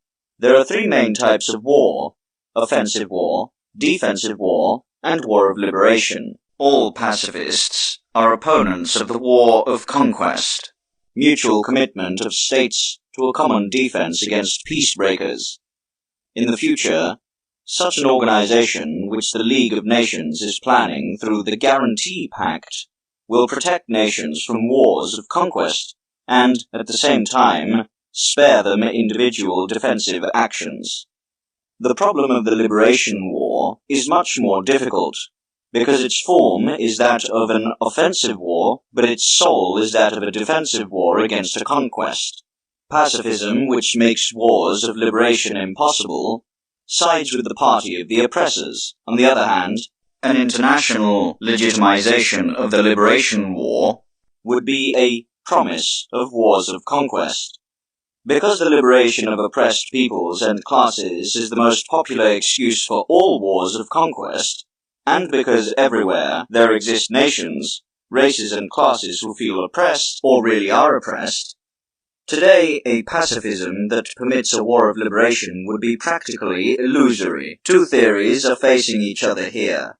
Conservative pacifism, whose goal it is to fight every peace breaker to preserve the status quo and the current conditions of ruling, and revolutionary pacifism, whose goal is one last world war for the liberation of all oppressed classes, peoples, and races, and thus the destruction of any future cause for war and the creation of the World Republic.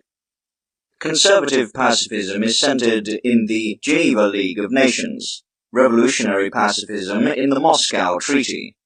Geneva pacifism wants to maintain peace without eliminating the weapons that threaten to lead to a future war.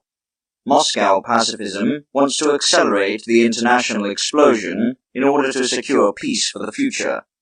It is to be feared that Geneva will be too weak to keep the peace, and Moscow too weak to build it. That is why both brands threaten world peace with their radicalism. A partial way out of this dilemma is an evolutionary pacifism whose objective is a gradual erosion of national and social oppression while maintaining peace. This pacifism which leads like a narrow rope over a double abyss, requires the highest political skill of the leaders and great political understanding by nations. Nevertheless, it must be tried by all those who honestly want peace. The two most difficult peace problems of the future, the Indian and the Australian problem. In the Indian question, in brackets, which is a special case of the general colonial issue, end brackets, the will of the Indian nation for political independence and the will of the UK to keep it in its union are seemingly irreconcilable. This situation tempts the Asian, in brackets, and semi-Asian peoples to one day unite with India in a great war of liberation. The Australian question, in brackets, which is a special case of the Pacific immigration issue, end brackets, revolves around the lockout of the Mongols from the Anglo-Saxon settlements. The strong population growth of the Mongols is not proportionate to their lack of settlement areas and threatens to one day cause an explosion in the Pacific Ocean if a valve is not opened. On the other hand, the white Australians know that admittance of the Mongols would soon push them into a minority. Which solution finds this problem, once China is as armed as Japan, is unclear. The peaceful solution to these world problems is a very difficult task for the British, Asian, and Australian pacifists. However, European pacifists must clearly recognize that a violent solution to these questions is more likely than a peaceful one, but that they lack the power and the influence to prevent these threatening wars. This insight clarifies the mission of European pacifism. He does not have the power to pacify the globe, but it does have the power to give permanent peace to Europe by solving the European question, and by preventing his part of the earth from getting involved in the Asian and Pacific conflicts. As a result, Europe's political pacifism must limit its objectives and learn to distinguish between what it wants and what it can achieve. Without overstretching its powers, it must first fight for peace in his own part of the world and leave it to the Americans, Brits, Russians, and Asians to keep the peace in the parts of the world that have fallen to them. But all pacifists around the world must stay in constant contact with each other, as many problems, in brackets, especially disarmament, are to be solved internationally, and since international pacifism must try to avoid and settle conflicts between those world complexes. Compared to those East Asian war threats, European peace issues are relatively easy to solve. No insurmountable obstacle stands in the way of European peace. Nobody could win anything in a European war, but everyone could lose everything. The victor would be mortally wounded. The defeated would emerge destroyed from this mass murder. Therefore, a new European war could only arise from a crime by the militarists, through carelessness of the pacifists and stupidity of politicians. It can be prevented if the warmongers are kept in check in every country, if pacifists fulfill their duty and the statesmen safeguard the interests of their peoples.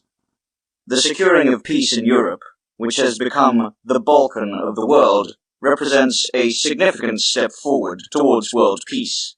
Just as the World War emanated from Europe, world peace might emanate from Europe.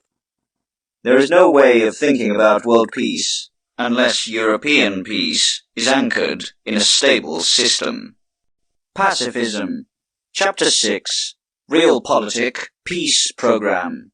The European threat of war is divided into two groups. The first is founded on national oppression. The second, in social oppression. Today, the border issue and the Russian question threaten European peace.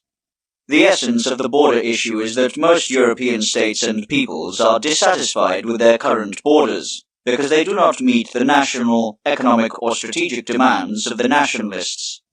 A peaceful change of today's borders is impossible. Therefore, the nationalists of those dissatisfied states are preparing for violent change of the borders by a new war, forcing their neighbors to arm themselves. The Russian question is rooted in the fact that there is a world power on the open border with Europe, whose leader's goal it is to violently overthrow the existing European system. In order to achieve this goal, they support the social irredenta of Europe with money and hope. to follow up with Soviet troops after the outbreak of a European revolution. For reasons of principle, Russia is opposing modern-day pacifism, is committed to militaristic methods and organizing a strong army to use it to change the world map, at least in Europe and Asia. Once this army is strong enough, it will undoubtedly march against the West. These two problems, which occur at individual points, in brackets Bessarabia, Eastern Galicia, and brackets, threaten the peace of Europe on a daily basis. Every European pacifist must deal with them and try to avert them. The, quote, Pan-Europa program is the only way to prevent these two threats with real political means and to ensure European peace. Its goal is 1. Securing inner European peace through a pan-European arbitration agreement, guarantee pact, customs union, and minority protection. 2. Securing peace with Russia through a pan-European alliance, through mutual recognition, non-interference, and border guarantee, joint disarmament and economic cooperation, as well as by reducing social oppression. 3. Securing peace with Britain, America, and East Asia, through arbitration agreements and regional reform of the League of Nations. The Pan-Europa program is the only possible solution to the European border problem. The incompatibility of all national aspirations, as well as the tension between geographic, strategic, historical, economic, and national borders in Europe, makes a fair border management impossible. A change of the borders would eliminate old injustices, but put new ones in their place. Therefore, a solution of the European border problem is only possible by turning it off. The two elements of the solution are A. The conservative element of territorial status quo, which stabilizes the existing borders and thus prevents an impending war. B. The revolutionary element of gradual elimination of borders in strategic, economic, and national ways that destroy the possibility of future wars. This securing of the borders, combined with their dismantling, preserves the formal organization of Europe, while changing the West. In this way, it secures the present and future peace, as well as the economic and national development of Europe. The other European danger of war is the Russian one. On the one hand, Russian militarization springs from fear of an anti-Bolshevik invasion supported by Europe. On the other, the will to launch an aggressive war against Europe in the name of social liberation. Therefore, it must be the aim of European pacifism to secure both Russia from a European and Europe from a Russian attack. The first is only possible through a will of peace. The second through military superiority. This military superiority can be immediately achieved by Europe without increasing its armaments through a pan-European defense alliance. European pacifism must not allow this superiority to degenerate into an arms race, but must make it the basis of Russian-European disarmament and understanding. Europe does not have the possibility to change the political stance of the Russian rulers, whose system is expansive. Since it cannot persuade them of peace, it must force them into peace. If one neighbor is peaceful, the other warlike, pacifism demands that military superiority be on the side of peace. A reversal of this relationship means war. It is a delusion of many pacifists to see the safe way to peace in their own disarmament. Under certain circumstances, peace demands disarmament, but in other circumstances, armament. For example, if England and Belgium had strong armies in 1914, the British mediation proposal would have been more likely to be accepted shortly before the catastrophe.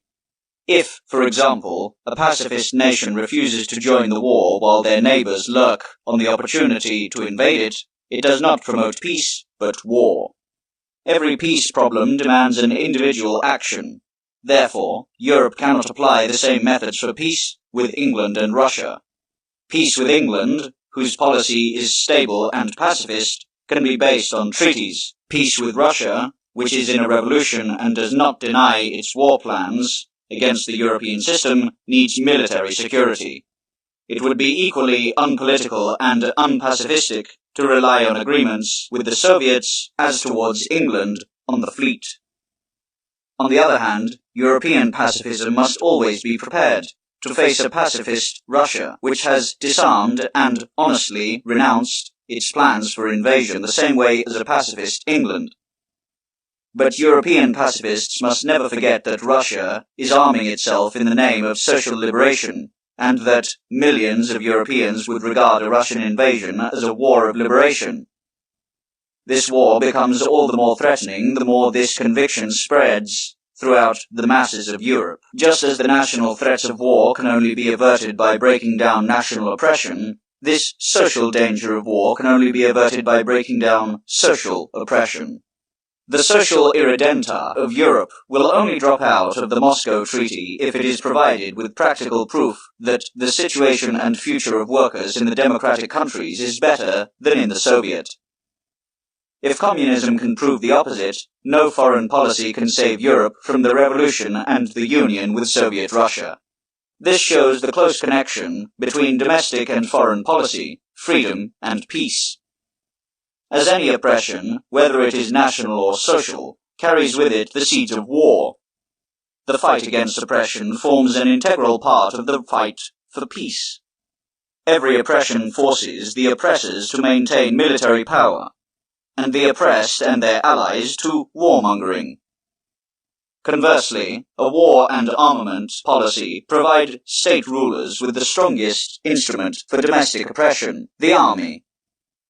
Therefore, the peace of Europe and the world will only be permanently secured when religions, nations, and classes cease feeling oppressed.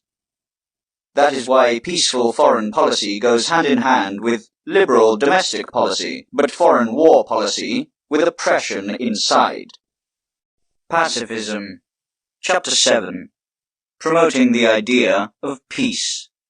In addition to fighting for its foreign policy peace program, the pacifist should not miss the opportunity to promote international cooperation and understanding.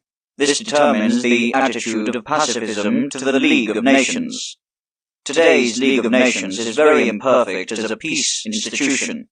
Above all, it is heavily burdened by the inheritance of the war that gave birth to it. It is weak, inarticulated, unreliable. It is unfinished as long as the United States, Germany, and Russia are absent from it.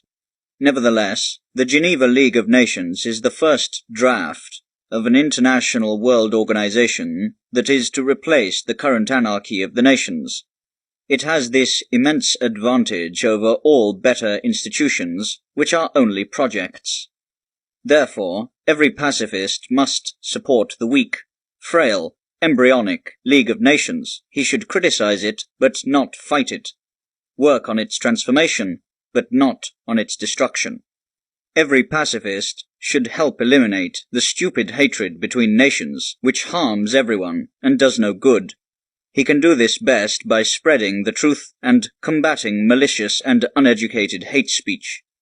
One of the main causes of national hatred is that nations do not know each other and, seeing only the statements of a chauvinist press and literature, perceive them only in distorted images. In order to right these attitudes, pacifism should create an enlightened literature, promote translations, as well as the exchange of professors, teachers, students, and children. An international agreement should aim to combat chauvinist hate speech against foreign nations in schools and the press. In order to promote the idea of peace and to combat war, peace ministries should be established in all nations, which, in constant contact with each other and with all the pacifist organizations at home and abroad, serve international reconciliation. One of the most important tasks of pacifism is the introduction of a common language. Because before the nations can talk to each other, it is difficult to expect them to understand each other.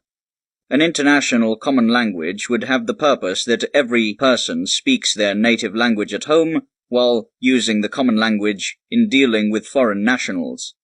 Every person who leaves his homeland needs only one common language, whereas today he needs several languages abroad. As a common language, Only Esperanto and English come into question. Which of these is chosen is irrelevant as long as the world agrees on one of these two. The English language has the great advantage over Esperanto that it has already assumed the role of an international common language in half of Asia, Africa, and America, as well as large parts of Europe, so that in these areas their official introduction would only be the sanctioning of existing practice. In its intermediate position between Germanic and Roman languages, it is easily learnable for Germans as well as for Romans, as well as for Slavs, who already speak a Germanic or Roman language. In addition, English is the language of the two most powerful parts of the earth, and the most widely used native language of white mankind. The introduction of the international common language could be made through a proposal by the League of Nations to enforce it in all middle schools and teacher training centers in the world, and after a decade also in primary schools. The spreading of enlightenment and the fight against human ignorance have faster chances of success for peace propaganda than the spreading of charity and the fight against evil. Because human beliefs change faster than human instincts, and at least in Europe, the peace movement would have no need to appeal to the human heart if it could rely on the human mind. Just as enlightenment ended witch-burning, torture, and slavery, so will it someday end war, the remnant of a barbaric age of mankind. When this will happen is unknown. That it will happen is certain. It depends on the pacifists. That humans finally learned to fly after hundreds of thousands of years was much more wonderful and unlikely than one day learning to live in peace with one another. Pacifism. Chapter 8. Peace propaganda. Peace propaganda is the necessary complement to peace policy, because pacifist policy is short-term, pacifist propaganda long-term. Peace propaganda alone is incapable of preventing the imminent threat of war, since it requires at least 2 generations for its impact. Peace policy alone is incapable of securing permanent peace, as the rapid development of our age barely extends the sphere of influence of politics over 2 generations. At best, peace policy can, with great skill, create a temporary arrangement to give peace propaganda the opportunity to morally disarm the nations, and to convince them that war is a barbaric, impractical, and outmoded means of dealing with international differences.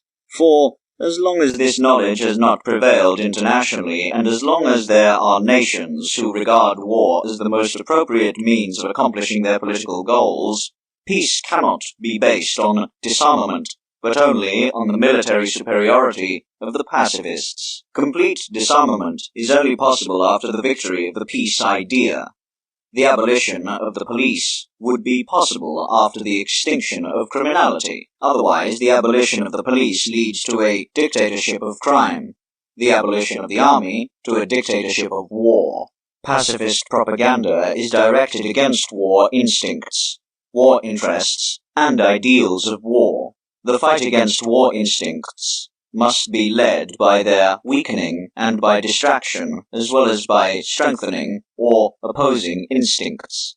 Above all, it is important to wean war nations, and thus let their war instincts die off, the smokers, alcoholics, and morphine addicts losing their addictions by not using. The means for the cessation of war is peace policy. Sport is very suitable to distract humans, especially male fighting instincts, from the attraction of war. It is no coincidence that the most sports-loving nations of Europe, in brackets England, Scandinavia, end brackets, are also the most peaceful. Only hunting is an exception here. It preserves the most primitive form of combat and strengthens the instinct to kill rather than divert it. It has done much to preserve European militarism, since hunting was the main sport of the ruling classes and rulers, because hunting incites disrespect for life and desensitizes against bloodshed. Condemnation of war must never degenerate into condemnation of fighting. Such derailment of pacifism would only play into the hands of the militarists, ethically and biologically compromising pacifism. Because fighting and the will to fight are creators and preservers of human culture, the end of fighting and the death of human fighting instincts would be synonymous with the end and death of culture and of man. Fighting is good, only war is bad, because it is a primitive, crude, and obsolete form of international battle, as duels are a primitive, crude, and obsolete form of social battle. The goal of pacifism is not the abolition of combat, but the refinement, sublimation, and modernization of its methods. Nowadays, economic combat is about to replace the armed combat. Boycott and blockade are replacing war, and the political protest has replaced the revolution. China has won several political battles against Japan with boycotts, and Gandhi is trying to win the Indian Liberation War in this bloodless way. A time will come when national rivalry will be fought with weapons of the mind instead of knives and bullets. Instead of arms races, nations will compete with each other in scientific, artistic, and technological achievements, in justice and social welfare, in public health and public education, and in bringing forth great personalities. The second task of peace propaganda is the fight against war interests.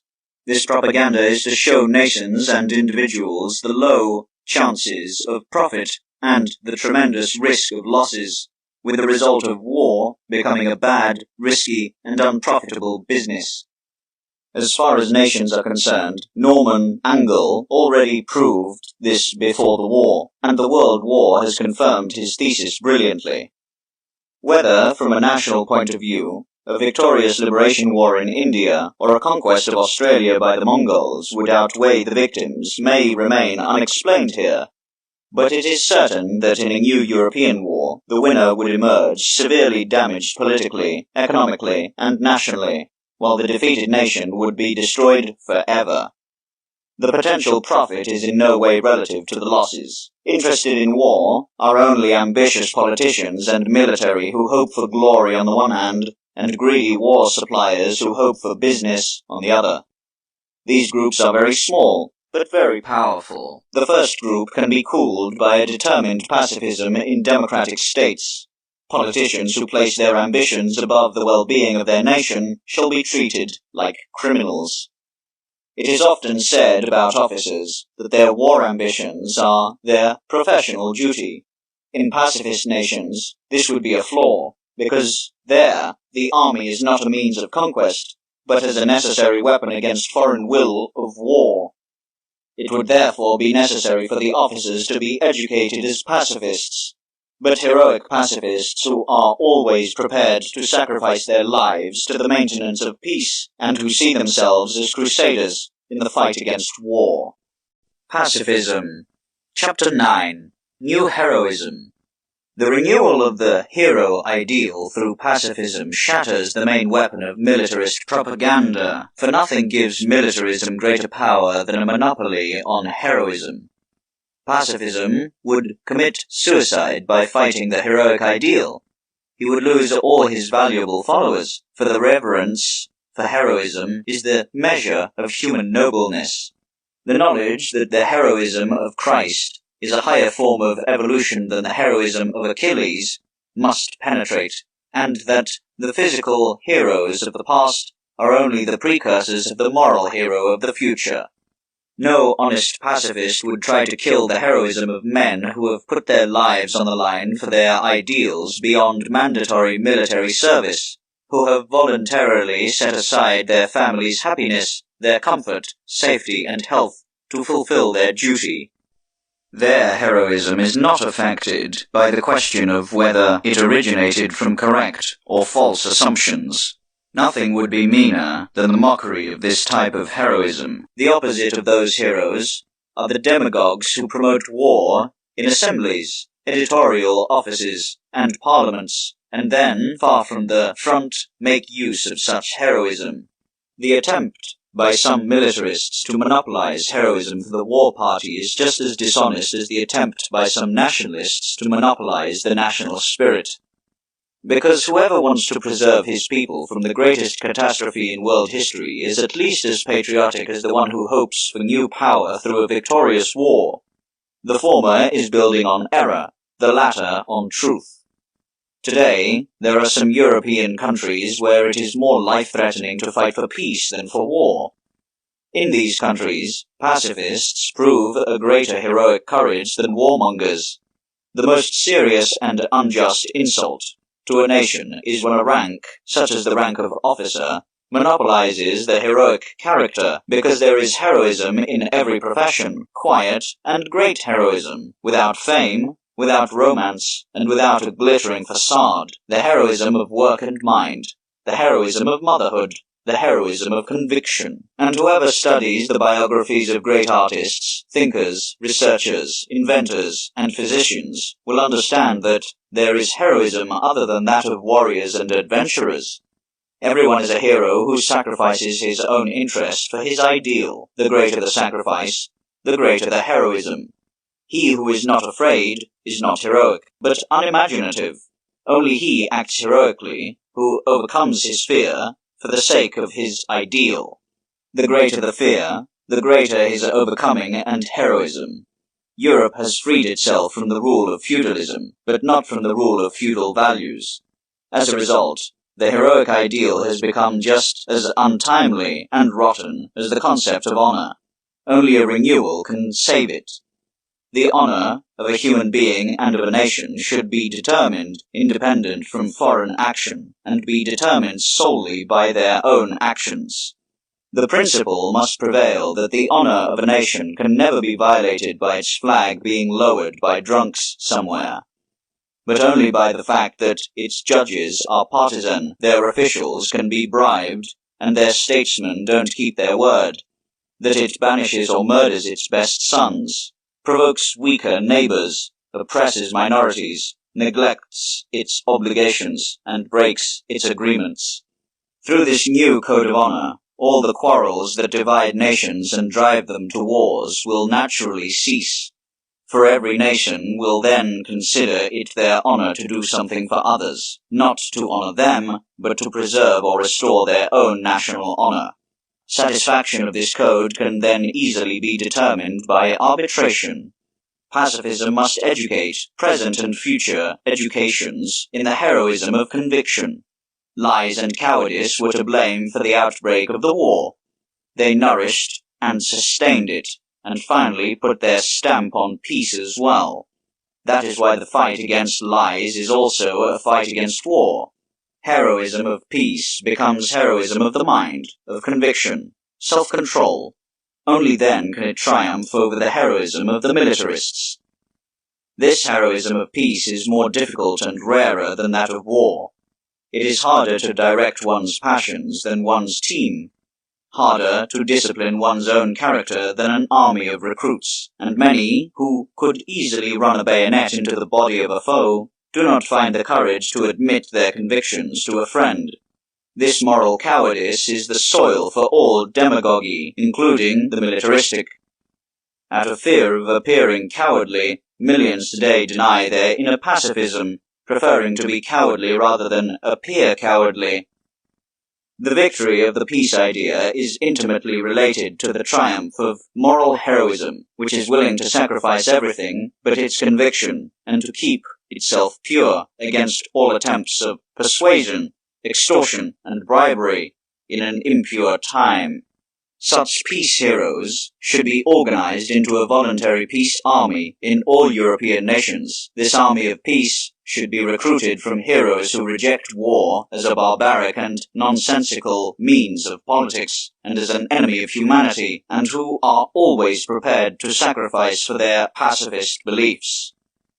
First, these warriors of peace should be propagandists and agitators who spread their ideas to the millions who want peace. But the peace army must be also ready to match at the crucial moment against the war and to save peace through its active intervention.